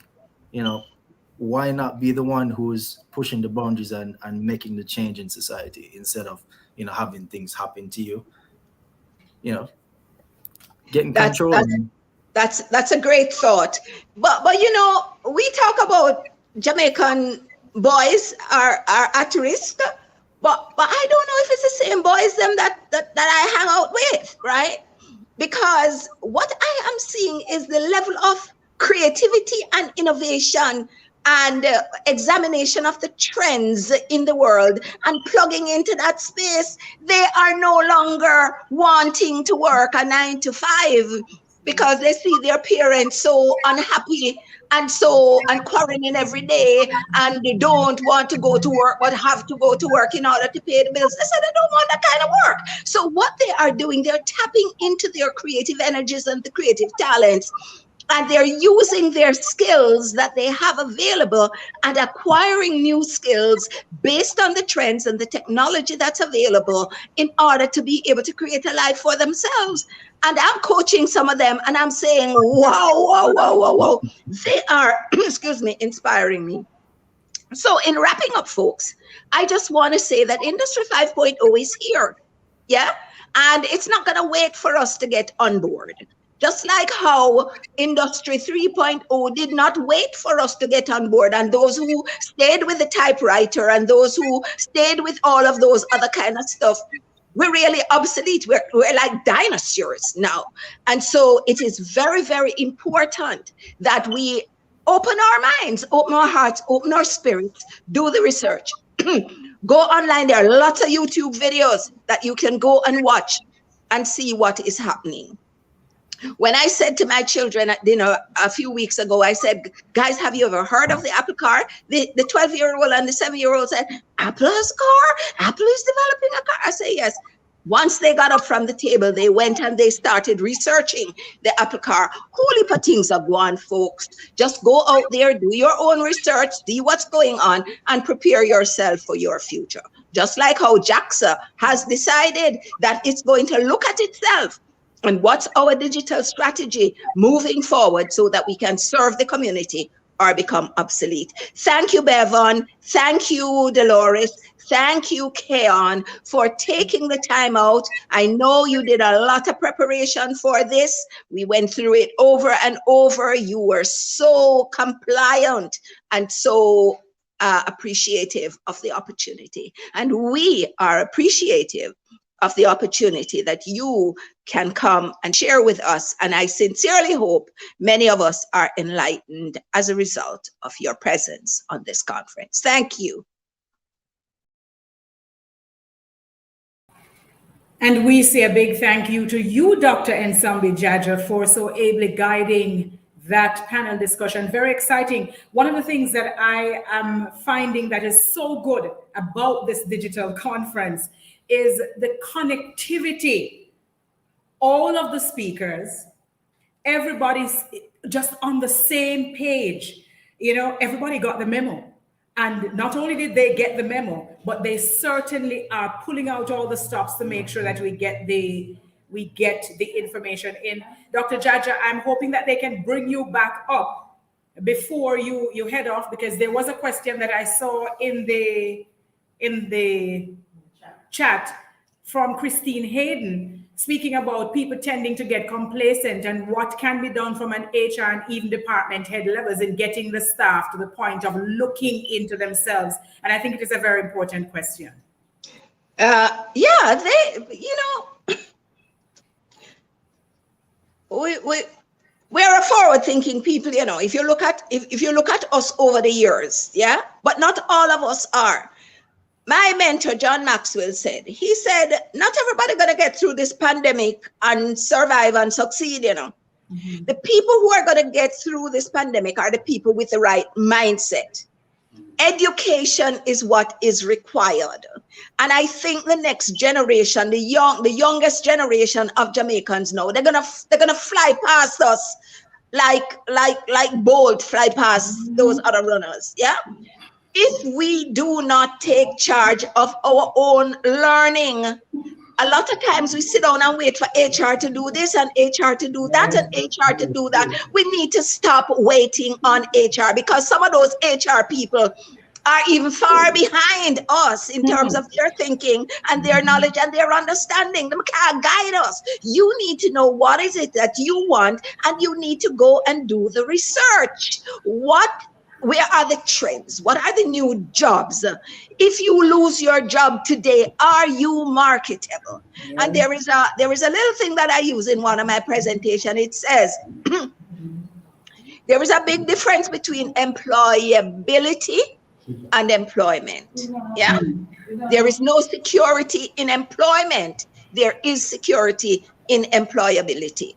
So you need to go identify what are the employability skills and acquire those employability skills so that you can be relevant wherever you are. I'm going to be 70 years old next month in November. And I am enrolled in certification programs because I understand that the nature of the environment in which I am operating, if I'm not certified in certain critical things that I say I'm supposed to be an expert in, nobody is going to employ me as a consultant. So we need to look at the trends and look at our vision, our goals for ourselves, because nobody can decide that for us, and decide what is it that we need to do in order to retool. We need to redefine ourselves. We need to re-engineer ourselves. And it's our responsibility, not HR, not the organization, because organization can buy these skills and competences in anytime they're ready. All right, thank you so very much, Dr. Jaja. Well said. Thinking back as well to what it is that we got from Dr. Cornel this morning in terms of this being a perfect storm. What is happening in the world right now? We have been forced to grasp more quickly what is happening in the digital age because of the COVID-19 pandemic. And excellent work by all of the panelists. Bevan King, I'm going to reach out to you, because those of you who know me know that I'm always trying to get information into the hands of the farmers and the fisher folk through the program that I host on Power 106 FM Farm Talk. And I'd love to have you come on one of these mornings and share your thoughts and ideas with our farmers here in Jamaica as to how it is that they too can move into the digital age. Some of them have already done so, and they are doing an excellent job of it. But thank you all very much. This is, some people that say this is our boom conference. It is really going on. And so we thank you all so very much. We still have quite a bit to share, but of course, before we get to our other panel discussion, it is important that we acknowledge our sponsors and our other partners. Very, very critical. So we say thanks to Guardian General Insurance Limited, CariMed Group Limited, Restaurant Associates Limited, operators of Burger King, Popeyes, and the Caesars.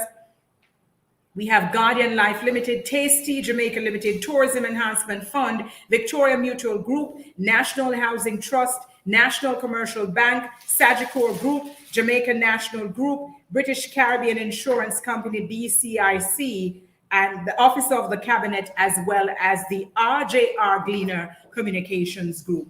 We have to thank our other partners as well, because it is very important that we acknowledge all of the assistance that we are getting in order to do this here today. The Private Sector Organization of Jamaica. We have to say thanks to BDMS Solution, JCDC, Courts Jamaica, Sagian Systems through Charmaine Graves Sandy, Carry Code, the Jamaica Manufacturers and Exporters Association, JMEA, the Maypen Hospital, big thank you. And of course, let me tell you something. You see this team from Cariflow? You see Daniel Tate and Michael Campbell? Hats off to you guys. Absolutely amazing work that you are doing. I am so energized and so happy to be doing this because the information flow has just been absolutely fantastic. And I don't have to be looking left nor right to figure out where it is that I go. So you are doing an amazing job, and we really want to thank you so very much for that. Still quite a bit for us to get through before we get out of here today. And this is the way we do it when we come into one of these sessions. We give you information that you can take back into your organizations, that you can use to energize and to move your organization. And let me tell you something, from the person who you meet at the gate to the top executive in your organization, everybody is important. And everybody is going to have to be on board with this idea of service excellence. It doesn't work if we don't all get it. And so everybody is important in this narrative that we have. So we say a big thank you once again to Dr. Nsambi Jaja and to her panelists, Bevan King, Dolores Jones, and Keon Roberts. And let me tell you what we have coming up for you now. This is called our Powerhouse Forum, Industry 5.0, Implications for the Private Sector, Tourism, and Social Enterprise. And it is very important for us to understand that we are working together and trying to get as much information as we can. We should, and as soon as I get that from the team online, I want to ensure that we have them ready, because we are ready and raring to go. But I want to make sure that my team, my next team, is ready and raring to go as well. And let me tell you who we have with us. We have Carol Rose Brown, who is going to moderate the next session. We also have for this panel, Mr. John Biles and Mrs. Nicola Madden Gregg, and they are standing by. I understand they are all here. The only thing that I'm missing right now is the information on Carol Rose Brown. So if I can bring that up now, and I can share that with you, because we need to make sure that we're introducing her properly. And while I'm waiting to bring that up, let me try to see if I'm going to, if you'll pardon me, and let me just touch my screen a little bit and see if I can get that information to you. So I want to ensure that I'm introducing her in the right way. All right, and here we go. See how quickly my team is moving. Thank you so very much, Dwayne. So, ladies and gentlemen, Carol Rose Brown is the director of the Jamaica Center of Tourism Innovation, JCTI, tasked with implementing the Human Capital Development Strategy for the Ministry of Tourism through its agency, the Tourism Enhancement Fund. Specifically, she is responsible for seeing to the certification of tourism workers, as well as students in colleges working on degrees in hospitality, tourism, and culinary arts, as well as developing a new type of attraction in Jamaica called artisan villages. In respect of the certification of people in hospitality, tourism, and culinary arts, the JCTI collaborates with local and international organizations to provide internationally benchmarked, innovation-driven, and industry-led programs with the aim of transforming Jamaica's workforce and enhancing the competitiveness of Jamaica's tourism industry. And the partners include the Jamaica Hotel and Tourist Association, the Joint Committee for Tertiary Education, the local organization of colleges and universities, and the American Hotel and Lodging Educational Institute, as well as the American Culinary Federation. Now, in respect of the development of artisan villages, the goal is to connect Jamaica's artisans producing quality products with the tourism value chain. Ms. Brown has spent her career in human resources development, both as an academic and a consultant working in the private and public sectors. And she comes to the program to certify tourism workers with all of this experience and an appreciation of the importance of tourism. She loves reading, board games, and cooking. She is passionate about her work and considers it serendipitous that she has the honor of leading the JCTI at this time. Ladies and gentlemen, let us welcome to introduce the members of her panel and to guide us through this next round of conversation, Carol Rose Brown. Thank you so much, Ms. Mackenzie. I'm delighted to be here. Today, I want to thank you all for joining us. I spent the last half an hour listening to Dr. Nsombe Jaja and her panel, and it's really quite moving and inspiring. I think all of us need to listen to that panel discussion again. Today, our subject is Industry 5.0, implications for the private sector, tourism, and social enterprise. To lead in our discussion today, the Powerhouse Forum, I am totally thrilled with that. We welcome Mr. John Biles, who is the Vice President of the Private Sector Organization of Jamaica and the Executive Director of JaCSA Caribbean Adventures. We also have Mrs. Nicola Madden-Gregg, who is the Group Director of Marketing and Sales at the Courtly Hospitality Group. And she's also former president of the Jamaica Hotel and Tourist Association. And please let me apologize for the absence of Mrs. Marlene Street Forrest, who is unavoidably absent.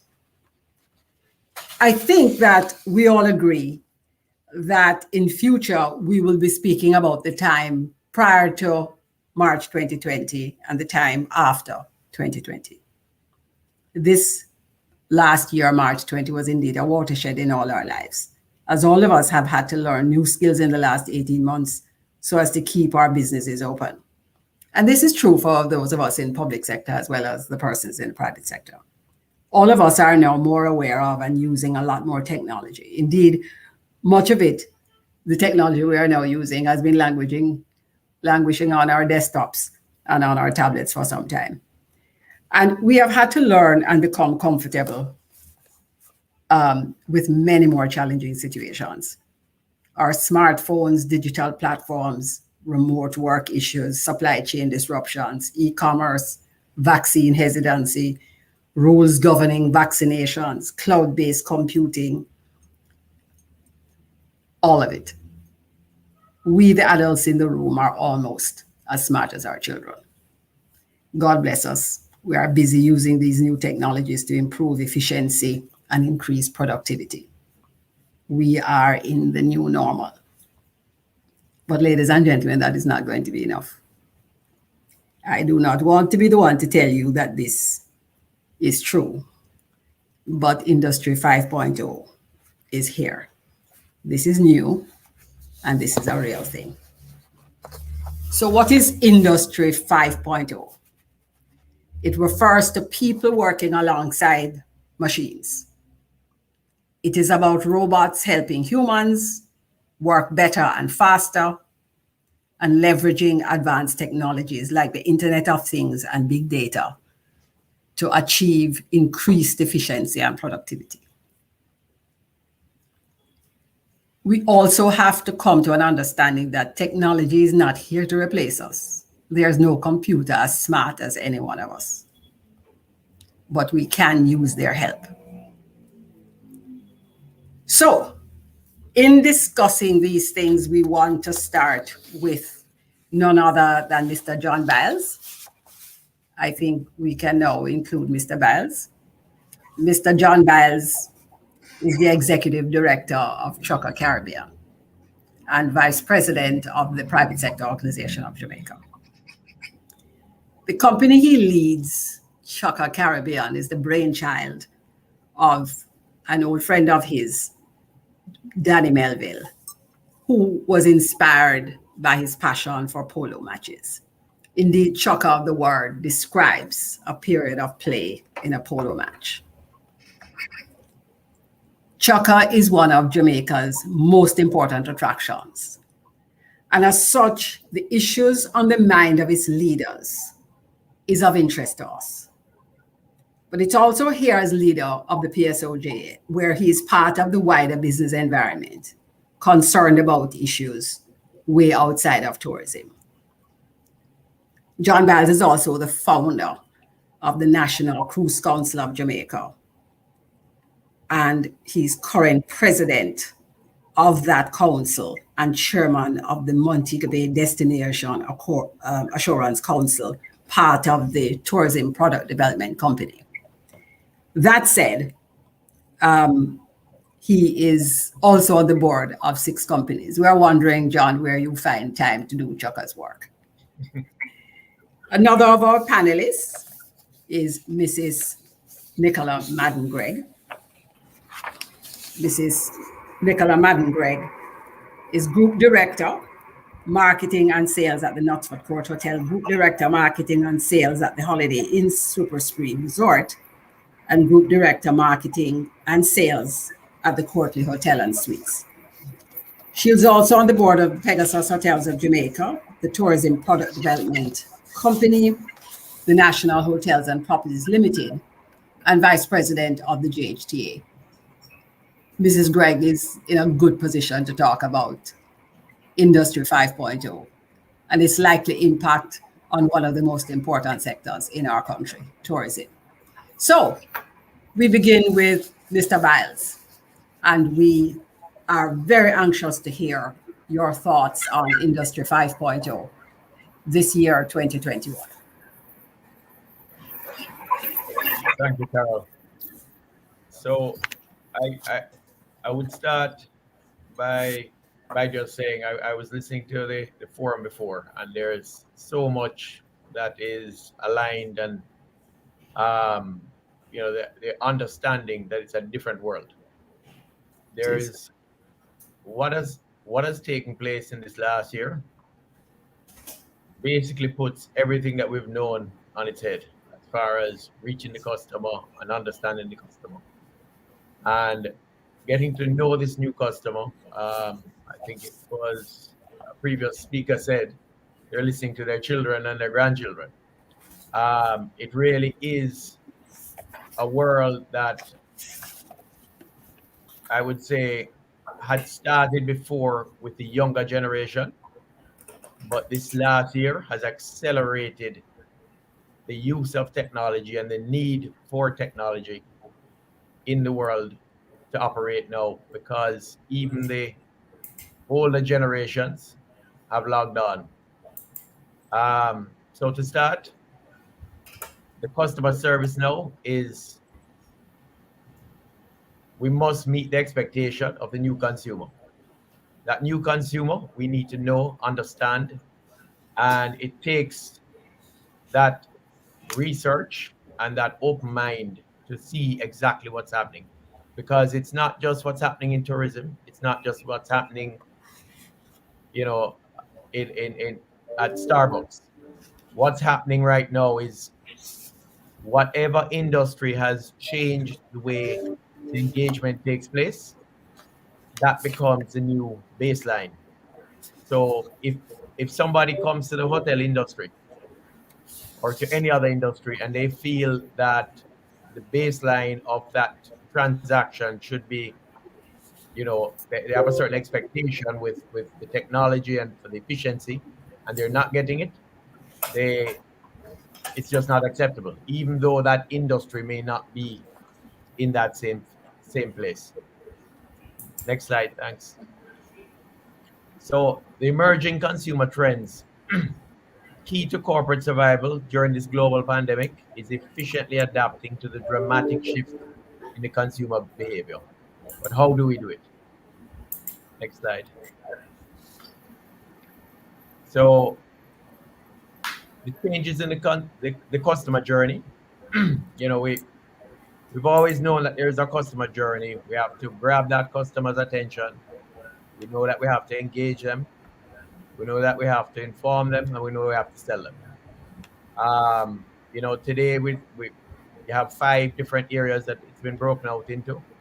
The awareness, right? And awareness now is really on the digital platform for most industries.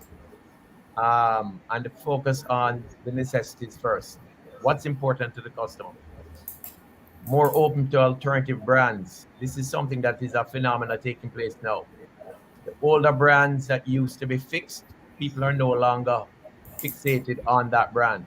You have to reach them with your brand, and the way you reach customer today is largely digital.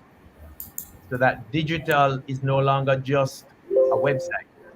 It has to be an entire experience, right? The consideration is the engagement. How do you get the person once you've caught their attention? How do you get them to engage in your operation, in your business? And it basically is selling them on your company. What's happening now with a lot of the younger generation, especially, is that they want to feel that they are with brands that have share their same values. 43% of shoppers use social media to shop. Social media channels are 69%, right? And 69% of them do their product research on Google. Now, we've always known in the tourism, and Nicola knows that we've always had a lot of reference to social media in identifying the products. We have a TripAdvisor, but it's becoming that much stronger now in this digital world where people have been locked away to look digitally at what the peers are saying. And it's becoming a phenomena that is not expected to be short-lived. It's expected to continue after. And then we get into the purchase. Of course, we say it has to be seamless. The experience. And this is something my daughter had explained to me because I didn't realize that there's an understanding by the younger generation that they get an entire experience digitally. So, I'm thinking, well, you have a website, you just have to have a website and you just have to show your product. No, they want the entire experience there. That is no, just like you would in a store or in a business, they want their experience right there digitally. And the loyalty is built because it's built out of ensuring that whatever feedback they have, there's a way to get back to them, to touch them, to reach back and to ensure that what needs to get done by your product, it has been met, and they have and any issues have been resolved. Next one, please. So there are four major shifts in the consumer behavior. Increasing in consumer spending. People are spending again with a desire to splurge as they seek revenge for the emotional destruction the pandemic has caused. We don't know how long that's going to take. You're going to later find that the younger generation is actually spending more than they did in 2019, significantly more, and everyone is spending more. We don't know how long that's going to continue, but it is a reality right now. E-commerce accelerating. The surge in e-commerce during the pandemic was no surprise due to the digital shift in shopping habits. Everybody realized that they had to buy while sitting down at home, right? But it's not stopping. So the rebalancing of the homebody economy. We're talking about these different scenarios now where people are going to be, companies have this hybrid work at home, work at the office, and you can split it. There's the expectation that things will never go back to the way they were. And you're encouraged to live your day-by-day lives at home. Homebodies centralize their everyday amenities in their homes. So people have learned how to adjust to the indoors as well.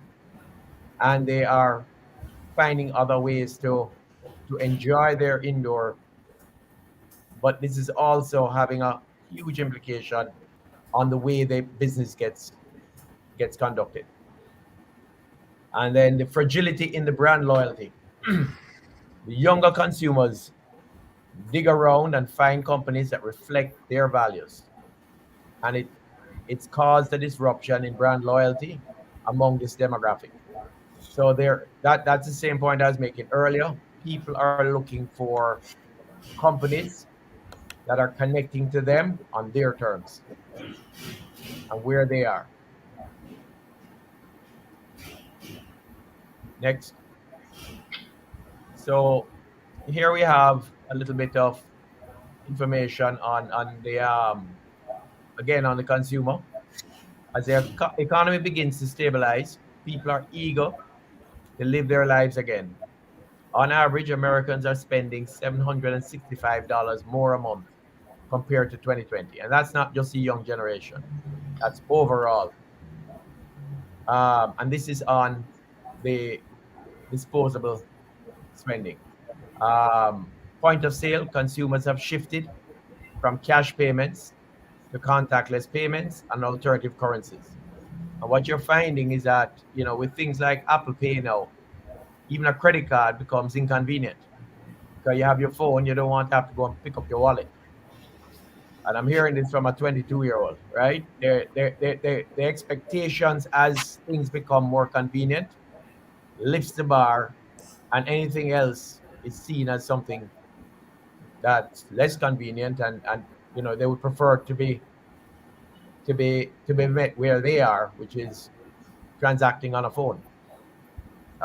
Americans are spending, as we said, the 765, and this is on the dining out, social gatherings, and travel.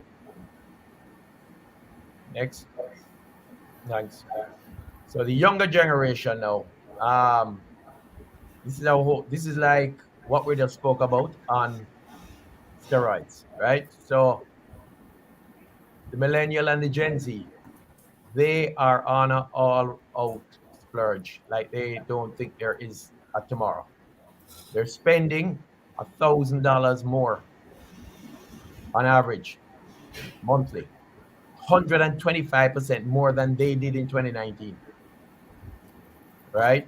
And they are leading the charge in a lot of what the market needs to step into, because as they require it, so does our generation start to say, well, it can be this easy. This is how we can transact, right?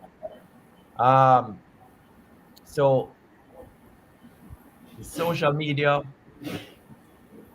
62% increase their social media, right? Versus 42% for the older generation during this year. Video streaming was 70% versus 61% of the older generation. Gaming, these are all not new activities, but activities that have become more relevant when you're at home. 59% increase their time versus 35% of the older generation, right? And online spending, 33% increase their online spending for a net increase of 6% versus 23% for older generations. So what we're seeing is, to a large extent, it is the younger generation that's driving the change that we're seeing in the marketplace. Next. So the e-commerce accelerating. I'm not sure if everybody can read. I'm having a problem reading this now.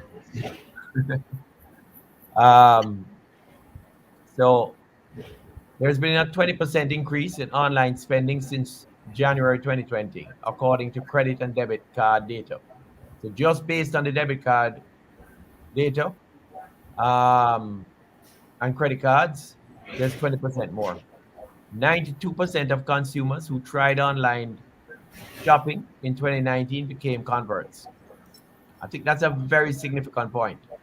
So 92% of people who were trying online, in other words, there were set that were online already, these were new people going on. They have now converted to it. So there's no way we're going back to the past. Most popular online shopping categories: groceries, boredom relief, which is a lot of those games, activities, etc., music instruments, books, and home improvement. From a home improvement side, I think we see that a lot here in Jamaica as well. The home improvement, everybody, you're at home now, you're fixing everything, you're making home the place that you are comfortable spending time working and living. Next. So these are some numbers for Jamaica that I may be corrected on, but this comes from a website called Statista. But here, I thought it was important to look at what was happening in the States and then look at Jamaica. The projected revenue in e-commerce market in 2021 was 255 million.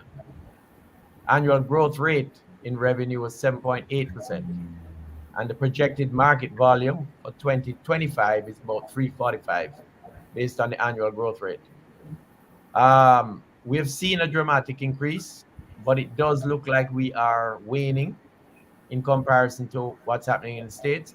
The question would be why? Is it a lack of the technology? Is it, we need to ask what the reasons. Maybe people are buying abroad and bringing it in. But we do need to ask the question as to why the Jamaican market is not growing as fast as the US market. That could be an opportunity. Next. So rebalancing the homebody economy. 28% of consumers invested in amenities such as home theaters, gyms, or studios during lockdown. 30% more plan to continue spending on home improvements post-pandemic. Must reintroduce the homebody generation to the outside world. A lot are not looking to go out and dine out and do the social gatherings according to the study, but at the same time we're kind of hearing that at least in the US, there has been a lot of demand for the restaurants, bars, and so on. But and to the extent that they have not had the employment, they can't get employees. That has put a lot of stress on the food and beverage market, the restaurant market, etc. up in the US, and also I would say that in Jamaica, people are looking to get out as well, to where they can go, the restaurants that they can get out to once they are allowed to get out. Next. Fragility in the brand loyalty. Growing consumer demands, the change in demographics, the cultural shifts in the market. We live in an experience-driven world.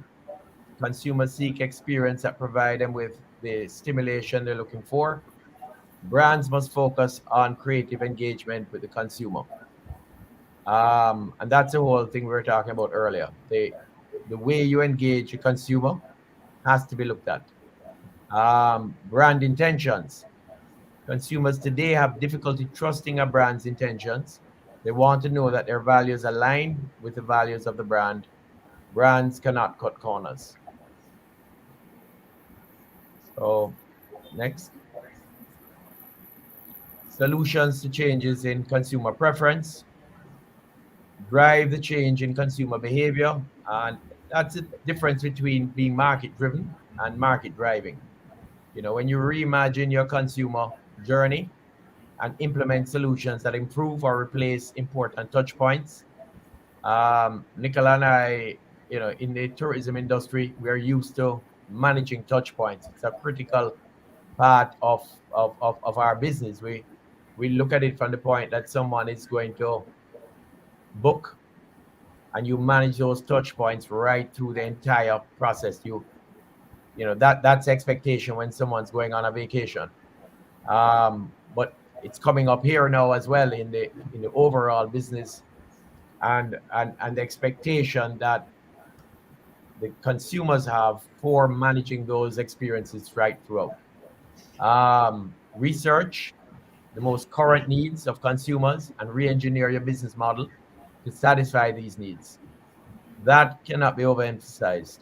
The research now and not taking for granted what you knew before. And of course, invest in digital software and multi-channel customer experience platforms that facilitate the consumer journey. Next. Thank you. And I hope that was helpful. And I look forward to hearing Nicola. Indeed, that was very helpful, John, certainly from the point of view of those of us in tourism. All of what you talked about is about, in a lot of ways, about 5.0, because all of those technologies, all of the ensuring that you're on top of all of these components is basically using technology in very expanded ways. I remember, I don't know if you remember, a few years ago, maybe 2 or 3 years ago, we did a study. What did the customer, the visitor, look for in Jamaica? And we, of course, thought he was going to say the sun, the sand, the beach, the people. He said ubiquitous Wi-Fi. So that just tells you the technology is a critical part of what it is everyone who's visiting here wants. And if we are to welcome them and make sure they come back, the technology thing is a critical part of what we must provide. So we move on to Mrs. Madden Gray. And as I said earlier, she is at the helm of marketing and promotions and in our world, in tourism and in business in Jamaica. And so we are very anxious to hear her take on how we go forward in this Industry 5.0. Thank you, Carol. Thank you very much for having me on. I'm very excited to present today. In terms of Industry 5.0, specifically, I'm going to focus on tourism and do a little bit more of a deep dive in terms of what John has presented. Just want to give a recap, though, these are the points that I'm going to cover. We're going to look at the Caribbean performance, Jamaica performance, Industry 5.0 in 3 major areas: resilience, human-centric side of it, sustainability, as well as some real-world examples and what's next in Industry 5.0 workspace for tourism. But before we do that, just wanted to give a recap of how the industry has performed in COVID-19, because a lot of what we have discussed has really catapulted the transformation brought on by COVID-19 in terms of the implementation of some of the Industry 5.0 technologies. So you can see that in terms of the Caribbean, we had 1.7 million jobs, down 61% lost in 2020. The GDP loss was 62% or $36 billion. And we saw both our arrivals assumptions move down 60% international and 40% domestic. And if we saw no improvement, this is what we would have faced. We'd have been looking at 1.9 million job loss, over 42 billion US in GDP loss. And so as a region and as a country, we had to respond. In terms of Jamaica, we saw our stopover arrivals in 2019, where we had a robust year performing, I'm just doing the January to August period, at 1.8 million stopover arrivals, which went up quite to over 2.6 million for the year, the full year. And we see how our performance varied in 2020, where we were in the midst of the pandemic, and how we have recovered since 2021, having a very slow winter start coming up into August, where we have a preliminary figure of 135,000, just over 135,000. So what does this mean for us as a country? And how did we pivot? Technology changes of Industry 5.0, as it says, affects companies no matter the industry. As our previous presenters said, whether you're in education, medicine, engineering, technological advancement, including new computers, data software, and various tools people did not have access to decades ago. From the way you tackle your tasks to how you communicate with coworkers, technology has created ripples that changes and impacted countries in every industry, including tourism. When we look at how Industry 4.0 focused and how Industry 5.0 has focused, you will see that, as said before, there is going to be a greater focus on delivering customer experiences. In the past, we looked at mass customization in the tourism industry. We had that, effort of moving large volumes of people. But now we have to focus on hyper customization. There is a real new expectation of our consumers that everything will be personalized to them and to their personality and what they want delivered now. And that changes the whole way the business operates. We have to look at responsive and distributed supply chain, experience activated products that are interactive, and as mentioned before, the return of the manpower. So in the past, as we said, everything in terms of technology was reducing the human element. And as we go forward, Industry 5.0 is looking how can we incorporate the human element and ensure that we still have that human touch, which is exceptionally important for hospitality. I have this image here because this is exactly what we felt like when COVID-19 struck.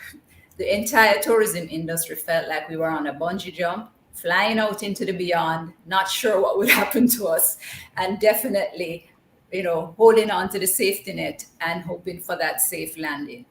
And that is where we have learned to pivot. This caused us to really be resilient and change the ways in which we offered services from our airlines, our tour operators, hotels, transportation providers, attractions. We had to significantly adapt and pivot. And that also meant implementing a lot of technological changes in a very fast and rapid way. So if we look at how people work with tech before, we spent a longer time on individual tasks. Communication was more complex and tedious. We had a lot of meetings. Face-to-face was very critical to the success in our industry. As I said, tourism is typically looked at as touch and feel, and face-to-face service was the gold standard. But now in this new rendition of tourism, we have to be able to use these new tools to work much faster and easier. We have to be able to communicate with colleagues no matter where they are in the world. And we found that we had to be doing this with our customers, our partners, in an incredibly fast and convenient way. So everything is digital and everything is easier to file, manipulate, and keep track of. And virtual platforms became the norm instead of face-to-face.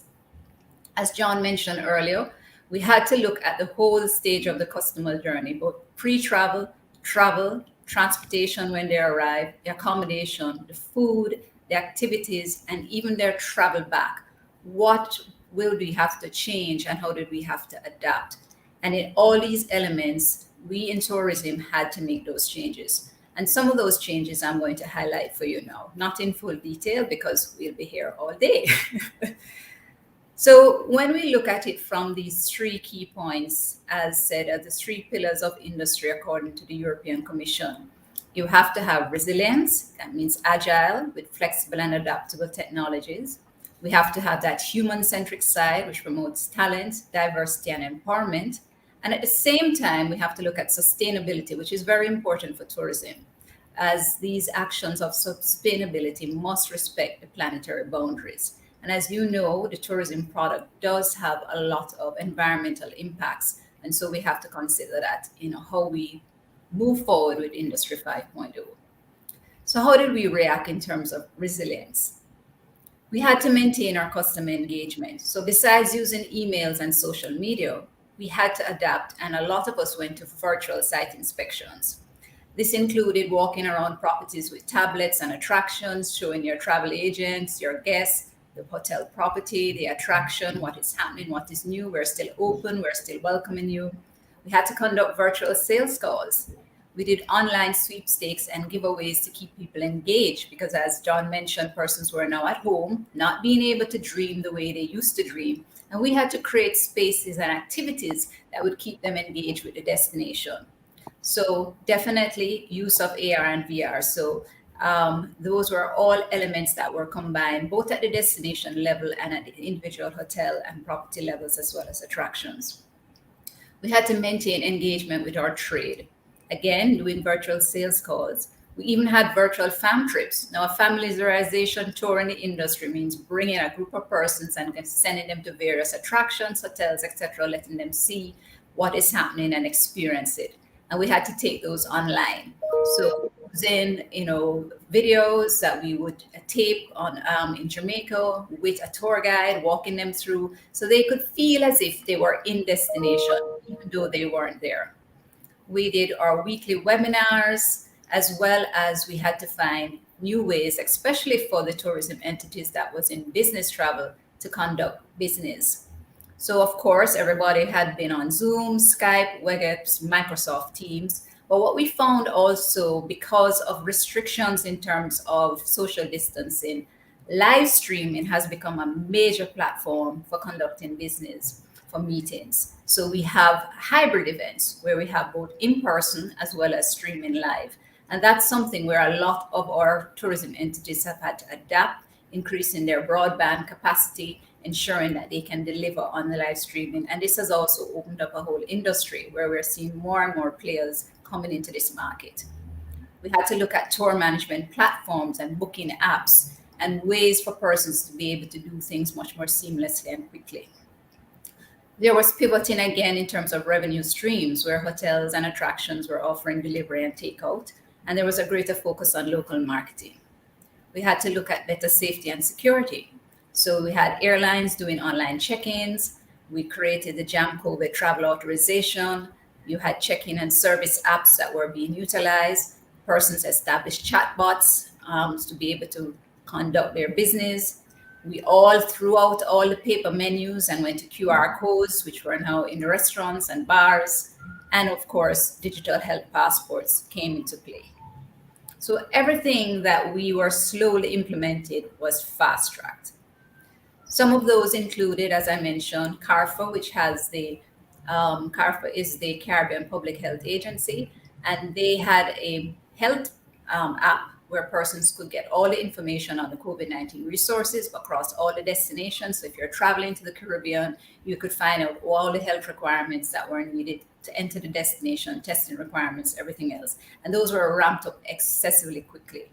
On our side at Jamaica Tourist Board, we had to create a portal where persons could get their travel authorization with step-by-step processing, understanding how they could do their test prior to arrival, understanding all the travel protocols that would be required in destination, and putting it not only on the website, but for them to be able to have an app that they could also interact and find this information quite easily.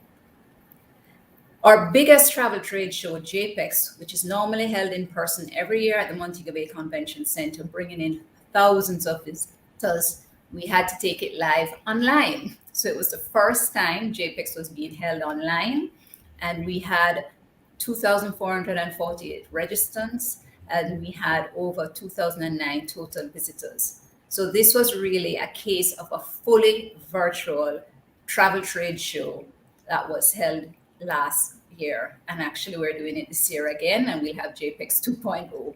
And this was really an experience where we had to tape all our seminars, all our webinars. We had to do video production of all the things that they would normally experience in destination, showcasing attractions, hotels.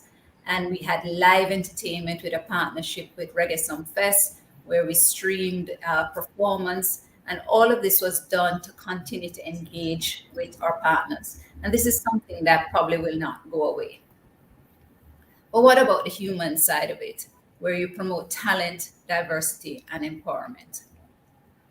We also found, like everyone else, that tourism was also impacted by remote work. And tourism is considered a people-centric touch and feel industry. So how would we actually remote work?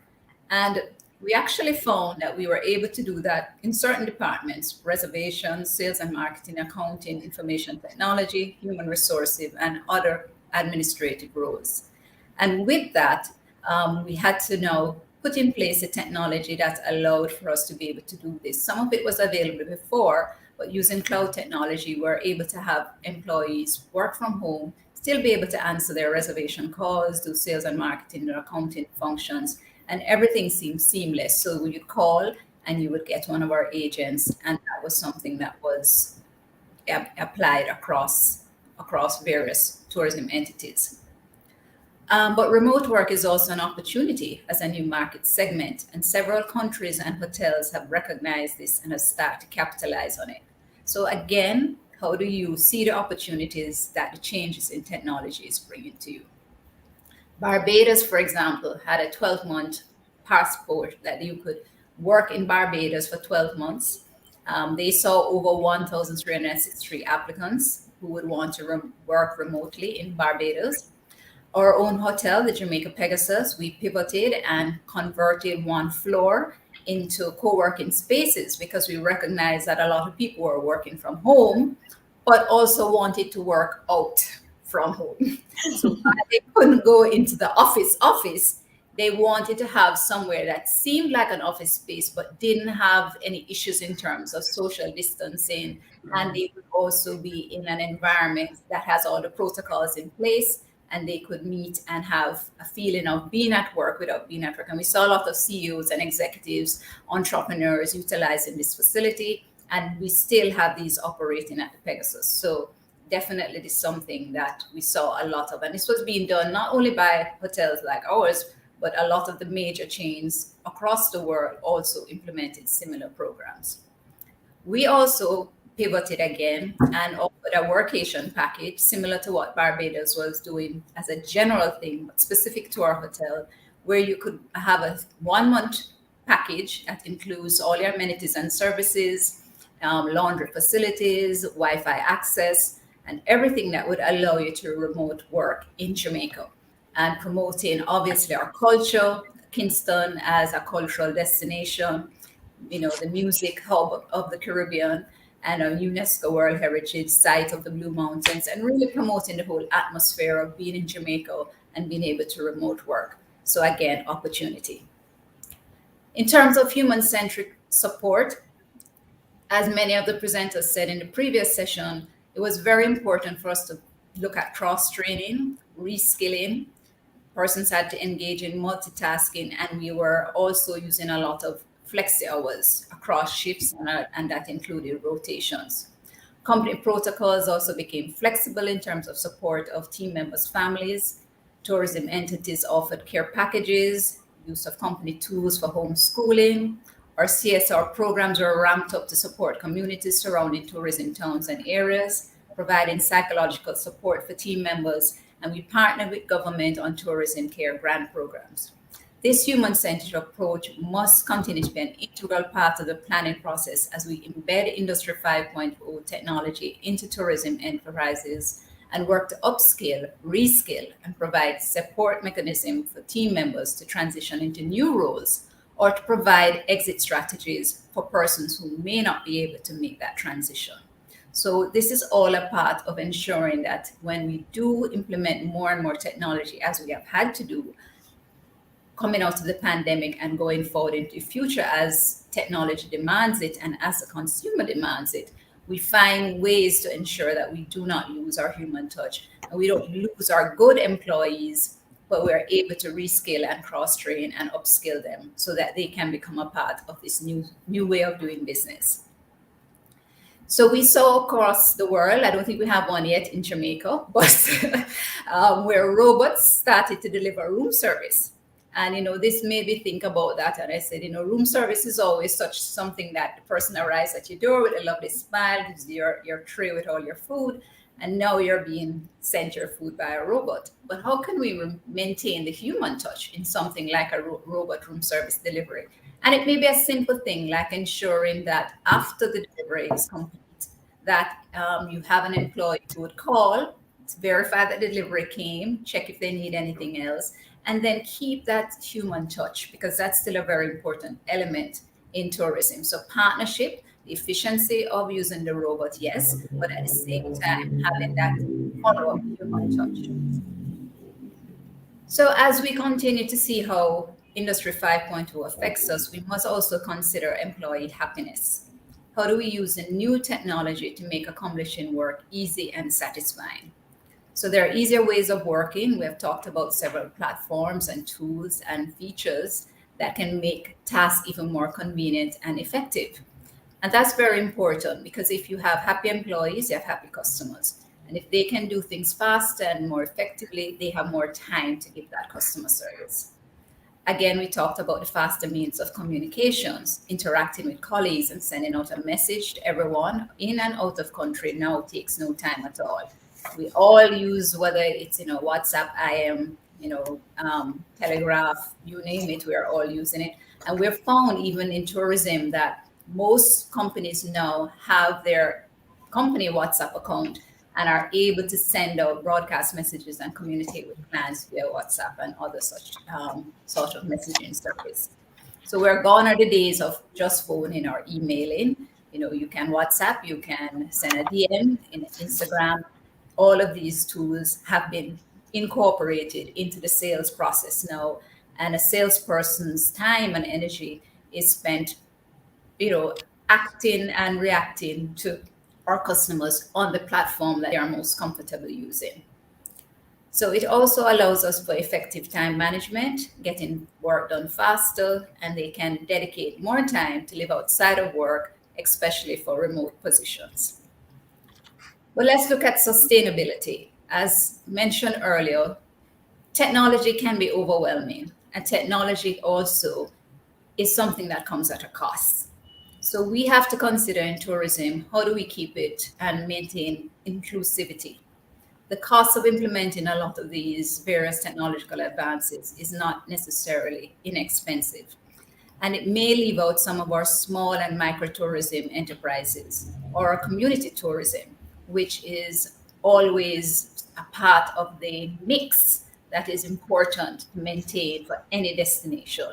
So we have to consider inclusivity. The other element I want us to consider is over-tourism. We have seen before the pandemic many destinations complaining about too many tourists coming and how the carrying capacity is not being followed. Now, with technology, we'll be able to map better and understand better, not only carrying capacity, but peak and off-peak periods, and be able to schedule tours in a way to lessen the impact on the destination. It may also include digitization of our cultural heritage, so that even at maybe peak times, you would not be able to be in person, but you could have a digital experience of the same attraction. Or you could have that experience where you are in your own home and pay a different price for that experience. So that could limit and reduce the impact of over-tourism. As we mentioned before, reskilling and upskilling is very key to ensure sustainability. So private sector, public sector, and NGOs must partner to ensure that we can reskill our team members. There will be changes to the curriculums that may be needed in our tertiary schools to ensure that the students who are coming out and into the workplace are up to date with all the new technology, all the new systems and services that will be impacted by the technology being brought on through the transformation of Industry 5.0. But when they get to the job, as employers, we have to look at on-the-job training and continuous learning. As someone mentioned earlier, technology is changing like that. And so that constant need to keep up to date and be aware of what the new consumer is looking for is integral to our success. There's also data management and privacy issues. With this new technology, there is a lot more data capture and information sharing. We are taking a lot more detail. We are personalizing people's experience. As we said, the hyper-customization requires us to capture more data. And so best practices is important, as well as cybersecurity and privacy issues, which I'll go a little bit more detail afterwards. But there's also environmental factors to consider. How do we use technology to ensure waste reduction? Our new consumer is also looking to not impact the environment. And so in tourism, we are doing a lot more in terms of measurement of water and energy consumption and reduction strategies, as well as using innovative ways to ensure we do not impact the environment as much as previous tourism did. We also have to factor in diversification. To be able to sustain all these changes, we have to consistently be improving our products and services. We also have to look at our linkages with manufacturing, creative industries, and agriculture. On the Tourism Linkages Council, for example, we have Alex, which is an app that allows purchasers to be able to interact with the agricultural sector to buy goods and services in real time. And these are some of the kind of linkages that technology provides. So we can know what is seasonal, what is now demanded by the consumer. And on the agricultural side, they will know where the trends are and what changes are needed in terms of being able to provide that to the country. And then reduce, of course, our import bill. So keeping your company visitors and employees safe and the importance of cybersecurity in tourism, as I mentioned earlier, is critical. There is a heavy investment in cybersecurity will be unavoidable, and we need to avoid compromising the security of the platforms used within the company. Maintaining both the trust of employees and customers will be a key factor for success. Tourism enterprises must protect against cyber criminals, hackers, and other fraudulent acts because our business is a trust business.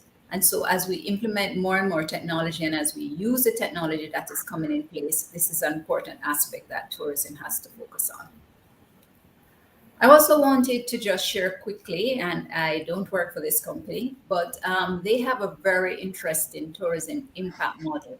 As we said, the new consumer is looking for sustainable experiences. So it's not just about going out and having fun, but how does my experience impact the world in the broader sense? And they're also looking for sustainable destinations, following the UN Sustainable Development Goals. And I'm just going to play a quick video here. Can I get it to come up?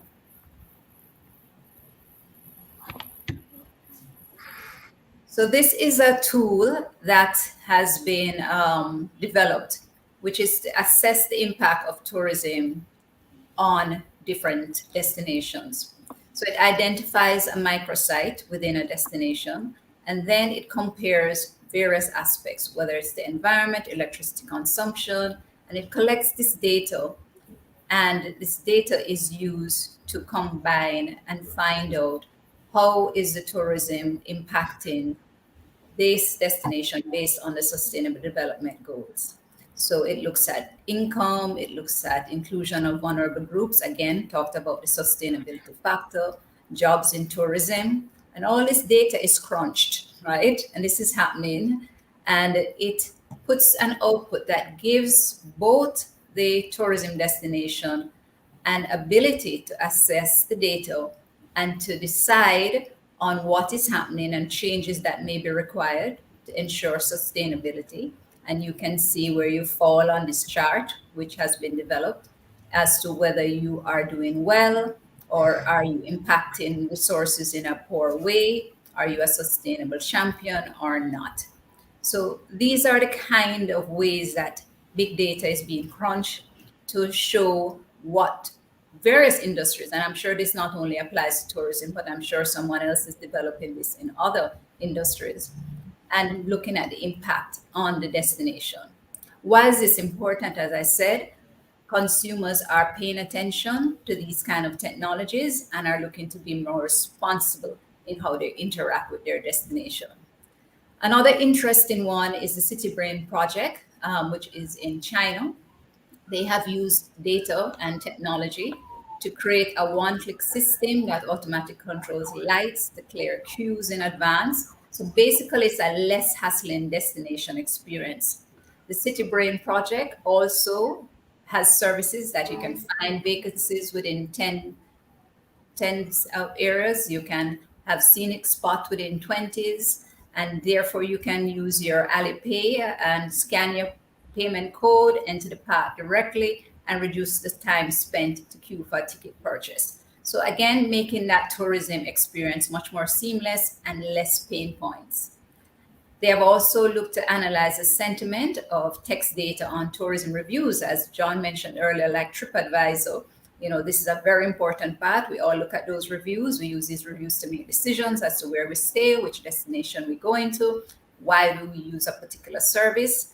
And they have been using this for decision making and planning. So this is another way in which technology and data is being used to help destinations to be better at delivering tourism services. There is also another interesting quick highlight, which is they have the first real-time translation headset. So many of us have traveled over the world and gone to destinations where we don't speak the language. And this will allow people to have a conversation where you do not need to pass the device to translate, which again is a much more comfortable experience. We talk about robotics, and you have in China, in the Forbidden City, an AI guided tour with Mr. Fu, who gives you a chat with the tourists, but I can also recommend personal tour routes and explain the cultural relics of scenic spots. So again, using technology to really impart and embed a lot more information. It would be nice if you would go to us somewhere in Jamaica and, hear a robot telling you some Nancy stories, or a Miss Lou version of what Jamaica culture is about. But being able to capture the essence of your culture using technology, but again, not losing the essence of your culture. So why does Industry 5.0 work for tourism? We mentioned earlier, it empowers our workers. It ensures we continue to improve the traveler experience, working on clean, healthy, safe, promoting unique and personalized experience utilizing technology. From the examples I said before, it gives us a competitive edge in new markets, as in the China City Brain program, because they have used technology as a part of the tourism experience, giving the city a competitive edge. It also gives us an ability to attract the best talent. As the younger generation is more in tune to technology, they also want to work with companies that are having technological advances and using technology in smart and unique ways. So this is a way also to keep people engaged, keep your employees growing, and to be cutting edge and upskilling as they go along. So it helps companies to grow, and it helps us to evolve and to innovate. So technology prevents new ways to engage our consumers and provide new services that they may need in this age of advanced techs. Businesses are able to improve the ways they operate, from streamlining processes to handling customer transactions, and employees have an access to a wide array of tools to improve their work, no matter what the task is. So to round us up, what next in Industry 5.0 workspace and tourism? We will continue to see increased task automation and use of artificial intelligence. There's definitely going to be an extra focus on high-value tasks. There will be continuous investment in cybersecurity and security technology. As I said, as we capture more data, and especially in tourism where we have to get a lot of personal data, it's going to be important to protect that data. Continuous reskilling and upskilling of team members, and a review of job tasks and roles. A better conscious focus on mental health, because as we change the way we work, employees also have to change the way they interact at work. And that will also bring some challenges. Product and service diversification, and a greater geographic distribution and representation of the workforce you may find happening as tasks move from what was normally centralized places to more decentralized operations. But at the end of the day, science and technology revolutionize our lives, but memory, tradition, and myth frame our response. And I think that's very important for us to maintain as tourism professionals, that it is always key that no matter what we use in terms of technology, we must continue to keep the human element and those special things that make tourism unique to a destination. And I will close, and I thank you. Thank you, Nicola. That was an extensive and deep dive into Industry 5.0. I think we are out of time, but I think our audience is aware that tourism is clearly in the Industry 5.0 section. We have had to adjust quickly and learn a whole new set of tasks. And we thank you for joining us this afternoon. Madam Moderator, do we have time for a question? I see a couple in our chat. I would say take one. See if we can take one of the questions, at least one. Okay. The question, could you tell us a little about your company's program that offers psychological support for team members and how you see it working in the Industry 5.0 context? And what's the take-up like in your company? I think that would be Nicola's question. Well, definitely through the pandemic, we had to spend a lot of time with counseling, both in terms of personal growth, in terms of financial counseling, dealing with loss.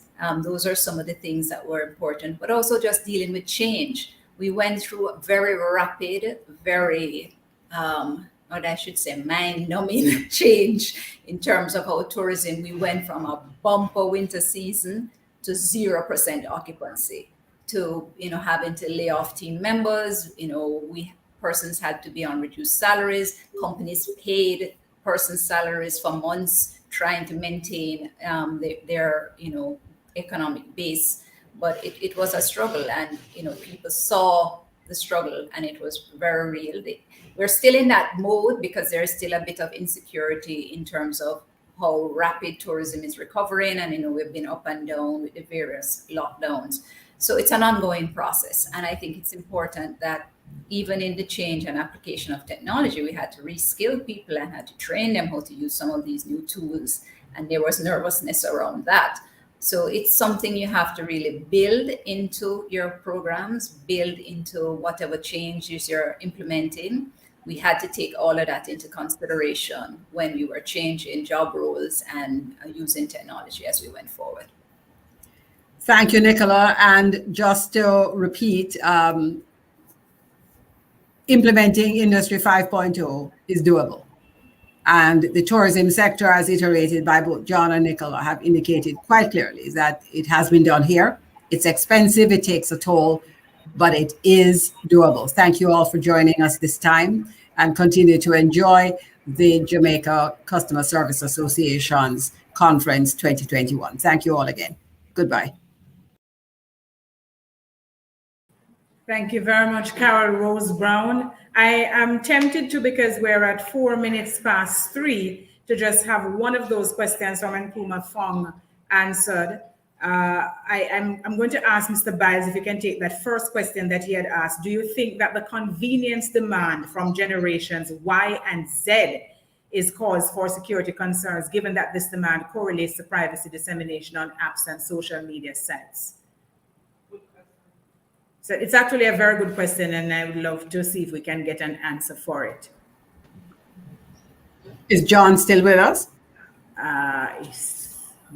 He seems to have disappeared on us. John, are you still there? Well, he may not be. Nicola, what are your thoughts on that? Because you did mention the impact of technology and the issue with privacy and the need to increase our cybersecurity concerns. It's a definite need to increase our protections, and because privacy is a big thing, GDPR, we all went through that. We know that we have to ensure that data protection is forefront in all that we do. And therefore, you have to have policies, even how your staff use the technology. You have to have social media policies and various policies in terms of how they utilize WhatsApp. Even though it becomes almost a social chat with your customer, they have to remember it's still a professional environment. And there's times, there are things you have to put in place in terms of ensuring that persons recognize that this is still person's personal information and their data. So it's not only, of course, the firewalling of the data, but also the protection of those conversations that between the individuals employees will be having with the customer.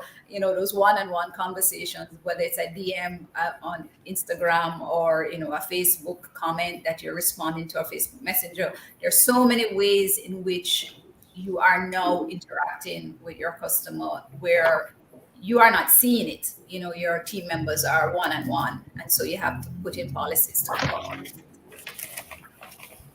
Okay. All right, thank you. Thanks, Nicola. Thanks, Mrs. McKenzie. All right, thank you both very much.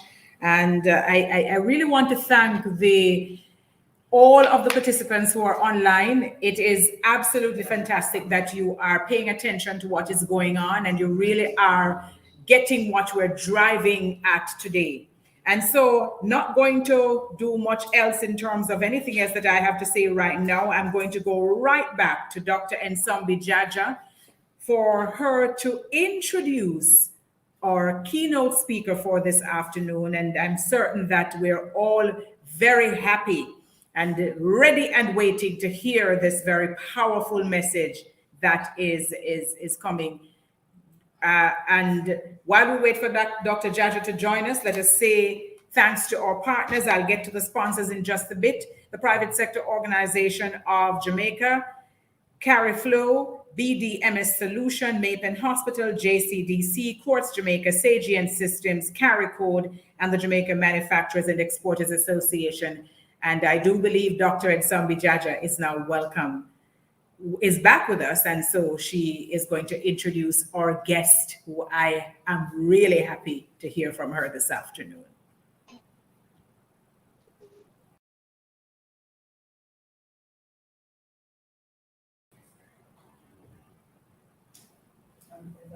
All right, I did see Dr. JaCSA just now. Danny, if you can just give us a sense of what is going on. I see her coming back up. Yes, Dr. JaCSA. Oh man, I have been on the whole time, and then Danny called me, and the sound went, so I had to refresh to come back on. I am so delighted to be anchoring this session. What an amazing conference we've had so far. Look at the alignment between and among the various presenters and the presentations we have had. It's amazing.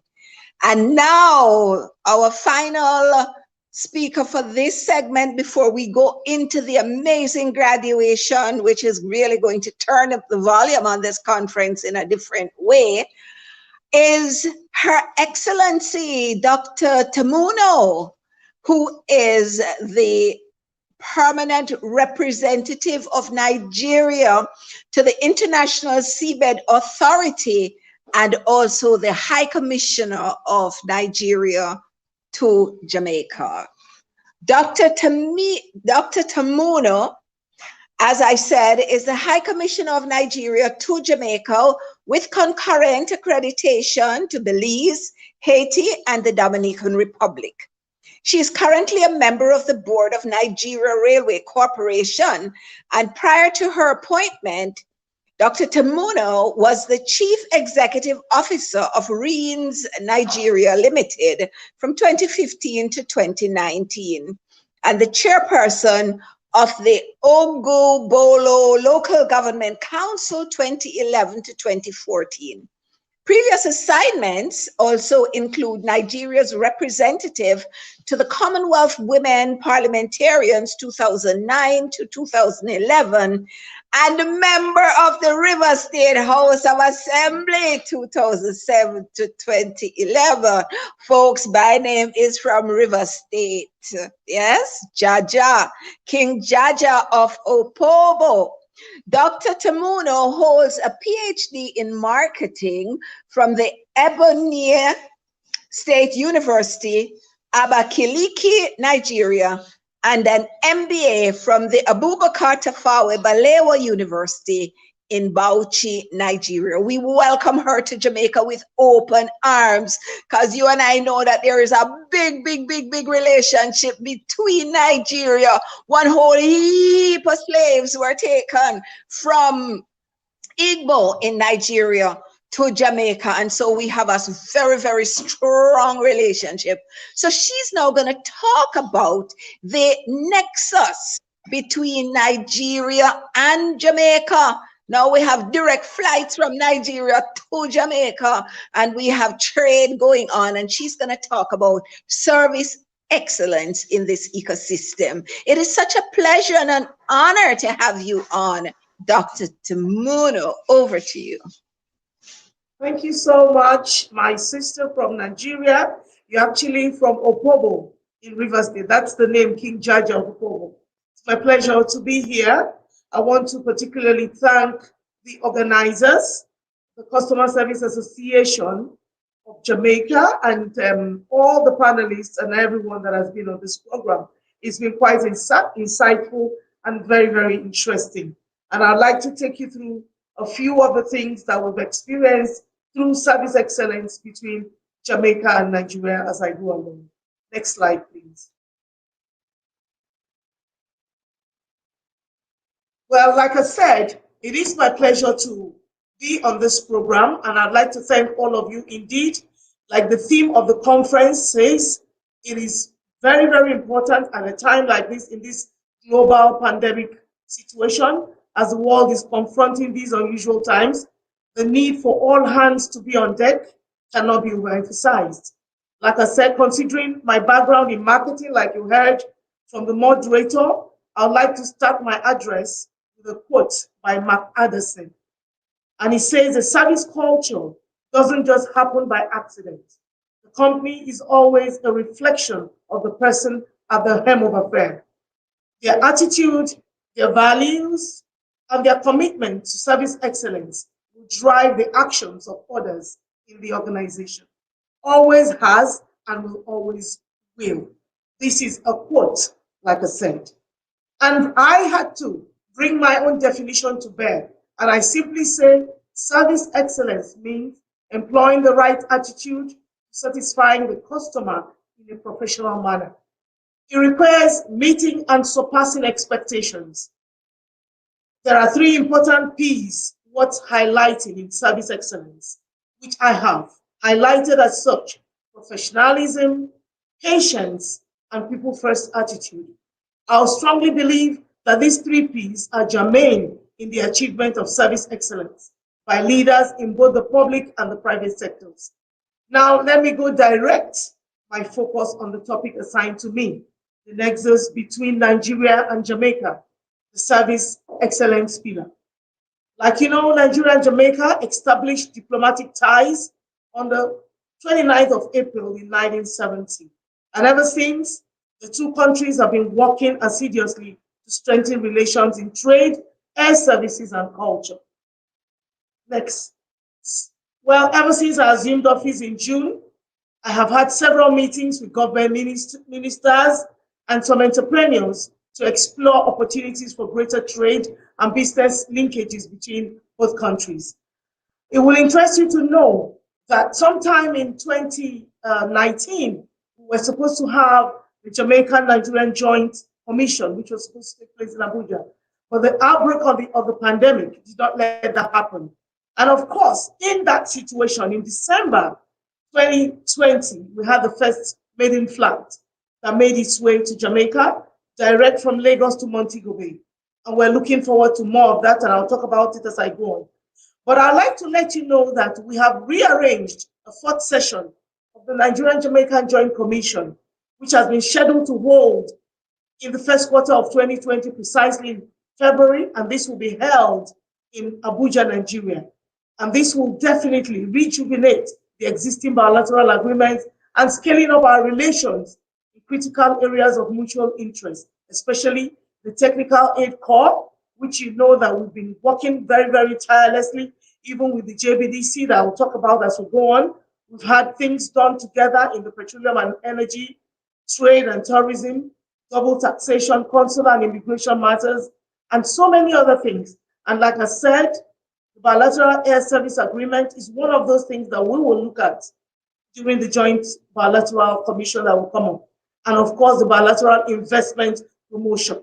These are important because when we talk about service excellence, you can't talk about it without establishing some framework where these operations will take place. And that's why we are proposing the fourth season of this joint commission, which will be coming up shortly in Abuja, Nigeria. Next, please. Well, for instance, like I said, the need for a bilateral air service agreement between the two countries cannot be overemphasized. I am confident that the agreement would be a win-win endeavor for both countries, in the sense that while Jamaica would serve as a gateway for exploring opportunities in the wider Caribbean region, Nigeria will serve the same purpose in West Africa and other countries very close by.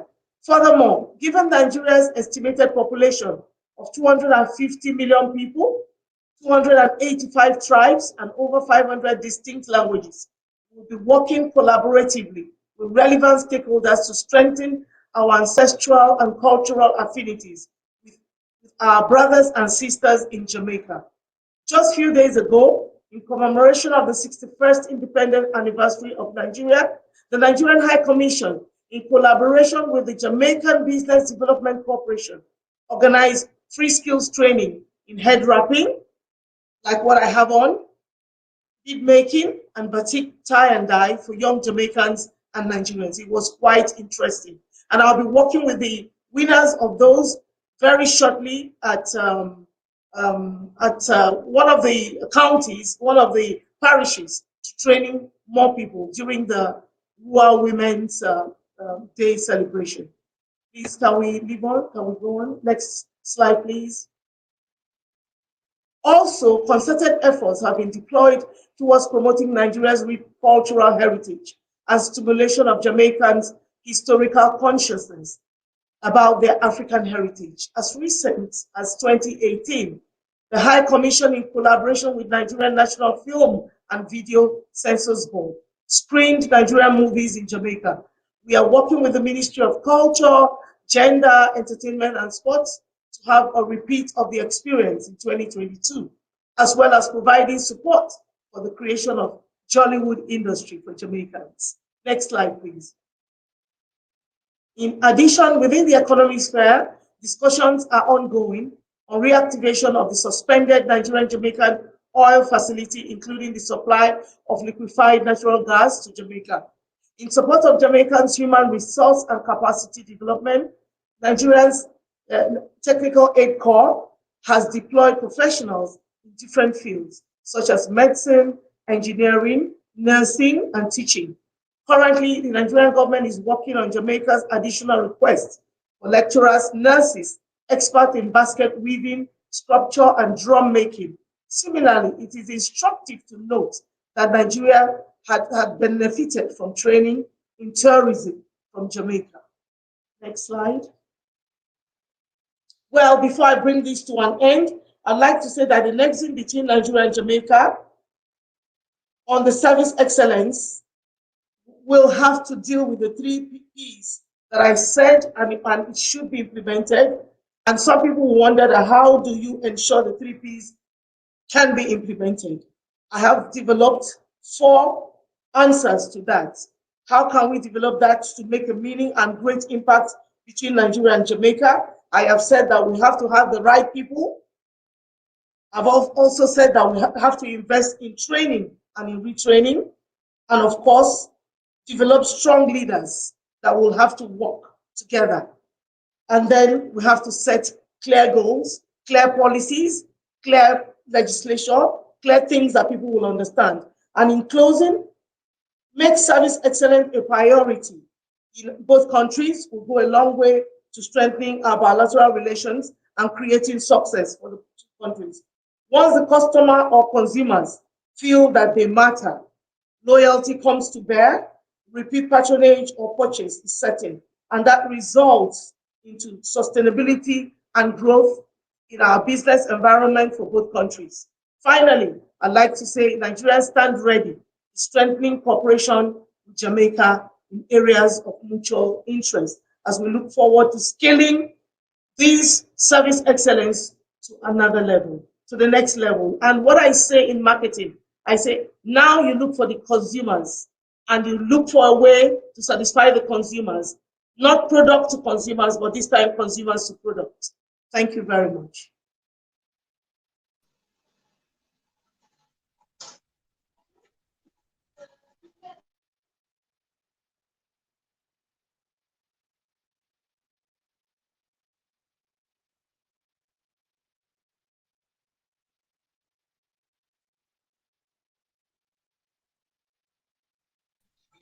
Oh, wow. That was a really rich presentation, Dr. Tamuno. And you know, I'm an addict for Nollywood movies. And when the first season of Castle was on, I would binge on it, and I binge on Nigerian movies because I really just love the culture, love the dress. But what is most important when I'm watching it is how them kiss them teeth. I mean, as I'm saying, it happens in all areas of society, and I'm saying maybe that's where Jamaica got their Kistit from. And then I went to do some research, and I was looking at the influence of the Igbos who came here and on the culture of Jamaica, and things like the word uno, which means means all of you, so which means only, and Kistit, which is very, very prominent. I say wow, wow, wow. So Dr. Tamono, I would love to see some more Nollywood movies shown in Jamaica, because they are just so entertaining, so full of lessons, life lessons for us. And so I want to thank you so very much for the way in which you have shared with us and the way you have really just partnered with us. And we look forward to more direct flights between Nigeria and Jamaica, so that those of us who are here, who've been wanting to experience the Nigerian culture, can have the opportunities to travel back and forth and to do trade with our brothers and sisters on the continent. Thanks a million, and may God bless you immensely with peace, happiness, joy, success, prosperity as you continue serving your people through us. Take care. Thank you.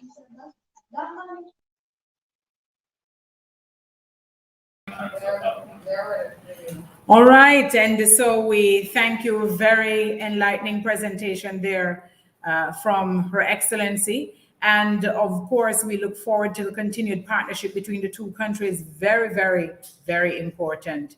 I tell you, we live in a global village, as they say. So we're one, it's a one shared space. It's just that we have to go across the borders to get to each other. But our ideas, our thoughts, our ideals are very similar. The polls are now activated. And if you're looking on your screen, and I keep telling you that my screen is different from yours, you will see on the right-hand side of your screen where it is that you can fill out the poll. It's very important.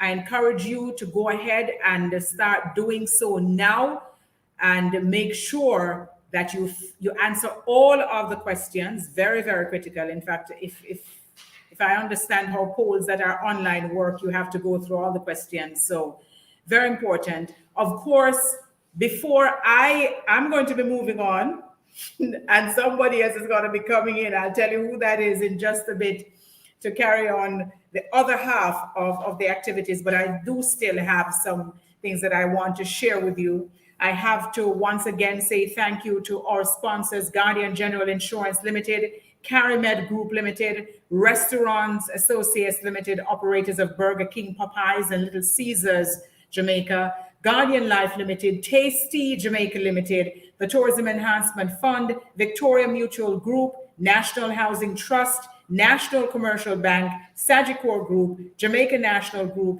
British Caribbean Insurance Company, BCIC, the Office of the Cabinet, and the RGR Gleaner Communications Group. We don't stop there, because we have to thank our partners as well, the Private Sector Organization of Jamaica, CariFlow, Maypen Hospital, BDMS Solution, JCDC, Quartz Jamaica, SageM Systems, CariCode, and the Jamaica Manufacturers and Exporters Association. I don't know about you, but I have had an absolutely fantastic time. I had no idea that using a platform such as the one we have used today, you could get so much done, and believe you me, it is exciting. When we had conversation earlier this morning, one of the issues that would have been raised by Dr. Keneal was, listen, this is an opportunity for us to rethink, for us to retool, for us to do things differently. And he described it as the perfect storm. We would not be doing this if it were not for what is happening now, but it is taking us, ushering in a new era of communication, ushering in a new way in which we do business. We will be back tomorrow with lots of information. I don't want you to go anywhere, because of course graduation comes up next. And speaking of graduation, let me tell you exactly who is going to guide you through the process. Ladies and gentlemen, from her youthful days in the Jamaica Red Cross Society and her 13 years as a classroom teacher to her current position with the National Housing Trust, Donetta Russell has always made it her duty to provide quality service to those with whom she interacts. That is from the Jamaica Observer article of 2010. And the roles and functions pursued by this human resource practitioner have always been guided by a desire to serve. Her personal mantra, be the change you want to see in this world, and she sees excellence as a moving target. She's a graduate of the Queen's School at the University of the West Indies, Mona. She holds a master's degree in human resource development, a BSc degree in social work with honors. I don't know how on earth Donetta has been able to do so many things. She also completed short courses in training and development, infrastructural systems design, strategic human resource management, call center management, project evaluation, and she is a certified customer service professional. Let me tell you something about this lady. She joined the staff of National Housing Trust in 2003, and she has just been moving up the ranks. In 2006, she was appointed Manager Customer Care at NHT with responsibility for fostering a culture of continuous service improvement. And do you know what happened under her leadership in that role? The National Housing Trust won several public sector awards for customer service delivery, including the Prime Minister's Award on 3 occasions. And she also received personal recognition for her contribution to the National Customer Service Improvement Program led by the Cabinet Office.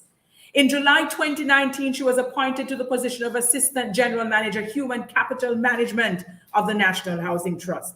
She's a dynamic presenter. She has facilitated over 50 customer experience workshops for a number of organizations and institutions, including UWI, Library, UDC, Heart Trust, National Commercial Bank, and more. If I continue to talk about what she has done and who she is, I will be here all afternoon. Suffice it to say that she is the lady who is going to take over from me in just about 2 or so minutes. I'll be back with you tomorrow. But I want to leave this with you because I always try to leave some kind of word of encouragement when I have assignments with JaCSA. And this is from Ella Wheeler Wilcox. She speaks about optimism. She says, talk happiness. The world is sad enough without your woes. No path is wholly rough. Look for the places that are smooth and clear and speak of those to rest the weary ear. Of earth so hurt by one continuous strain of human discontent and grief and pain. Talk faith. The world is better off without your uttered ignorance and morbid doubt. If you have faith in God or man or self, say so. If not, push back upon the shelf of silence all your thoughts till faith shall come. No one will grieve because your lips are dumb. My friends, talk happiness, talk faith. And I'm going to ask Danny to allow us to have a wonderful transition. Danny, just bring up that video again.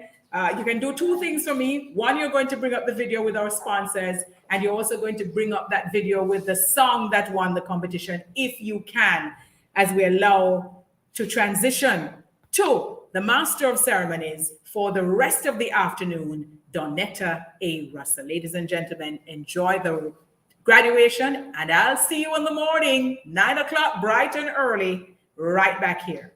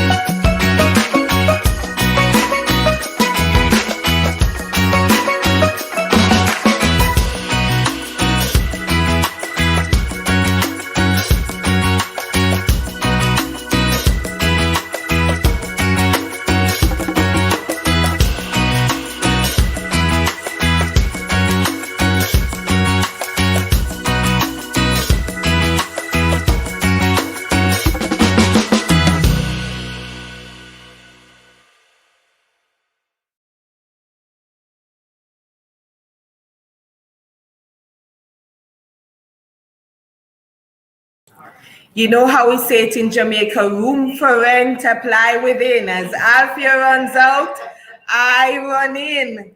Good afternoon, everyone. What a day is it today? A wonderful day. We've been having a great conference so far. And I like to say today is a day like no other. It is day 271 of the year 2021. And for those of you who are counting down, it's 81 days before Christmas. It is Tuesday, the 5th of October. And on this day in 1947, the 33rd president of the US, Harry Truman, made the first televised presidential speech in the United States. Interestingly, like we are experiencing now by living through a pandemic, those were difficult times. In his address, the president called on Americans to be moderate in their eating in order to help Europe, which was still reeling from the effects of the Second World War.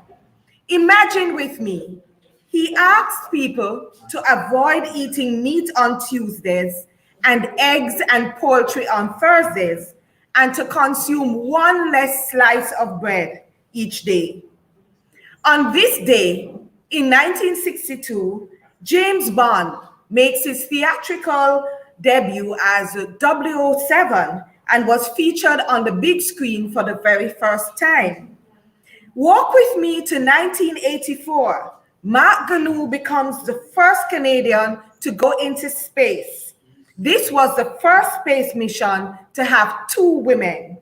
Today, October 5, you, the graduating class of 2021, will enter the annals of history by becoming the 15th batch of graduates in the Jamaica Customer Service Association International Certification Program. And I do believe you can give yourselves a big round of applause.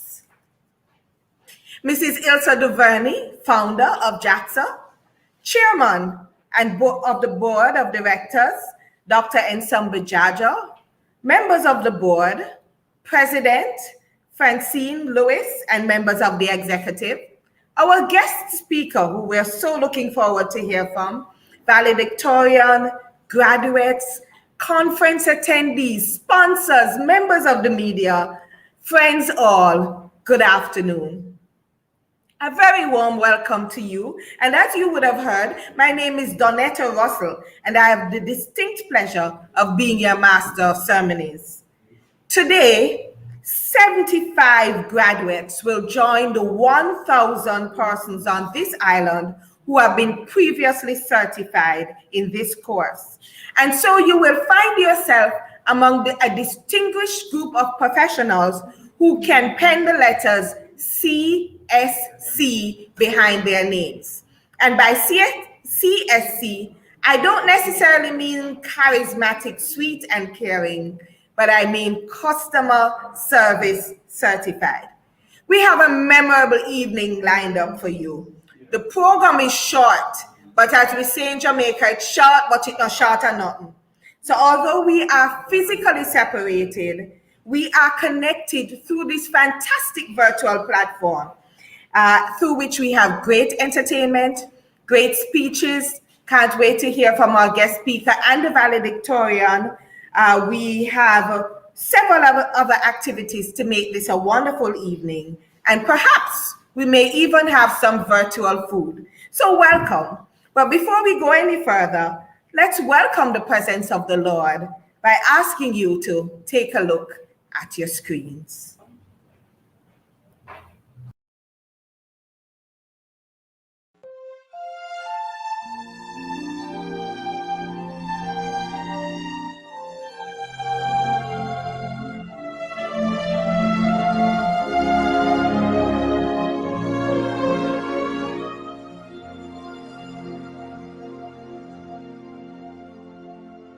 I pray you'll be eyes and watch us where we go,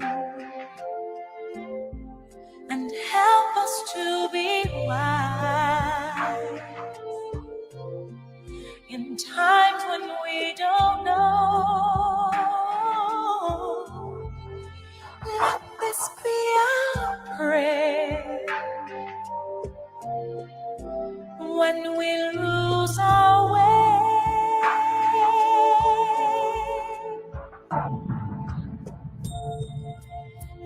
us to a place.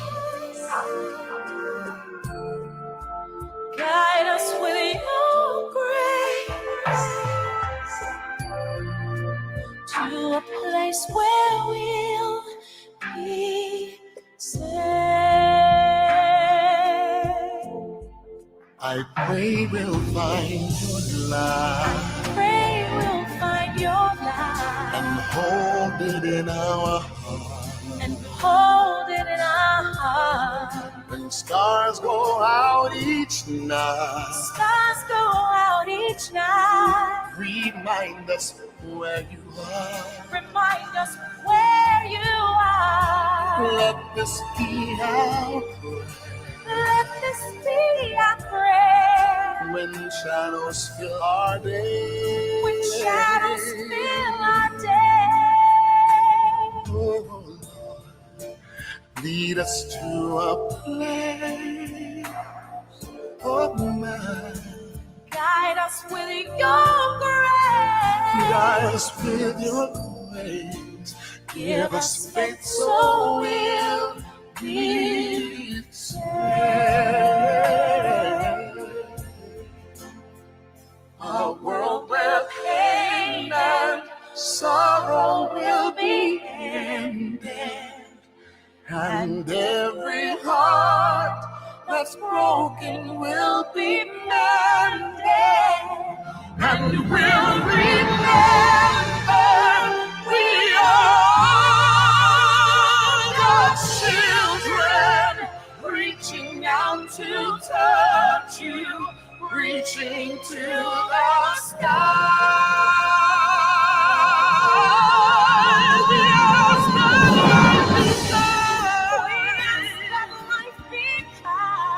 And watch us from above. We hope each soul will find another soul to love. Another soul to love. Let this be our prayer. Let this be our prayer. Just like every child. Just like every child needs to find a place. Guide us with your grace. Give us faith so we'll be saved.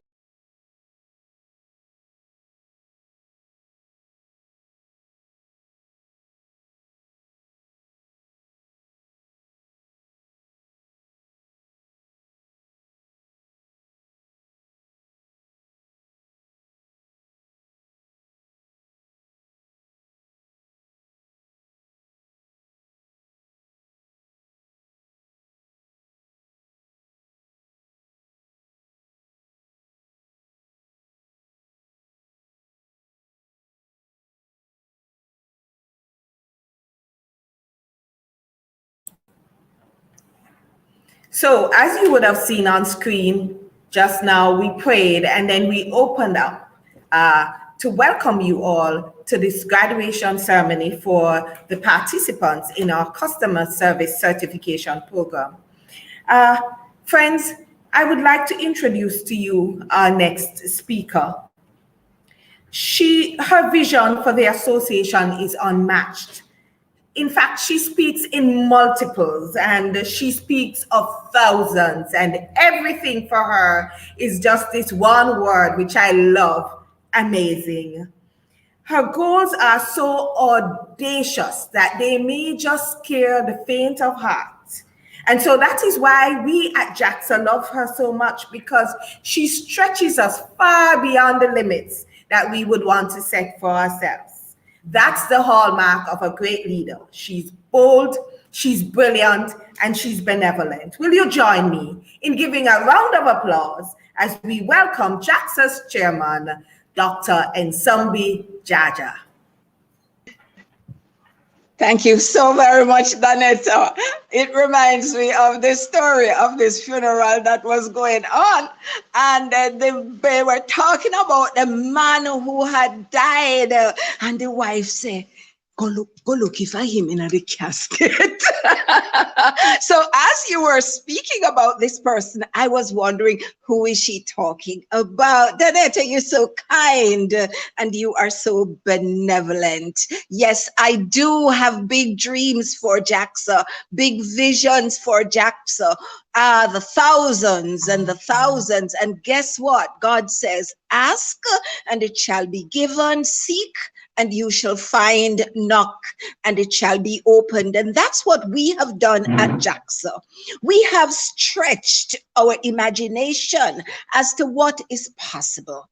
And then we say to God, God, you say if you ask, stop ask for small change, you said. And I told you the story of me and my life. There was a time when I used to ask God for pure small change. And one day God said to me, and Zombie, you notice that you're always asking me for small change. And I say, yes, God. And he said, and you notice it takes so long to come? And I say, yes, God, with a little attitude. And he said, and Zombie, I have big things for you, but I cannot give you more than you ask for. So when you ask for the little small change, and I have the big things upstairs for you, I have to go around heaven and say, you can change this for me. You can change this for me. You can change. It's like when you go to market and you buy 2 pound of pumpkin and you give them $5,000 and they have to walk around the whole market to find change for you. God said, nobody up by heaven have no small change, so that's why it takes so long to come. So next time when you ask for some big things now. So since then, JaCSA's board and executive and I have been asking for some big things. Folks, have you seen how this conference has just gone up in quantum leaps? Have you seen the quality of the production? Did you just take a look a while ago and did you see the opening introduction and the curtains moving and the fabulous stage? Those are produced by JaCSA's people. Lorna MacDonald, Charmaine Graves, Sandy, Francine. It's amazing. God has brought together his people for such a time as this to help us to recognize that there is no limit. Absolutely no limit. As my son Oji used to say, the sky is not the limit. Whatever it is that we want to achieve, God said he has already provided it for us, not will provide it for us. And so as we open the graduation of the customer service certified people, anyone who knows me always hear me say certification is the way of the future, especially globally recognized certification, because nobody knows what you can do no matter how good you are at it, no matter how well you do it. The only person who know are the persons in your circle. But if you have global certification, it means that when they see your name anywhere in the world with those letters behind it, they know what you bring to the table.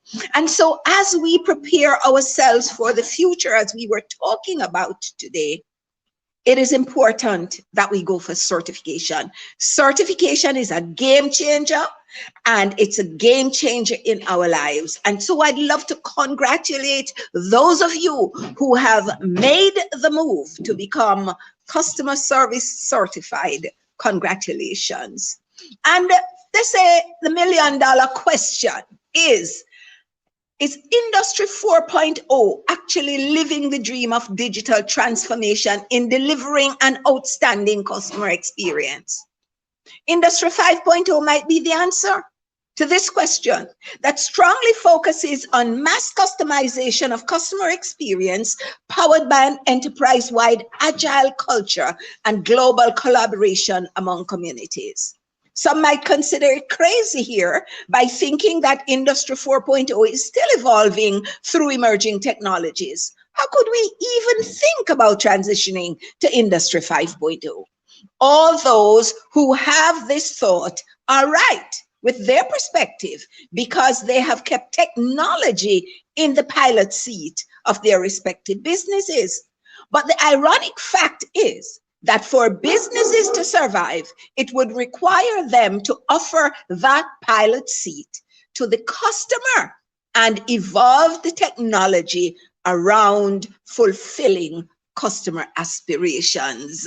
And that's what we at JaCSA have chosen to do by equipping you with the skills, the competencies, the attitudes that are required for us to be able to transition into that Industry 5.0 environment where machines collaborate with human beings to deliver products, service, and an increased quality of life. I'm so looking forward to this graduation because I think it is going to be a tipping point for Jamaica as we encourage all of our people to become certified. JaCSA is here, ready, willing, and able to support you in this journey of certification. And I thank you, my team, the board, the executives, Charmaine Graves Sandy, the techie behind all of this. Thank you so very much. And thank you, Carrie Flo, Mike and Daniel, for the wonderful work that you have done in creating this space for us. And of course, I know we're going to be thanking our sponsors again and again and again for making all of this possible. Danetta, you are a class act. There's only one of you, and God has sent you to us at JaCSA to help us turn up the volume on our dreams. Thank you all so very much, and I so do look forward to hearing from Mr. Valletta. Thank you. Thank you so much. Thank you, Dr. Jaja. You know, one of the things that I've learned so much from the chairman of the Jamaica Customer Service Association is that you never miss an opportunity to show gratitude. And as you heard her just now, just that overwhelming show of gratitude to all the persons who would have been involved in putting together this conference. I can hear her saying in my ears, none of us is as good as all of us combined. And so thank you so much, Dr. Jaja. We heard Dr. Jaja said certification is the way to go. And if you are part of this conference today and you are looking at a way in which you can propel your career to the next level, then you should be looking at an opportunity like this. I can't believe that since inception in 2007, we only have 1,000 persons in Jamaica who are already certified. So following this conference, we expect that number to increase by the multiples, as Dr. Jajo would be saying. So we want you to know so much more about this program. When something is this good, we don't keep it to ourselves. We share it with others.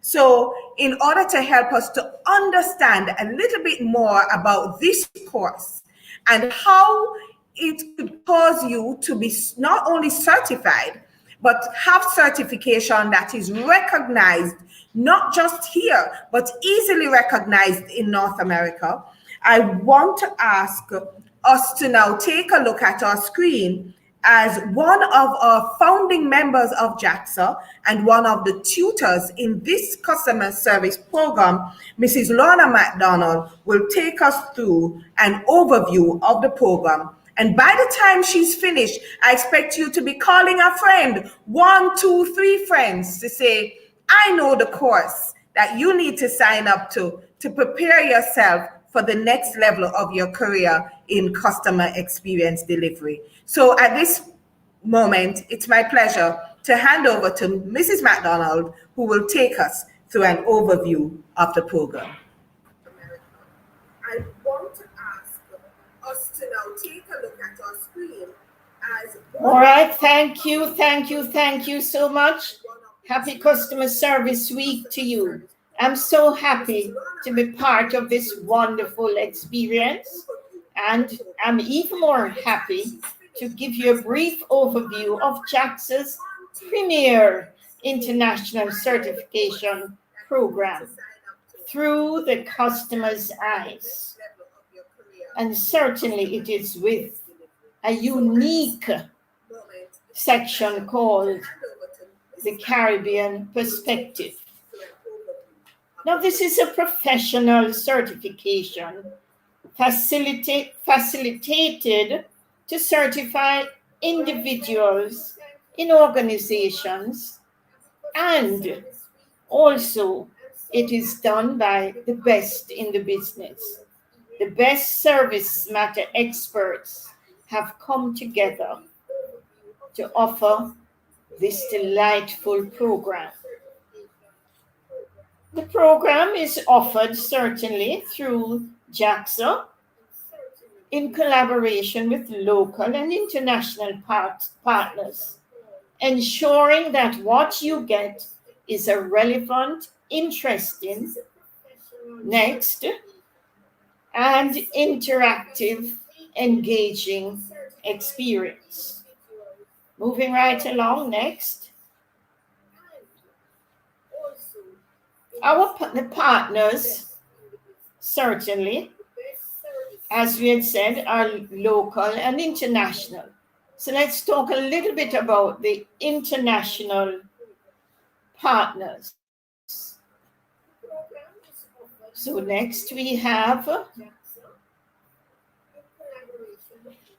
the Professional Association of Customer Engagement, PACE, along with SkillPath.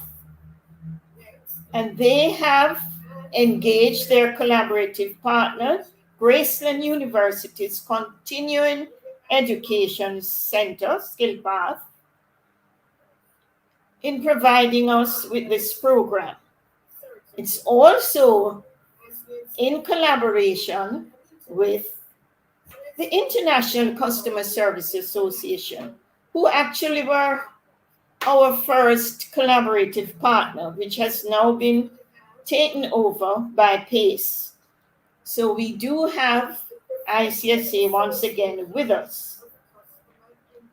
Our local partner, CARICODE, which is the Caribbean Center for Organization Development, is the training arm of JaCSA and has been a pioneer in putting the program together with its unique blend, making it very, very relevant to our Caribbean and our Jamaican audience. Next. There are many, many unique features, but the two most important features we're going to talk about, since the time is pretty limited here, it's one, it's the first program of its kind, which offers a Caribbean perspective. What this does, it allows participants to explore and discuss local issues like CARICOM, CSME, crime, whatever it is that impacts our ability to give best of ourselves, to give the best customer service. We cite indigenous solutions, and certainly we explore and give feedback and recommendations as to how to really be world-class in customer service. The second unique aspect of the program is that you get 2 certificates. Now, where do you go and do a program and you leave with 2 well-recognized certificates? So you get a certificate from our international collaborative partners, PACE and SkillPath, for the international piece. And then you get a local certification from the Jamaica Customer Service Association. So what happens is that you go online, there are 6 next, there are 6 modules online for the International Customer Service Certification. Next. And these 6 modules, at the end of each, you do a little test. We don't even call it an exam, because you are able to do this. I told you it was unique. You're able to do this over and over, whether you pass or you don't pass. And certainly, what an opportunity if you do not pass, to be able to do it until you pass. Because what we are aiming for is that you are grounded. You are well grounded in what makes best practices in customer service. We work on the attitudinal aspects, and we take you through all of these aspects so that at the end you really have earned that certificate. The local piece, and certainly the pass mark is 80%. The local piece, we do 3 sessions online also, and this involves a lot of practical exercises. In fact, we have group exercises that you go away, research and do, and connect it to what is happening in your work environment, in the nation, that is really happening all around you, so that you can apply the techniques that we give you. Next, the other piece is that we have brought for you a wealth of knowledge across the Caribbean. Next. Because when we had put together the Caribbean piece, what we did, we reached out, carry code through Mrs. DuVernay's connections. We reached out to the Caribbean. We got feedback from various HR and other persons in the field as to what is happening, what is impacting service, to ensure that we cover the issues, even if it's not happening here in Jamaica. Because when we certify you, we want to ensure that you are rounded, that the certification can take you across the Caribbean, and certainly the international piece also takes you globally. So we reached out, our pioneer facilitators being myself, Acadian Plummer, and Ilse DuVernay, and later Audley Vaughan joined in to ensure that we continue to explore and to update and to give you a well-rounded program. So as you've heard today, next, we have certified it's really over 1,000 participants, but we do want to go further and to ensure that everybody in service around Jamaica, around the Caribbean, and globally too, are all certified. So next.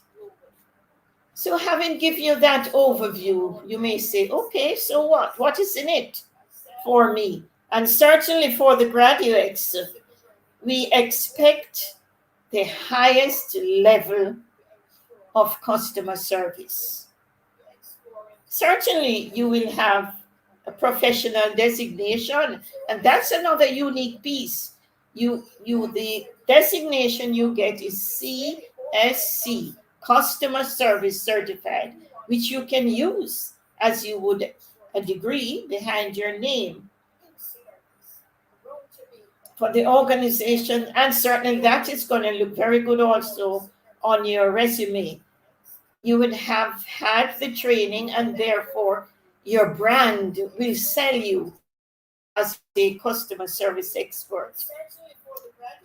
And certainly for the companies, the organizations, it helps the organization to really have a high level, very skilled set of employees to bring you great customer loyalty, to give you maintain your competitive advantage, and certainly will redound to your bottom line.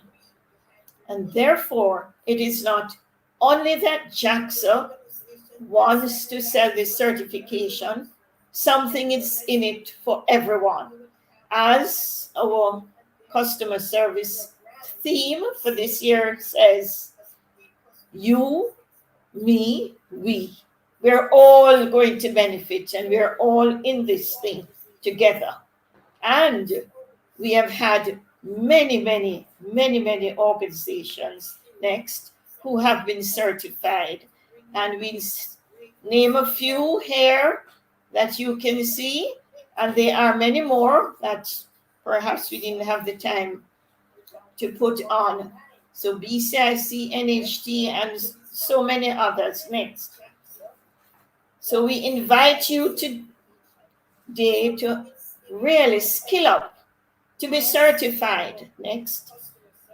So the skill and professionalism of trained customer service staff can really mean the difference next between keeping customers for life or losing business forever. So welcome to this new world. Get certified today. Thank you so much.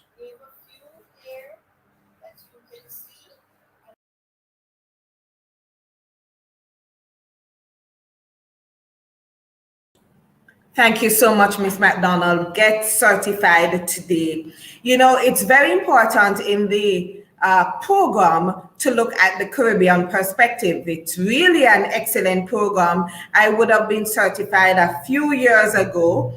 And one of the things that you will remember, that I remembered clearly, is that we should always have that cultural examination of what the program means for us. And when we talk about culture, I remember us having a discussion about two shops operating in rural Jamaica. Now, there was Dreddy's shop that had loud music all day, and you saw a few men pass by Dreddy's shop, sit out on the front page of the shop, probably buy a beer or two. And a little bit further down the road was Miss Mary's shop.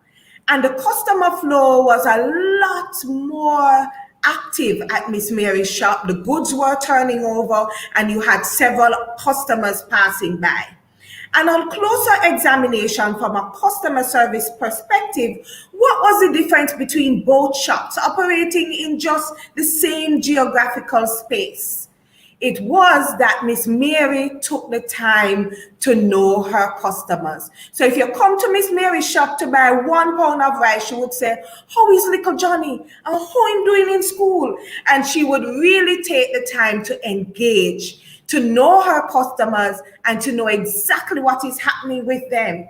And so that is one of the aspects of this program when we delve into the Caribbean perspective to get an understanding of who we are as a people and how that makes a difference in service delivery.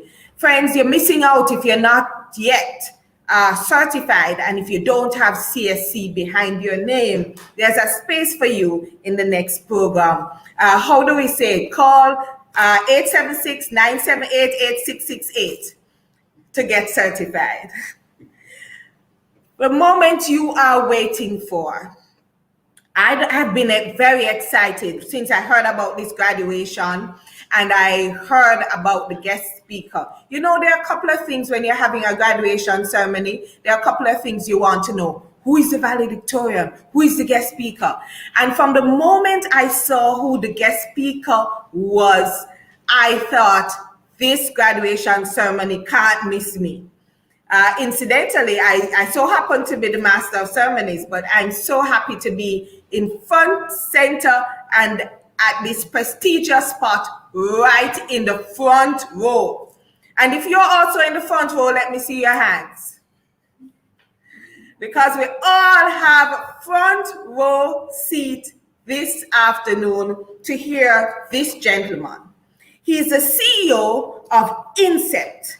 And Incept is a customer experience outsourcer where he has designed and implemented customer acquisition and retention campaigns for some of the largest brands we know and trust in Jamaica. Brands like Microsoft, Amazon, Honda, and the American Red Cross. He is also chair of the National Board of Directors for the Professional Association of Customer Engagement, PACE, which is the only nonprofit dedicated exclusively towards contact centers. He often speaks to groups about customer experience, which is quite a topical issue today, and we might hear from him about that. He talks to group also about employee engagement, equally an important topic. But the most important topic he talks about that he might share with you today is about his two children. Ladies and gentlemen, please join me in giving a warm Jamaican welcome to our speaker this afternoon, Mr. Sam Falletta. Thank you so much, both for the warm introduction and even the honor to be presenting today. I'm flattered and appreciative to be reached out to by JaCSA and to be able to present and share a few words with all of the graduates today. So I have learned that my motivational skills and maybe even my storytelling doesn't compare with the folks that you've already seen today.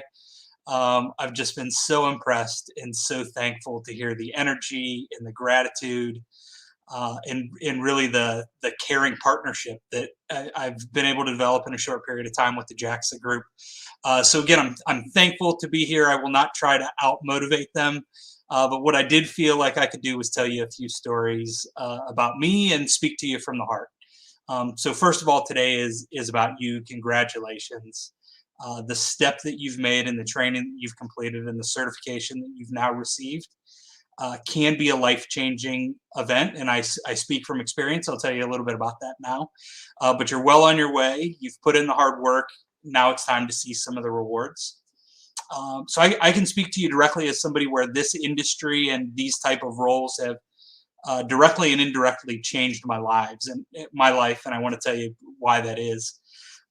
So we view both at Incept and one of the messages that we have at PACE is that one of the most fulfilling things or potentially the most fulfilling things that we all have here is the relationships that we develop with others.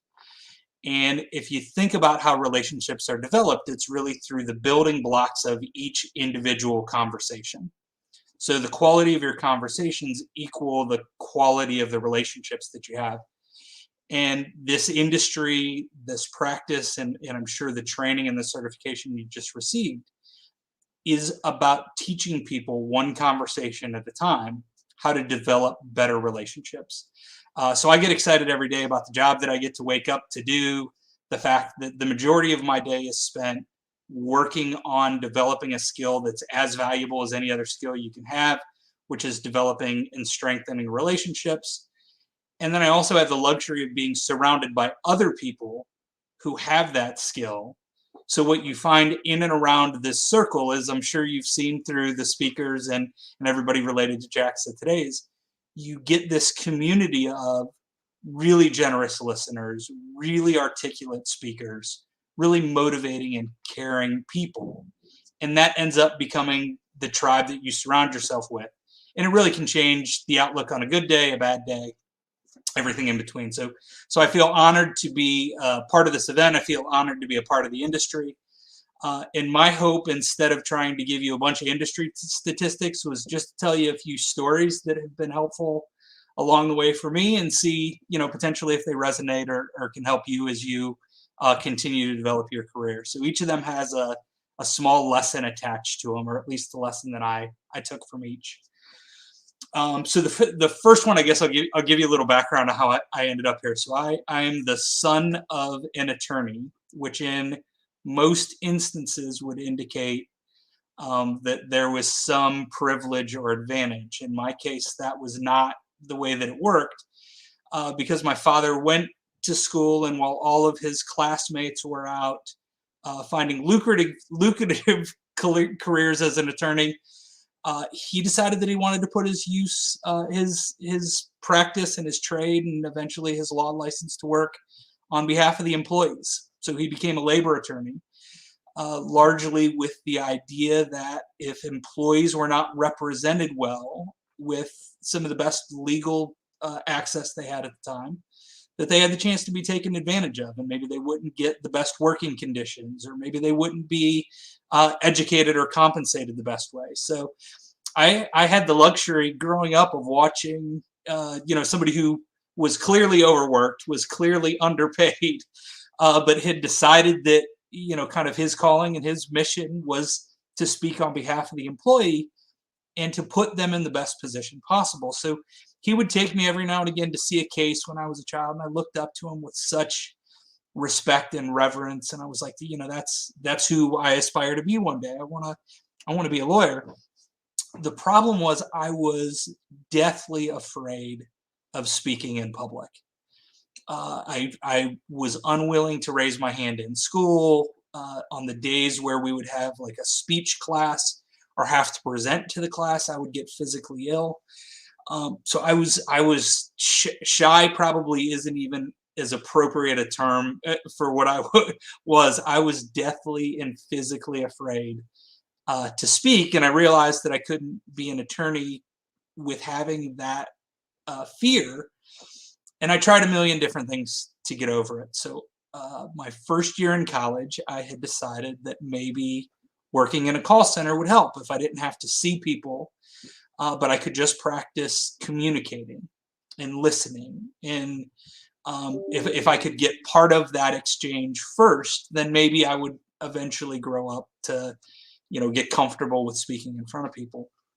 And it was the worst possible experience you could imagine. So however you did in your training, I'm sure is better than the way I trained. But I had this amazing trainer, and he knew how nervous I was, and he knew how scared I was of the process. And each day after class, he would work with me, and he would tell me to practice in a mirror, and I would record my voice. And ultimately I ended up getting over the first hump, and I was able to complete training. And then I did well on the phones, which surprised me, but ultimately I ended up getting comfortable enough on phones that it was okay. And I ended up kind of falling in love with this interaction of having the opportunity to help someone, not directly the way my father had, but in each of these customer service experiences, there was somebody who started with a problem. And if you learned to listen to them well, and if you learned to kind of interpret what mood they were in, and if you learned to really understand where their stress points were and how you could, you know, some days dozens or hundreds of times be a really helpful individual. And I felt like maybe that was the way I could contribute in my own little way to this same idea of like creating a little bit of happiness, helping people along. And the biggest lesson for that in me is that I interpreted the desire to be persuasive as being about speaking. And what I learned on this long journey is really that the persuasiveness comes from listening. So I think in the training that you guys, that you've completed, I'm sure the practical application of that you're going to have in the near future, we spend a lot of time talking about the talking and the communicating, but the lesson really is in the listening, in the hearing where somebody's at and hearing what the problem is, and then learning how to solve it for themselves. The second lesson I had is to learn to bet on yourself. So when I completed college, I had learned that the legal profession wasn't for me, and I thought I was going to go into medical sales. I had really enjoyed this process of interaction and problem solving, and I'd lined up a job that would have started in Chicago and was working for a pharmaceutical company. And I thought it was kind of the dream job at the time. But my previous boss from this call center had a small 5-person consulting company and had offered to meet with me about a potential role. So I met with him, had what I considered was an acceptable interview, but it was in this apartment. You know, it was physically in his apartment. His office was the bedroom. There were a couple cubicles that were set up in what was the living room. The corporate bathroom had the shower. I mean, it was a really small business at the time. And he said, okay, I can make you the offer, but there's a few conditions about your employment that I want to make sure you understand before you accept. And I said, okay. He said, well, we're only 5 people and cash flow is difficult. So we can't afford a computer for about 3 or 4 weeks. So I'll offer you the job. You just have to wait a month or so before you're willing to start, because we can't afford to pay for the computer for you. I said, okay, that's a little concerning, but what's the other one? And he said, I know you worked for me a few years ago and you've progressed in your skills there. And I know that you've recently graduated college and you're looking for another job. But again, we're a small business. I can't afford to pay you well. So I'll have to discount you from what your current compensation is if you want to come work with me. So we knew each other well by that time, clearly, and he knew the other job I was looking for. So I was able to ask him pretty directly, that neither of those are very attractive. Why in the world would somebody accept this job offer? And he gave one of the best answers I've ever heard, which was, the way I think about it, only one of two things can happen. We'll either grow really quickly, in which case there's only 4 or 5 people to choose from, so you're going to be an executive much faster than you would be in any other career, or we're going to go out of business and I'd be a great reference, and you can probably get that same job you're looking at in Chicago in 6 months anyway. So why wouldn't you bet 6 months on something that could be life-changing? And I said, you're exactly right. I totally understand and agree with your logic now. I really appreciate what you're saying. And I took that chance. 6 months later, we went from 5 to 100 employees. He didn't have a lot of people to promote, so luckily I got a few opportunities. 10 years later, I became a minority owner, and then 5 years ago, I purchased the business. So we now have 500 employees. We've worked all across the country, as was mentioned in the announcement. I've been lucky and privileged to work with some of the biggest brands in the world and some of the most fulfilling things. But all of that started with the ability to bet on yourself. And the presence of you at this graduation is a clear indication that you've taken that chance. I encourage you, as you continue to look for what your next opportunity is, that you continue to bet on yourself. A lot of people are surprised. You'll always be able to back into something that may not be a dream job, but when you get a chance to really take a shot, go for it. The third lesson really is about leadership in general, and we've had a lot of great explanations. I heard a few in the previous sessions. So to me, the definition of a leader is somebody that has a follower. It isn't any more sophisticated than that. And you can lead from any role, you can lead from any title, you can lead through your behaviors, and you can lead through your motivations and the way you communicate with others. Right now, as the owner of a contact center in the States and as a chairman of the trade association that is governing a lot of this contact center and customer care work internationally, I can tell you that there is a tremendous opportunity for Jamaica and the remainder of the Caribbean to achieve both your objectives and the objectives of the customers that are coming from us. The demand, particularly in response to COVID, particularly in response to the labor market in the US. I've never fielded as many calls as I have in the past 6 months to say, what do you think about these nearshore opportunities? What do you think about these partners in these different locations? What do you see globally as the places that are changing? So the Jamaica 2030 initiatives, the message that you're hearing from JaCSA about unlimited potential, the things that you're hearing I can validate externally are absolutely the case. From PACE's perspective, we're excited about the continuing partnership opportunities that we have with JaCSA and the ability to continue to not only help those of you who are going through the certification process, but the customers who need your support. So really the third lesson I would say is you can lead from anywhere, and there is really limitless potential to what's going to come. I feel like there is so much of an opportunity, and with the clarity of vision and the passion and the energy that's coming from the group that's surrounding everything that JaCSA is doing, I'm really encouraged for your opportunities, and you are sitting in the first 1,000 to really take advantage of what is out there and available to you. So again, I'm truly honored and appreciative and flattered to be able to be the one who speaks to you today. I am incredibly proud and honored, although I haven't had the chance to meet any of you directly, at the work that you've done. And I want to say thank you for all the commitment and energy and effort that you've put into all the work so far. This is just the beginning, and I wish you the best of luck. If there's anything I can ever do personally to help you out, I'd be honored to assist in any way necessary. Thanks for having me. And thank you too. What a fantastic storyteller you are, Mr. Faletta. We benefited so much from those stories and so many key takeaways.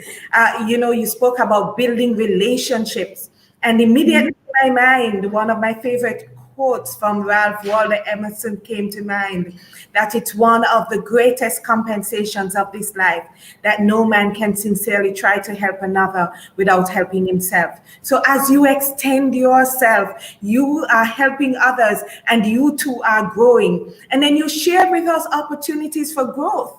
You know, just how you took that first job in the call center.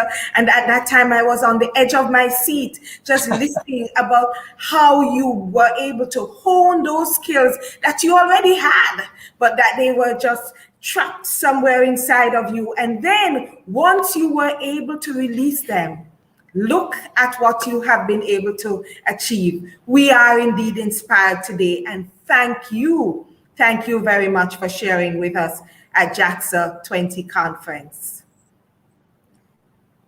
And as we say thank you to Mr. Faletta, it gives me great pleasure to introduce our next speaker. And I told you at the beginning in my opening that, you know, we were in for a fantastic treat this afternoon. Well, I happen to have asked for a number for our valedictorian, you know, just to have a talk with her and to meet her in order to adequately introduce her for today.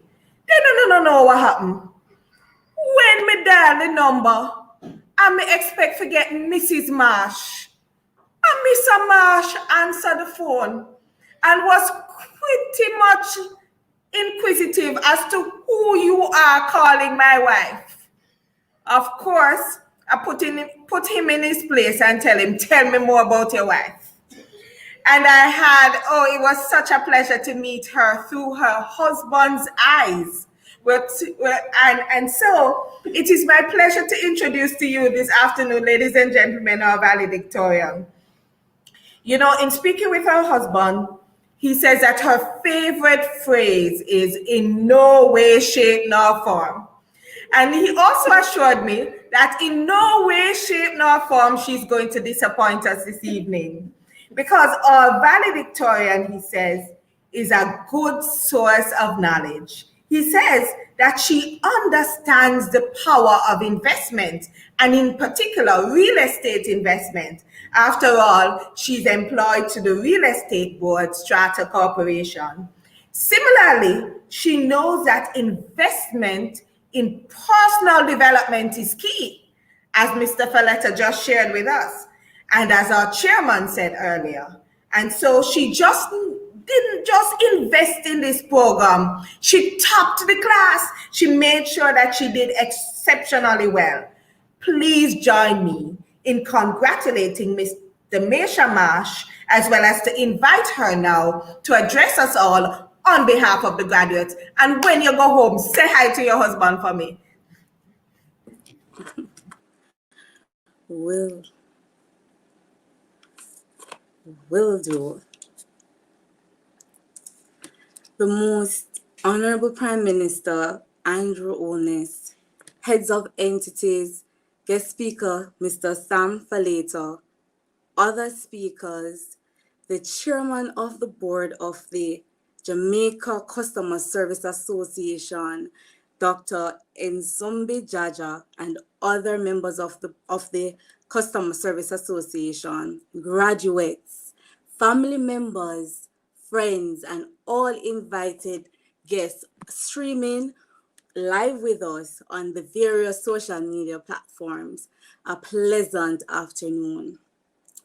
It is with great honor and pride that I address you today as valedictorian on behalf of the Customer Service graduating class of 2021. Graduation is a time of celebration, and it oftentimes fills one with great pride and joy.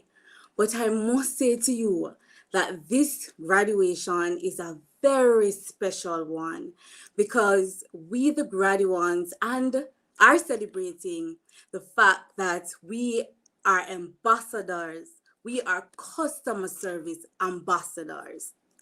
Customer service is very important to the survival of businesses, regardless of the industry that an entity operates in. And earlier we have been hearing much about the Industry 5.0. That's the way to go. And so the Jamaica Customer Service Association has equipped us to actually see through the customer eyes. Very important. It is important to be sincere with and have empathy for our customers while we treat them as kings and queens. Customer service speaks to the support you and I offer to our customers both before and after they buy and use our products and services.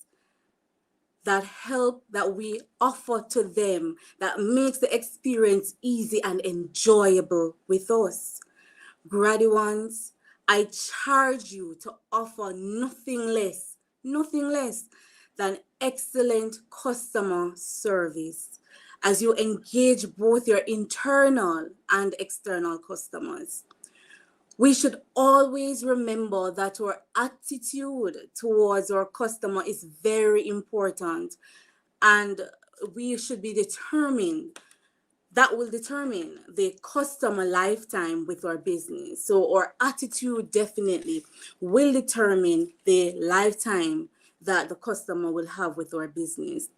And as Dr. Ben Henry says, good attitude improve bottom line. With this in mind, we all should endeavor to make the moments of truth positively memorable. Make the customer experience one that warrants them coming back to our business, coming back to our entity. Customer engagement is the emotional connection between a customer and a brand. And so engagement equals commitment, which is equal to loyalty. And that is what we need for our businesses, customer loyalty. My fellow graduates, I have not forgotten the hours we had to spend in our various teams doing research in an effort to complete our assignments. You know, we worked together on our PowerPoint presentations and various skits, dialoguing with each other in the WhatsApp group and assisting each other, even if we were not a part of the same assignment group. And that very much demonstrated that we were very well applying what we were being taught, which is to have an attitude of service and not that of servitude. Let us remember that we have to be the change that we wish to see in our world of business, thus adding to customer value. I, at this point, must say a big thank you to our facilitators and administrator, Mrs. Lorna McDonald, Mrs. Elsa DuVerney, and Mr. Dwayne Lochin. Don't think I forgot you. You guided and taught us and took care of our queries, concerns, and administrative matters. And you did so in an impressive way. Our country, Jamaica, has a 2030 vision, which is encapsulated in the statement, Jamaica, the place of choice to live, work, raise families, and do business. Let me say please, let one of our contributions to making this vision being a reality be that of taking seriously customer satisfaction. You see, when we see to it that our customers are truly satisfied, our businesses will be in a prime position to achieve and benefit from sustainability. Graduates and all invited guests, and all in attendance, as I said before, social media platform, all who are listening right across the world, I leave you with the quote from Vince Lombardini. It takes months to find a customer, seconds to lose one. I once again charge you to offer nothing less than excellent customer service as you engage both your internal and external customers. Use your power of service excellence to contribute to building the business that you own, the business that you manage, the business that you work with. And by doing so, we'll continue to satisfy our customers and even continue to contribute to developing our country, Jamaica. Graduates, congratulations. You are CSC certified. I thank you.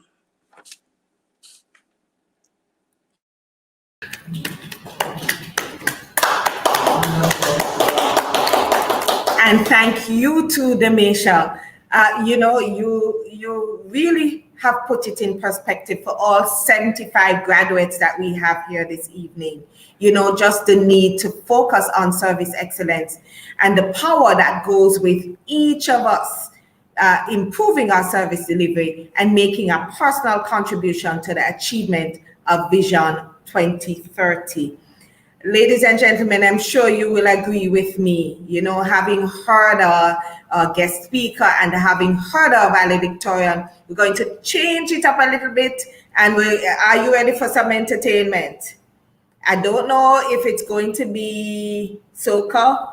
I don't know if it's going to be calypso. I don't know if it's going to, soca, calypso, one and the same, almost. I don't know if it's going to be reggae. I don't know if it's going to be jazz. But I want us all to just focus on the screen right now and let us just enjoy a piece of Jamaica's culture as we appreciate a cultural item.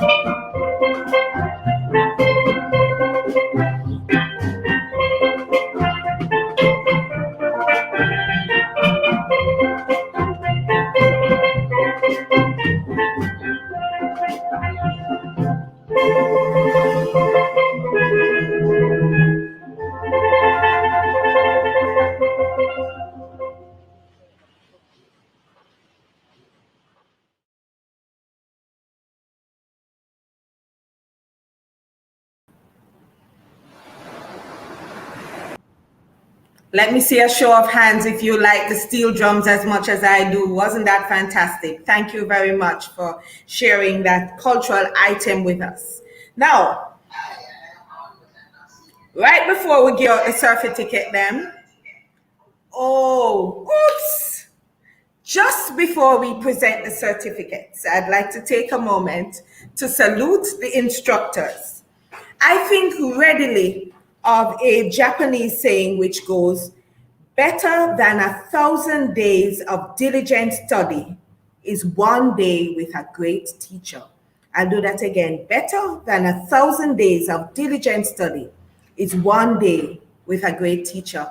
And all those of us can just quickly go back in our academic life and think about that one teacher or that one instructor or that facilitator that has just made so much of a difference in your growth and development.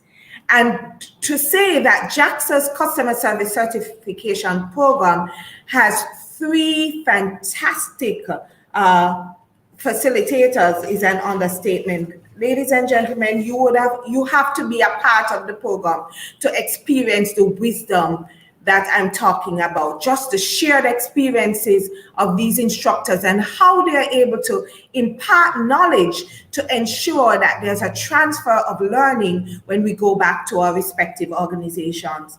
It's my pleasure this evening to introduce to you who will then salute the graduates. Our founder of the Jamaica Customer Service Association and a founding member, Mrs. Ilsa DuVernay, a founding member and also a facilitator of the program, Mrs. Lorna McDonald, and she would have given us an overview of the program earlier. Good to see you, ladies. And also Mr. Audley Vaughan, a founding member and a former president of the Jamaica Customer Service Association. There we have them, 3 facilitators to guide us through the graduation ceremony and to guide us through the process of our graduates receiving their certificates.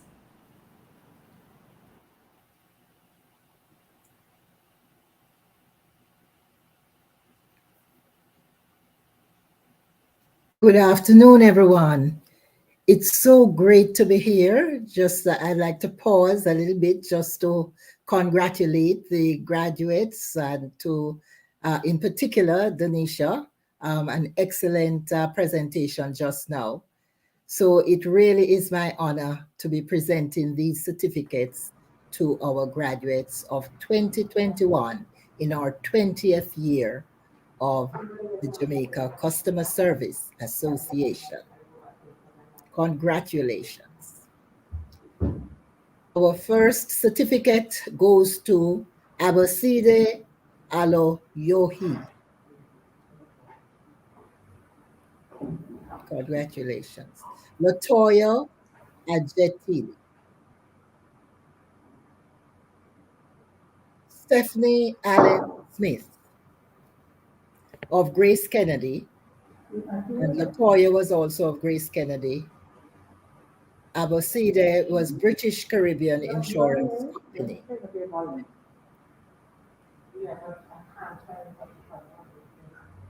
Stacey Ann Anderson of British Caribbean Insurance Company Limited.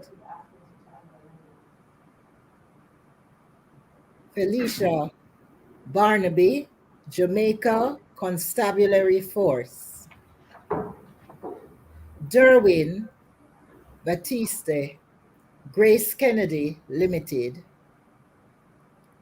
Shireen Baudere, Jamaica Constabulary Force. Yannick Brooks, Grace Kennedy Limited. Amir Brown, Grace Kennedy Limited. Othniel Brown, Ministry of Finance and the Public Service. Lisa Bryan, Grace Kennedy Limited. Deidre Allen Campbell, British Caribbean Insurance Company Limited. Marva Campbell Walker, Jamaica Constabulary Force. Elaine Cheese Legister, Ministry of Finance and Public Service. David Clark, Grace Kennedy Limited. Chad Coke, Grace Kennedy Limited. Kamika Coward Wigan, British Caribbean Insurance Company Limited. Nicola Cruikshank, Jamaica Constabulary Force. Storm Daly, Grace Kennedy Limited. Nicholas Douglas, Nikisha David Kelly, Grace Kennedy Limited. Movia Donaldson, individual. Nicholas Douglas, Ministry of Finance and Public Service. Renee Duhaney, British Caribbean Insurance Company. Tasha K. Duhaney, British Caribbean Insurance Company. Hugh Fletcher, individual. Congratulations.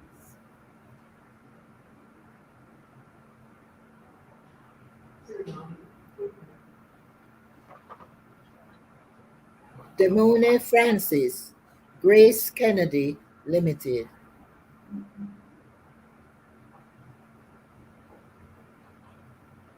Nathaniel Gardner, British Caribbean Insurance Company Limited. Kadian Gale, individual. Thersia Gibbs, Grace Kennedy Limited. Lorene Grace, Grace Kennedy Limited. Cheyenne Gray, Jamaica Constabulary Force. Jacqueline Green, individual. Latanya Hayden, Caribbean Examination Council. Dennis Henriquez, Ministry of Finance and Public Service. Bevelyn Henry, Caribbean Examination Council.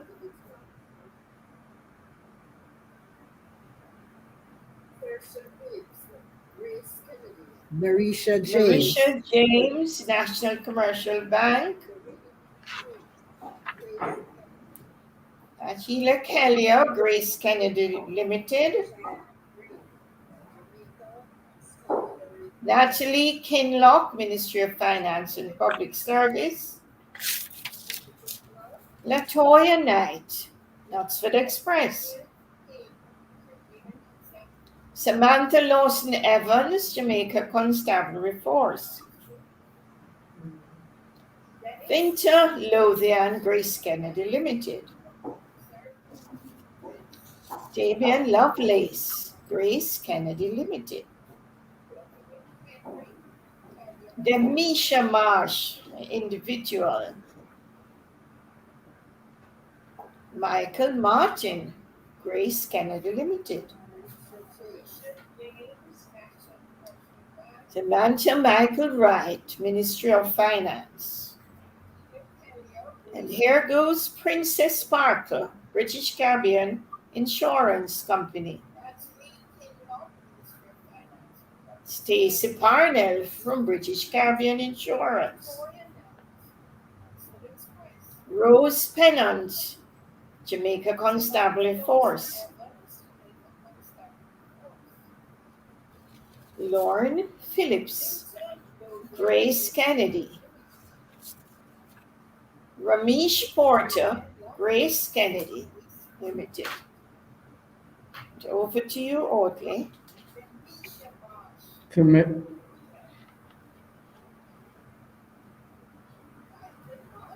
Tamara Porter, British Caribbean Insurance Company Limited.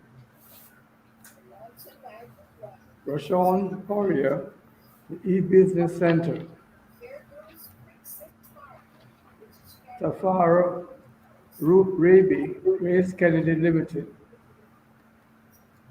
Aliyah Reed,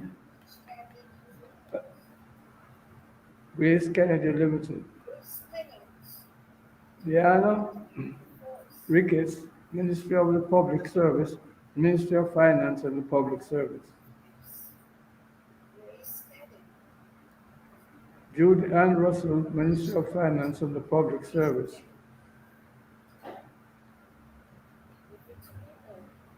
Monique Salmon, British Caribbean Insurance Company. Marie Simmons, Grace Kennedy Limited. Delroy Smith, Grace Kennedy Limited. Khalil Smith, British Caribbean Insurance Company Limited. Arthur Spaulding, British Caribbean Insurance Company Limited. Claudia Storer, Ministry of Finance and the Public Service. Miranda Suku, Grace Kennedy Limited. Karen Thomas, Ministry of Finance and the Public Service. Kimberly Thomas, Grace Kennedy and Company Limited. Andrea Thomas Gale, the Ministry of Finance and the Public Service. Arana Thompson, Caribbean Examination Council. Marlon Thompson, Grace Kennedy Limited. Ramelia Trail Smith, Grace Kennedy and Company Limited. Shani Tullo, Grace Kennedy Limited. Brian Turner, the Ministry of Finance and the Public Service. Larkin Williams, Grace Kennedy and Company Limited. Orlando Williams, Ministry of Finance and the Public Service. Sasha Williams, Grace Kennedy Company Limited. And finally, Simonia Williamson, Grace Kennedy Company Limited. Thank you.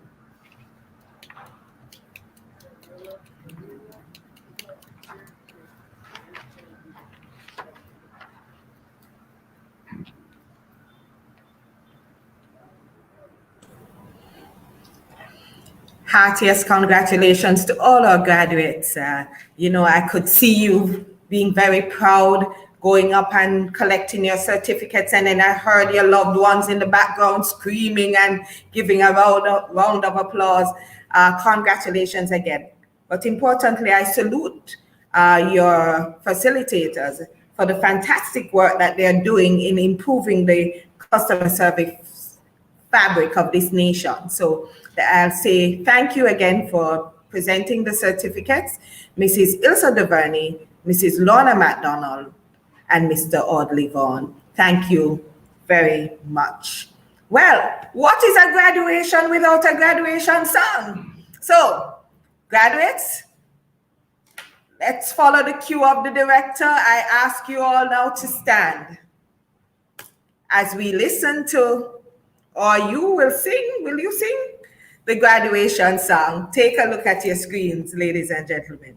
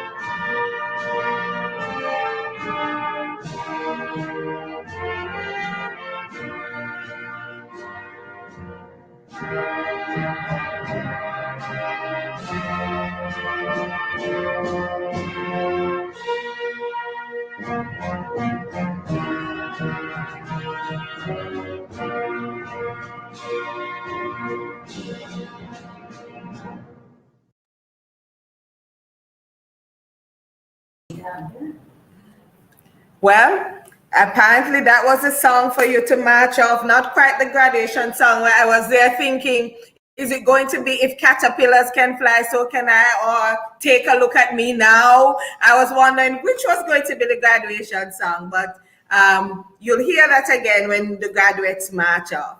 I think we've had a very good time this evening, but time has been well spent, and it's quite just a few minutes to 5 o'clock. So want to just, by way of a few closing remarks, just to say that it was a pleasure being your master of ceremonies this afternoon. As I close, I just want to go back again in time, a little bit of history, and to say that in 1992, I got an opportunity to represent the Jamaica Red Cross Society at the World Expo in Seville, Spain, and I spent almost 9 months in the country. At the end of the assignment, we were given a report card of sorts to take back to our home country to say how well we did in representing the Red Cross. Well, my supervisor, after doing a few check boxes to talk about my punctuality and attendance and commitment, you look at the report to see that general comment, and she only had one sentence. And when I looked at the report card, the one sentence said, "Keep smiling, Donetta." I was so disappointed and embarrassed to think that I'd gone to the country and spent the 9 months doing nothing but gritting my teeth. And I didn't know until many years later the power of a smile.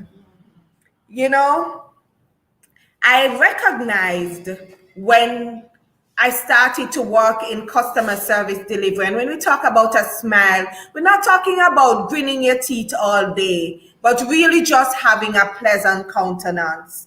And I've come to see the use and the value of that just keep smiling.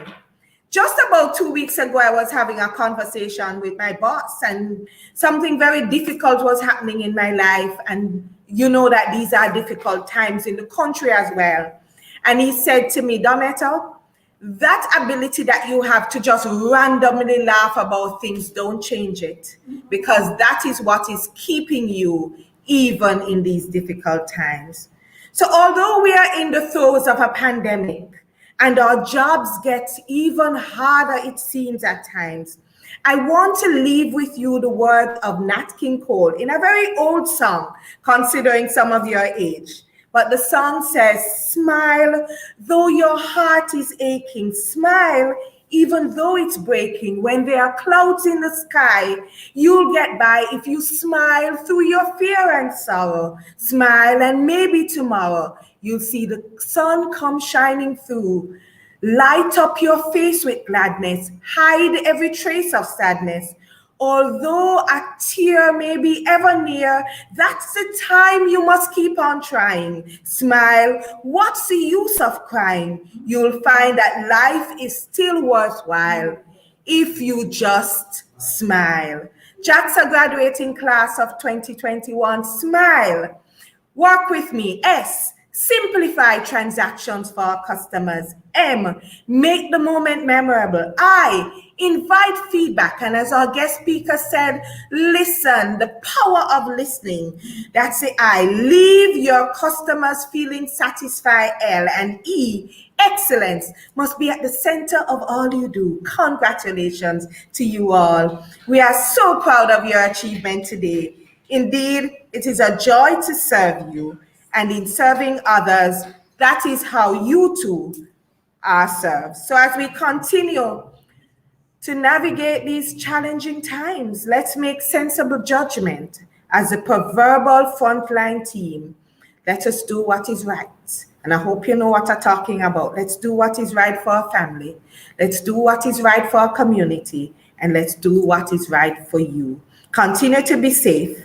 And I know I'll see you all next year or perhaps before. So let us now use an opportunity, listen with me, and be reminded of those solid sound words of the National Pledge of Jamaica.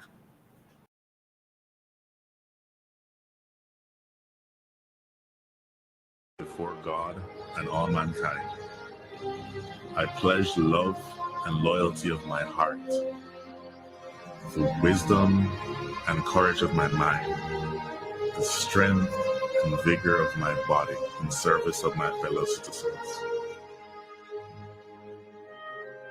I promise to stand up for justice, brotherhood, and peace, to work diligently and creatively, to think generously and honestly, so that Jamaica may, under God, increase in beauty, fellowship, and prosperity, and play her part in advancing the welfare of the whole human race.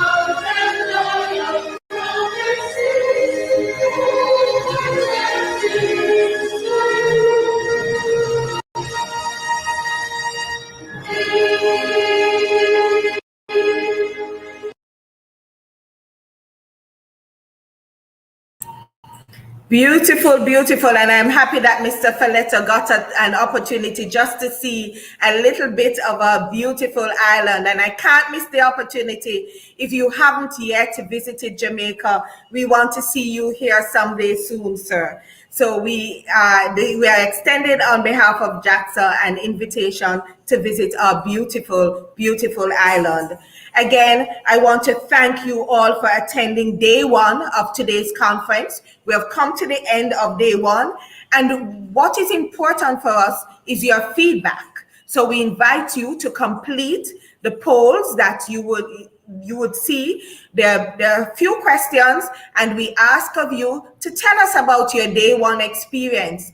And your feedback will help us to even improve day two or to even improve our conferences in the future. So please take a moment to complete those polls. We also want to say that in attending our conference, it presents many networking opportunities. And so we invite you to take part in our networking activities as well as to visit our booths. And talking about booths, an event of this nature is not a one-man show. It's not a JaCSA only event. So we are grateful to our partners and our sponsors, Tasty Jamaica Limited, Restaurant Associates Limited, operators of Burger King, Popeyes, and Little Caesars, Guardian Life Limited, CariMed Group, Guardian General Insurance Company, Tourism and Enhancement Fund, Victoria Mutual Group, National Commercial Bank, National Housing Trust, Jamaica National Group, Sagicor Group, British Caribbean Insurance Company, RJR Gleaner Communications Group, and the Office of the Cabinet. Want to say thank you to our partners, the PSOJ, the Jamaica Cultural Development Commission, the Jamaica Manufacturers and Exporters Association, the Maypen Hospital, BDMS Solution, Carry Code Limited, Courts Jamaica Limited, Carry Flow. A special thanks to Daniel Tate and Michael Campbell.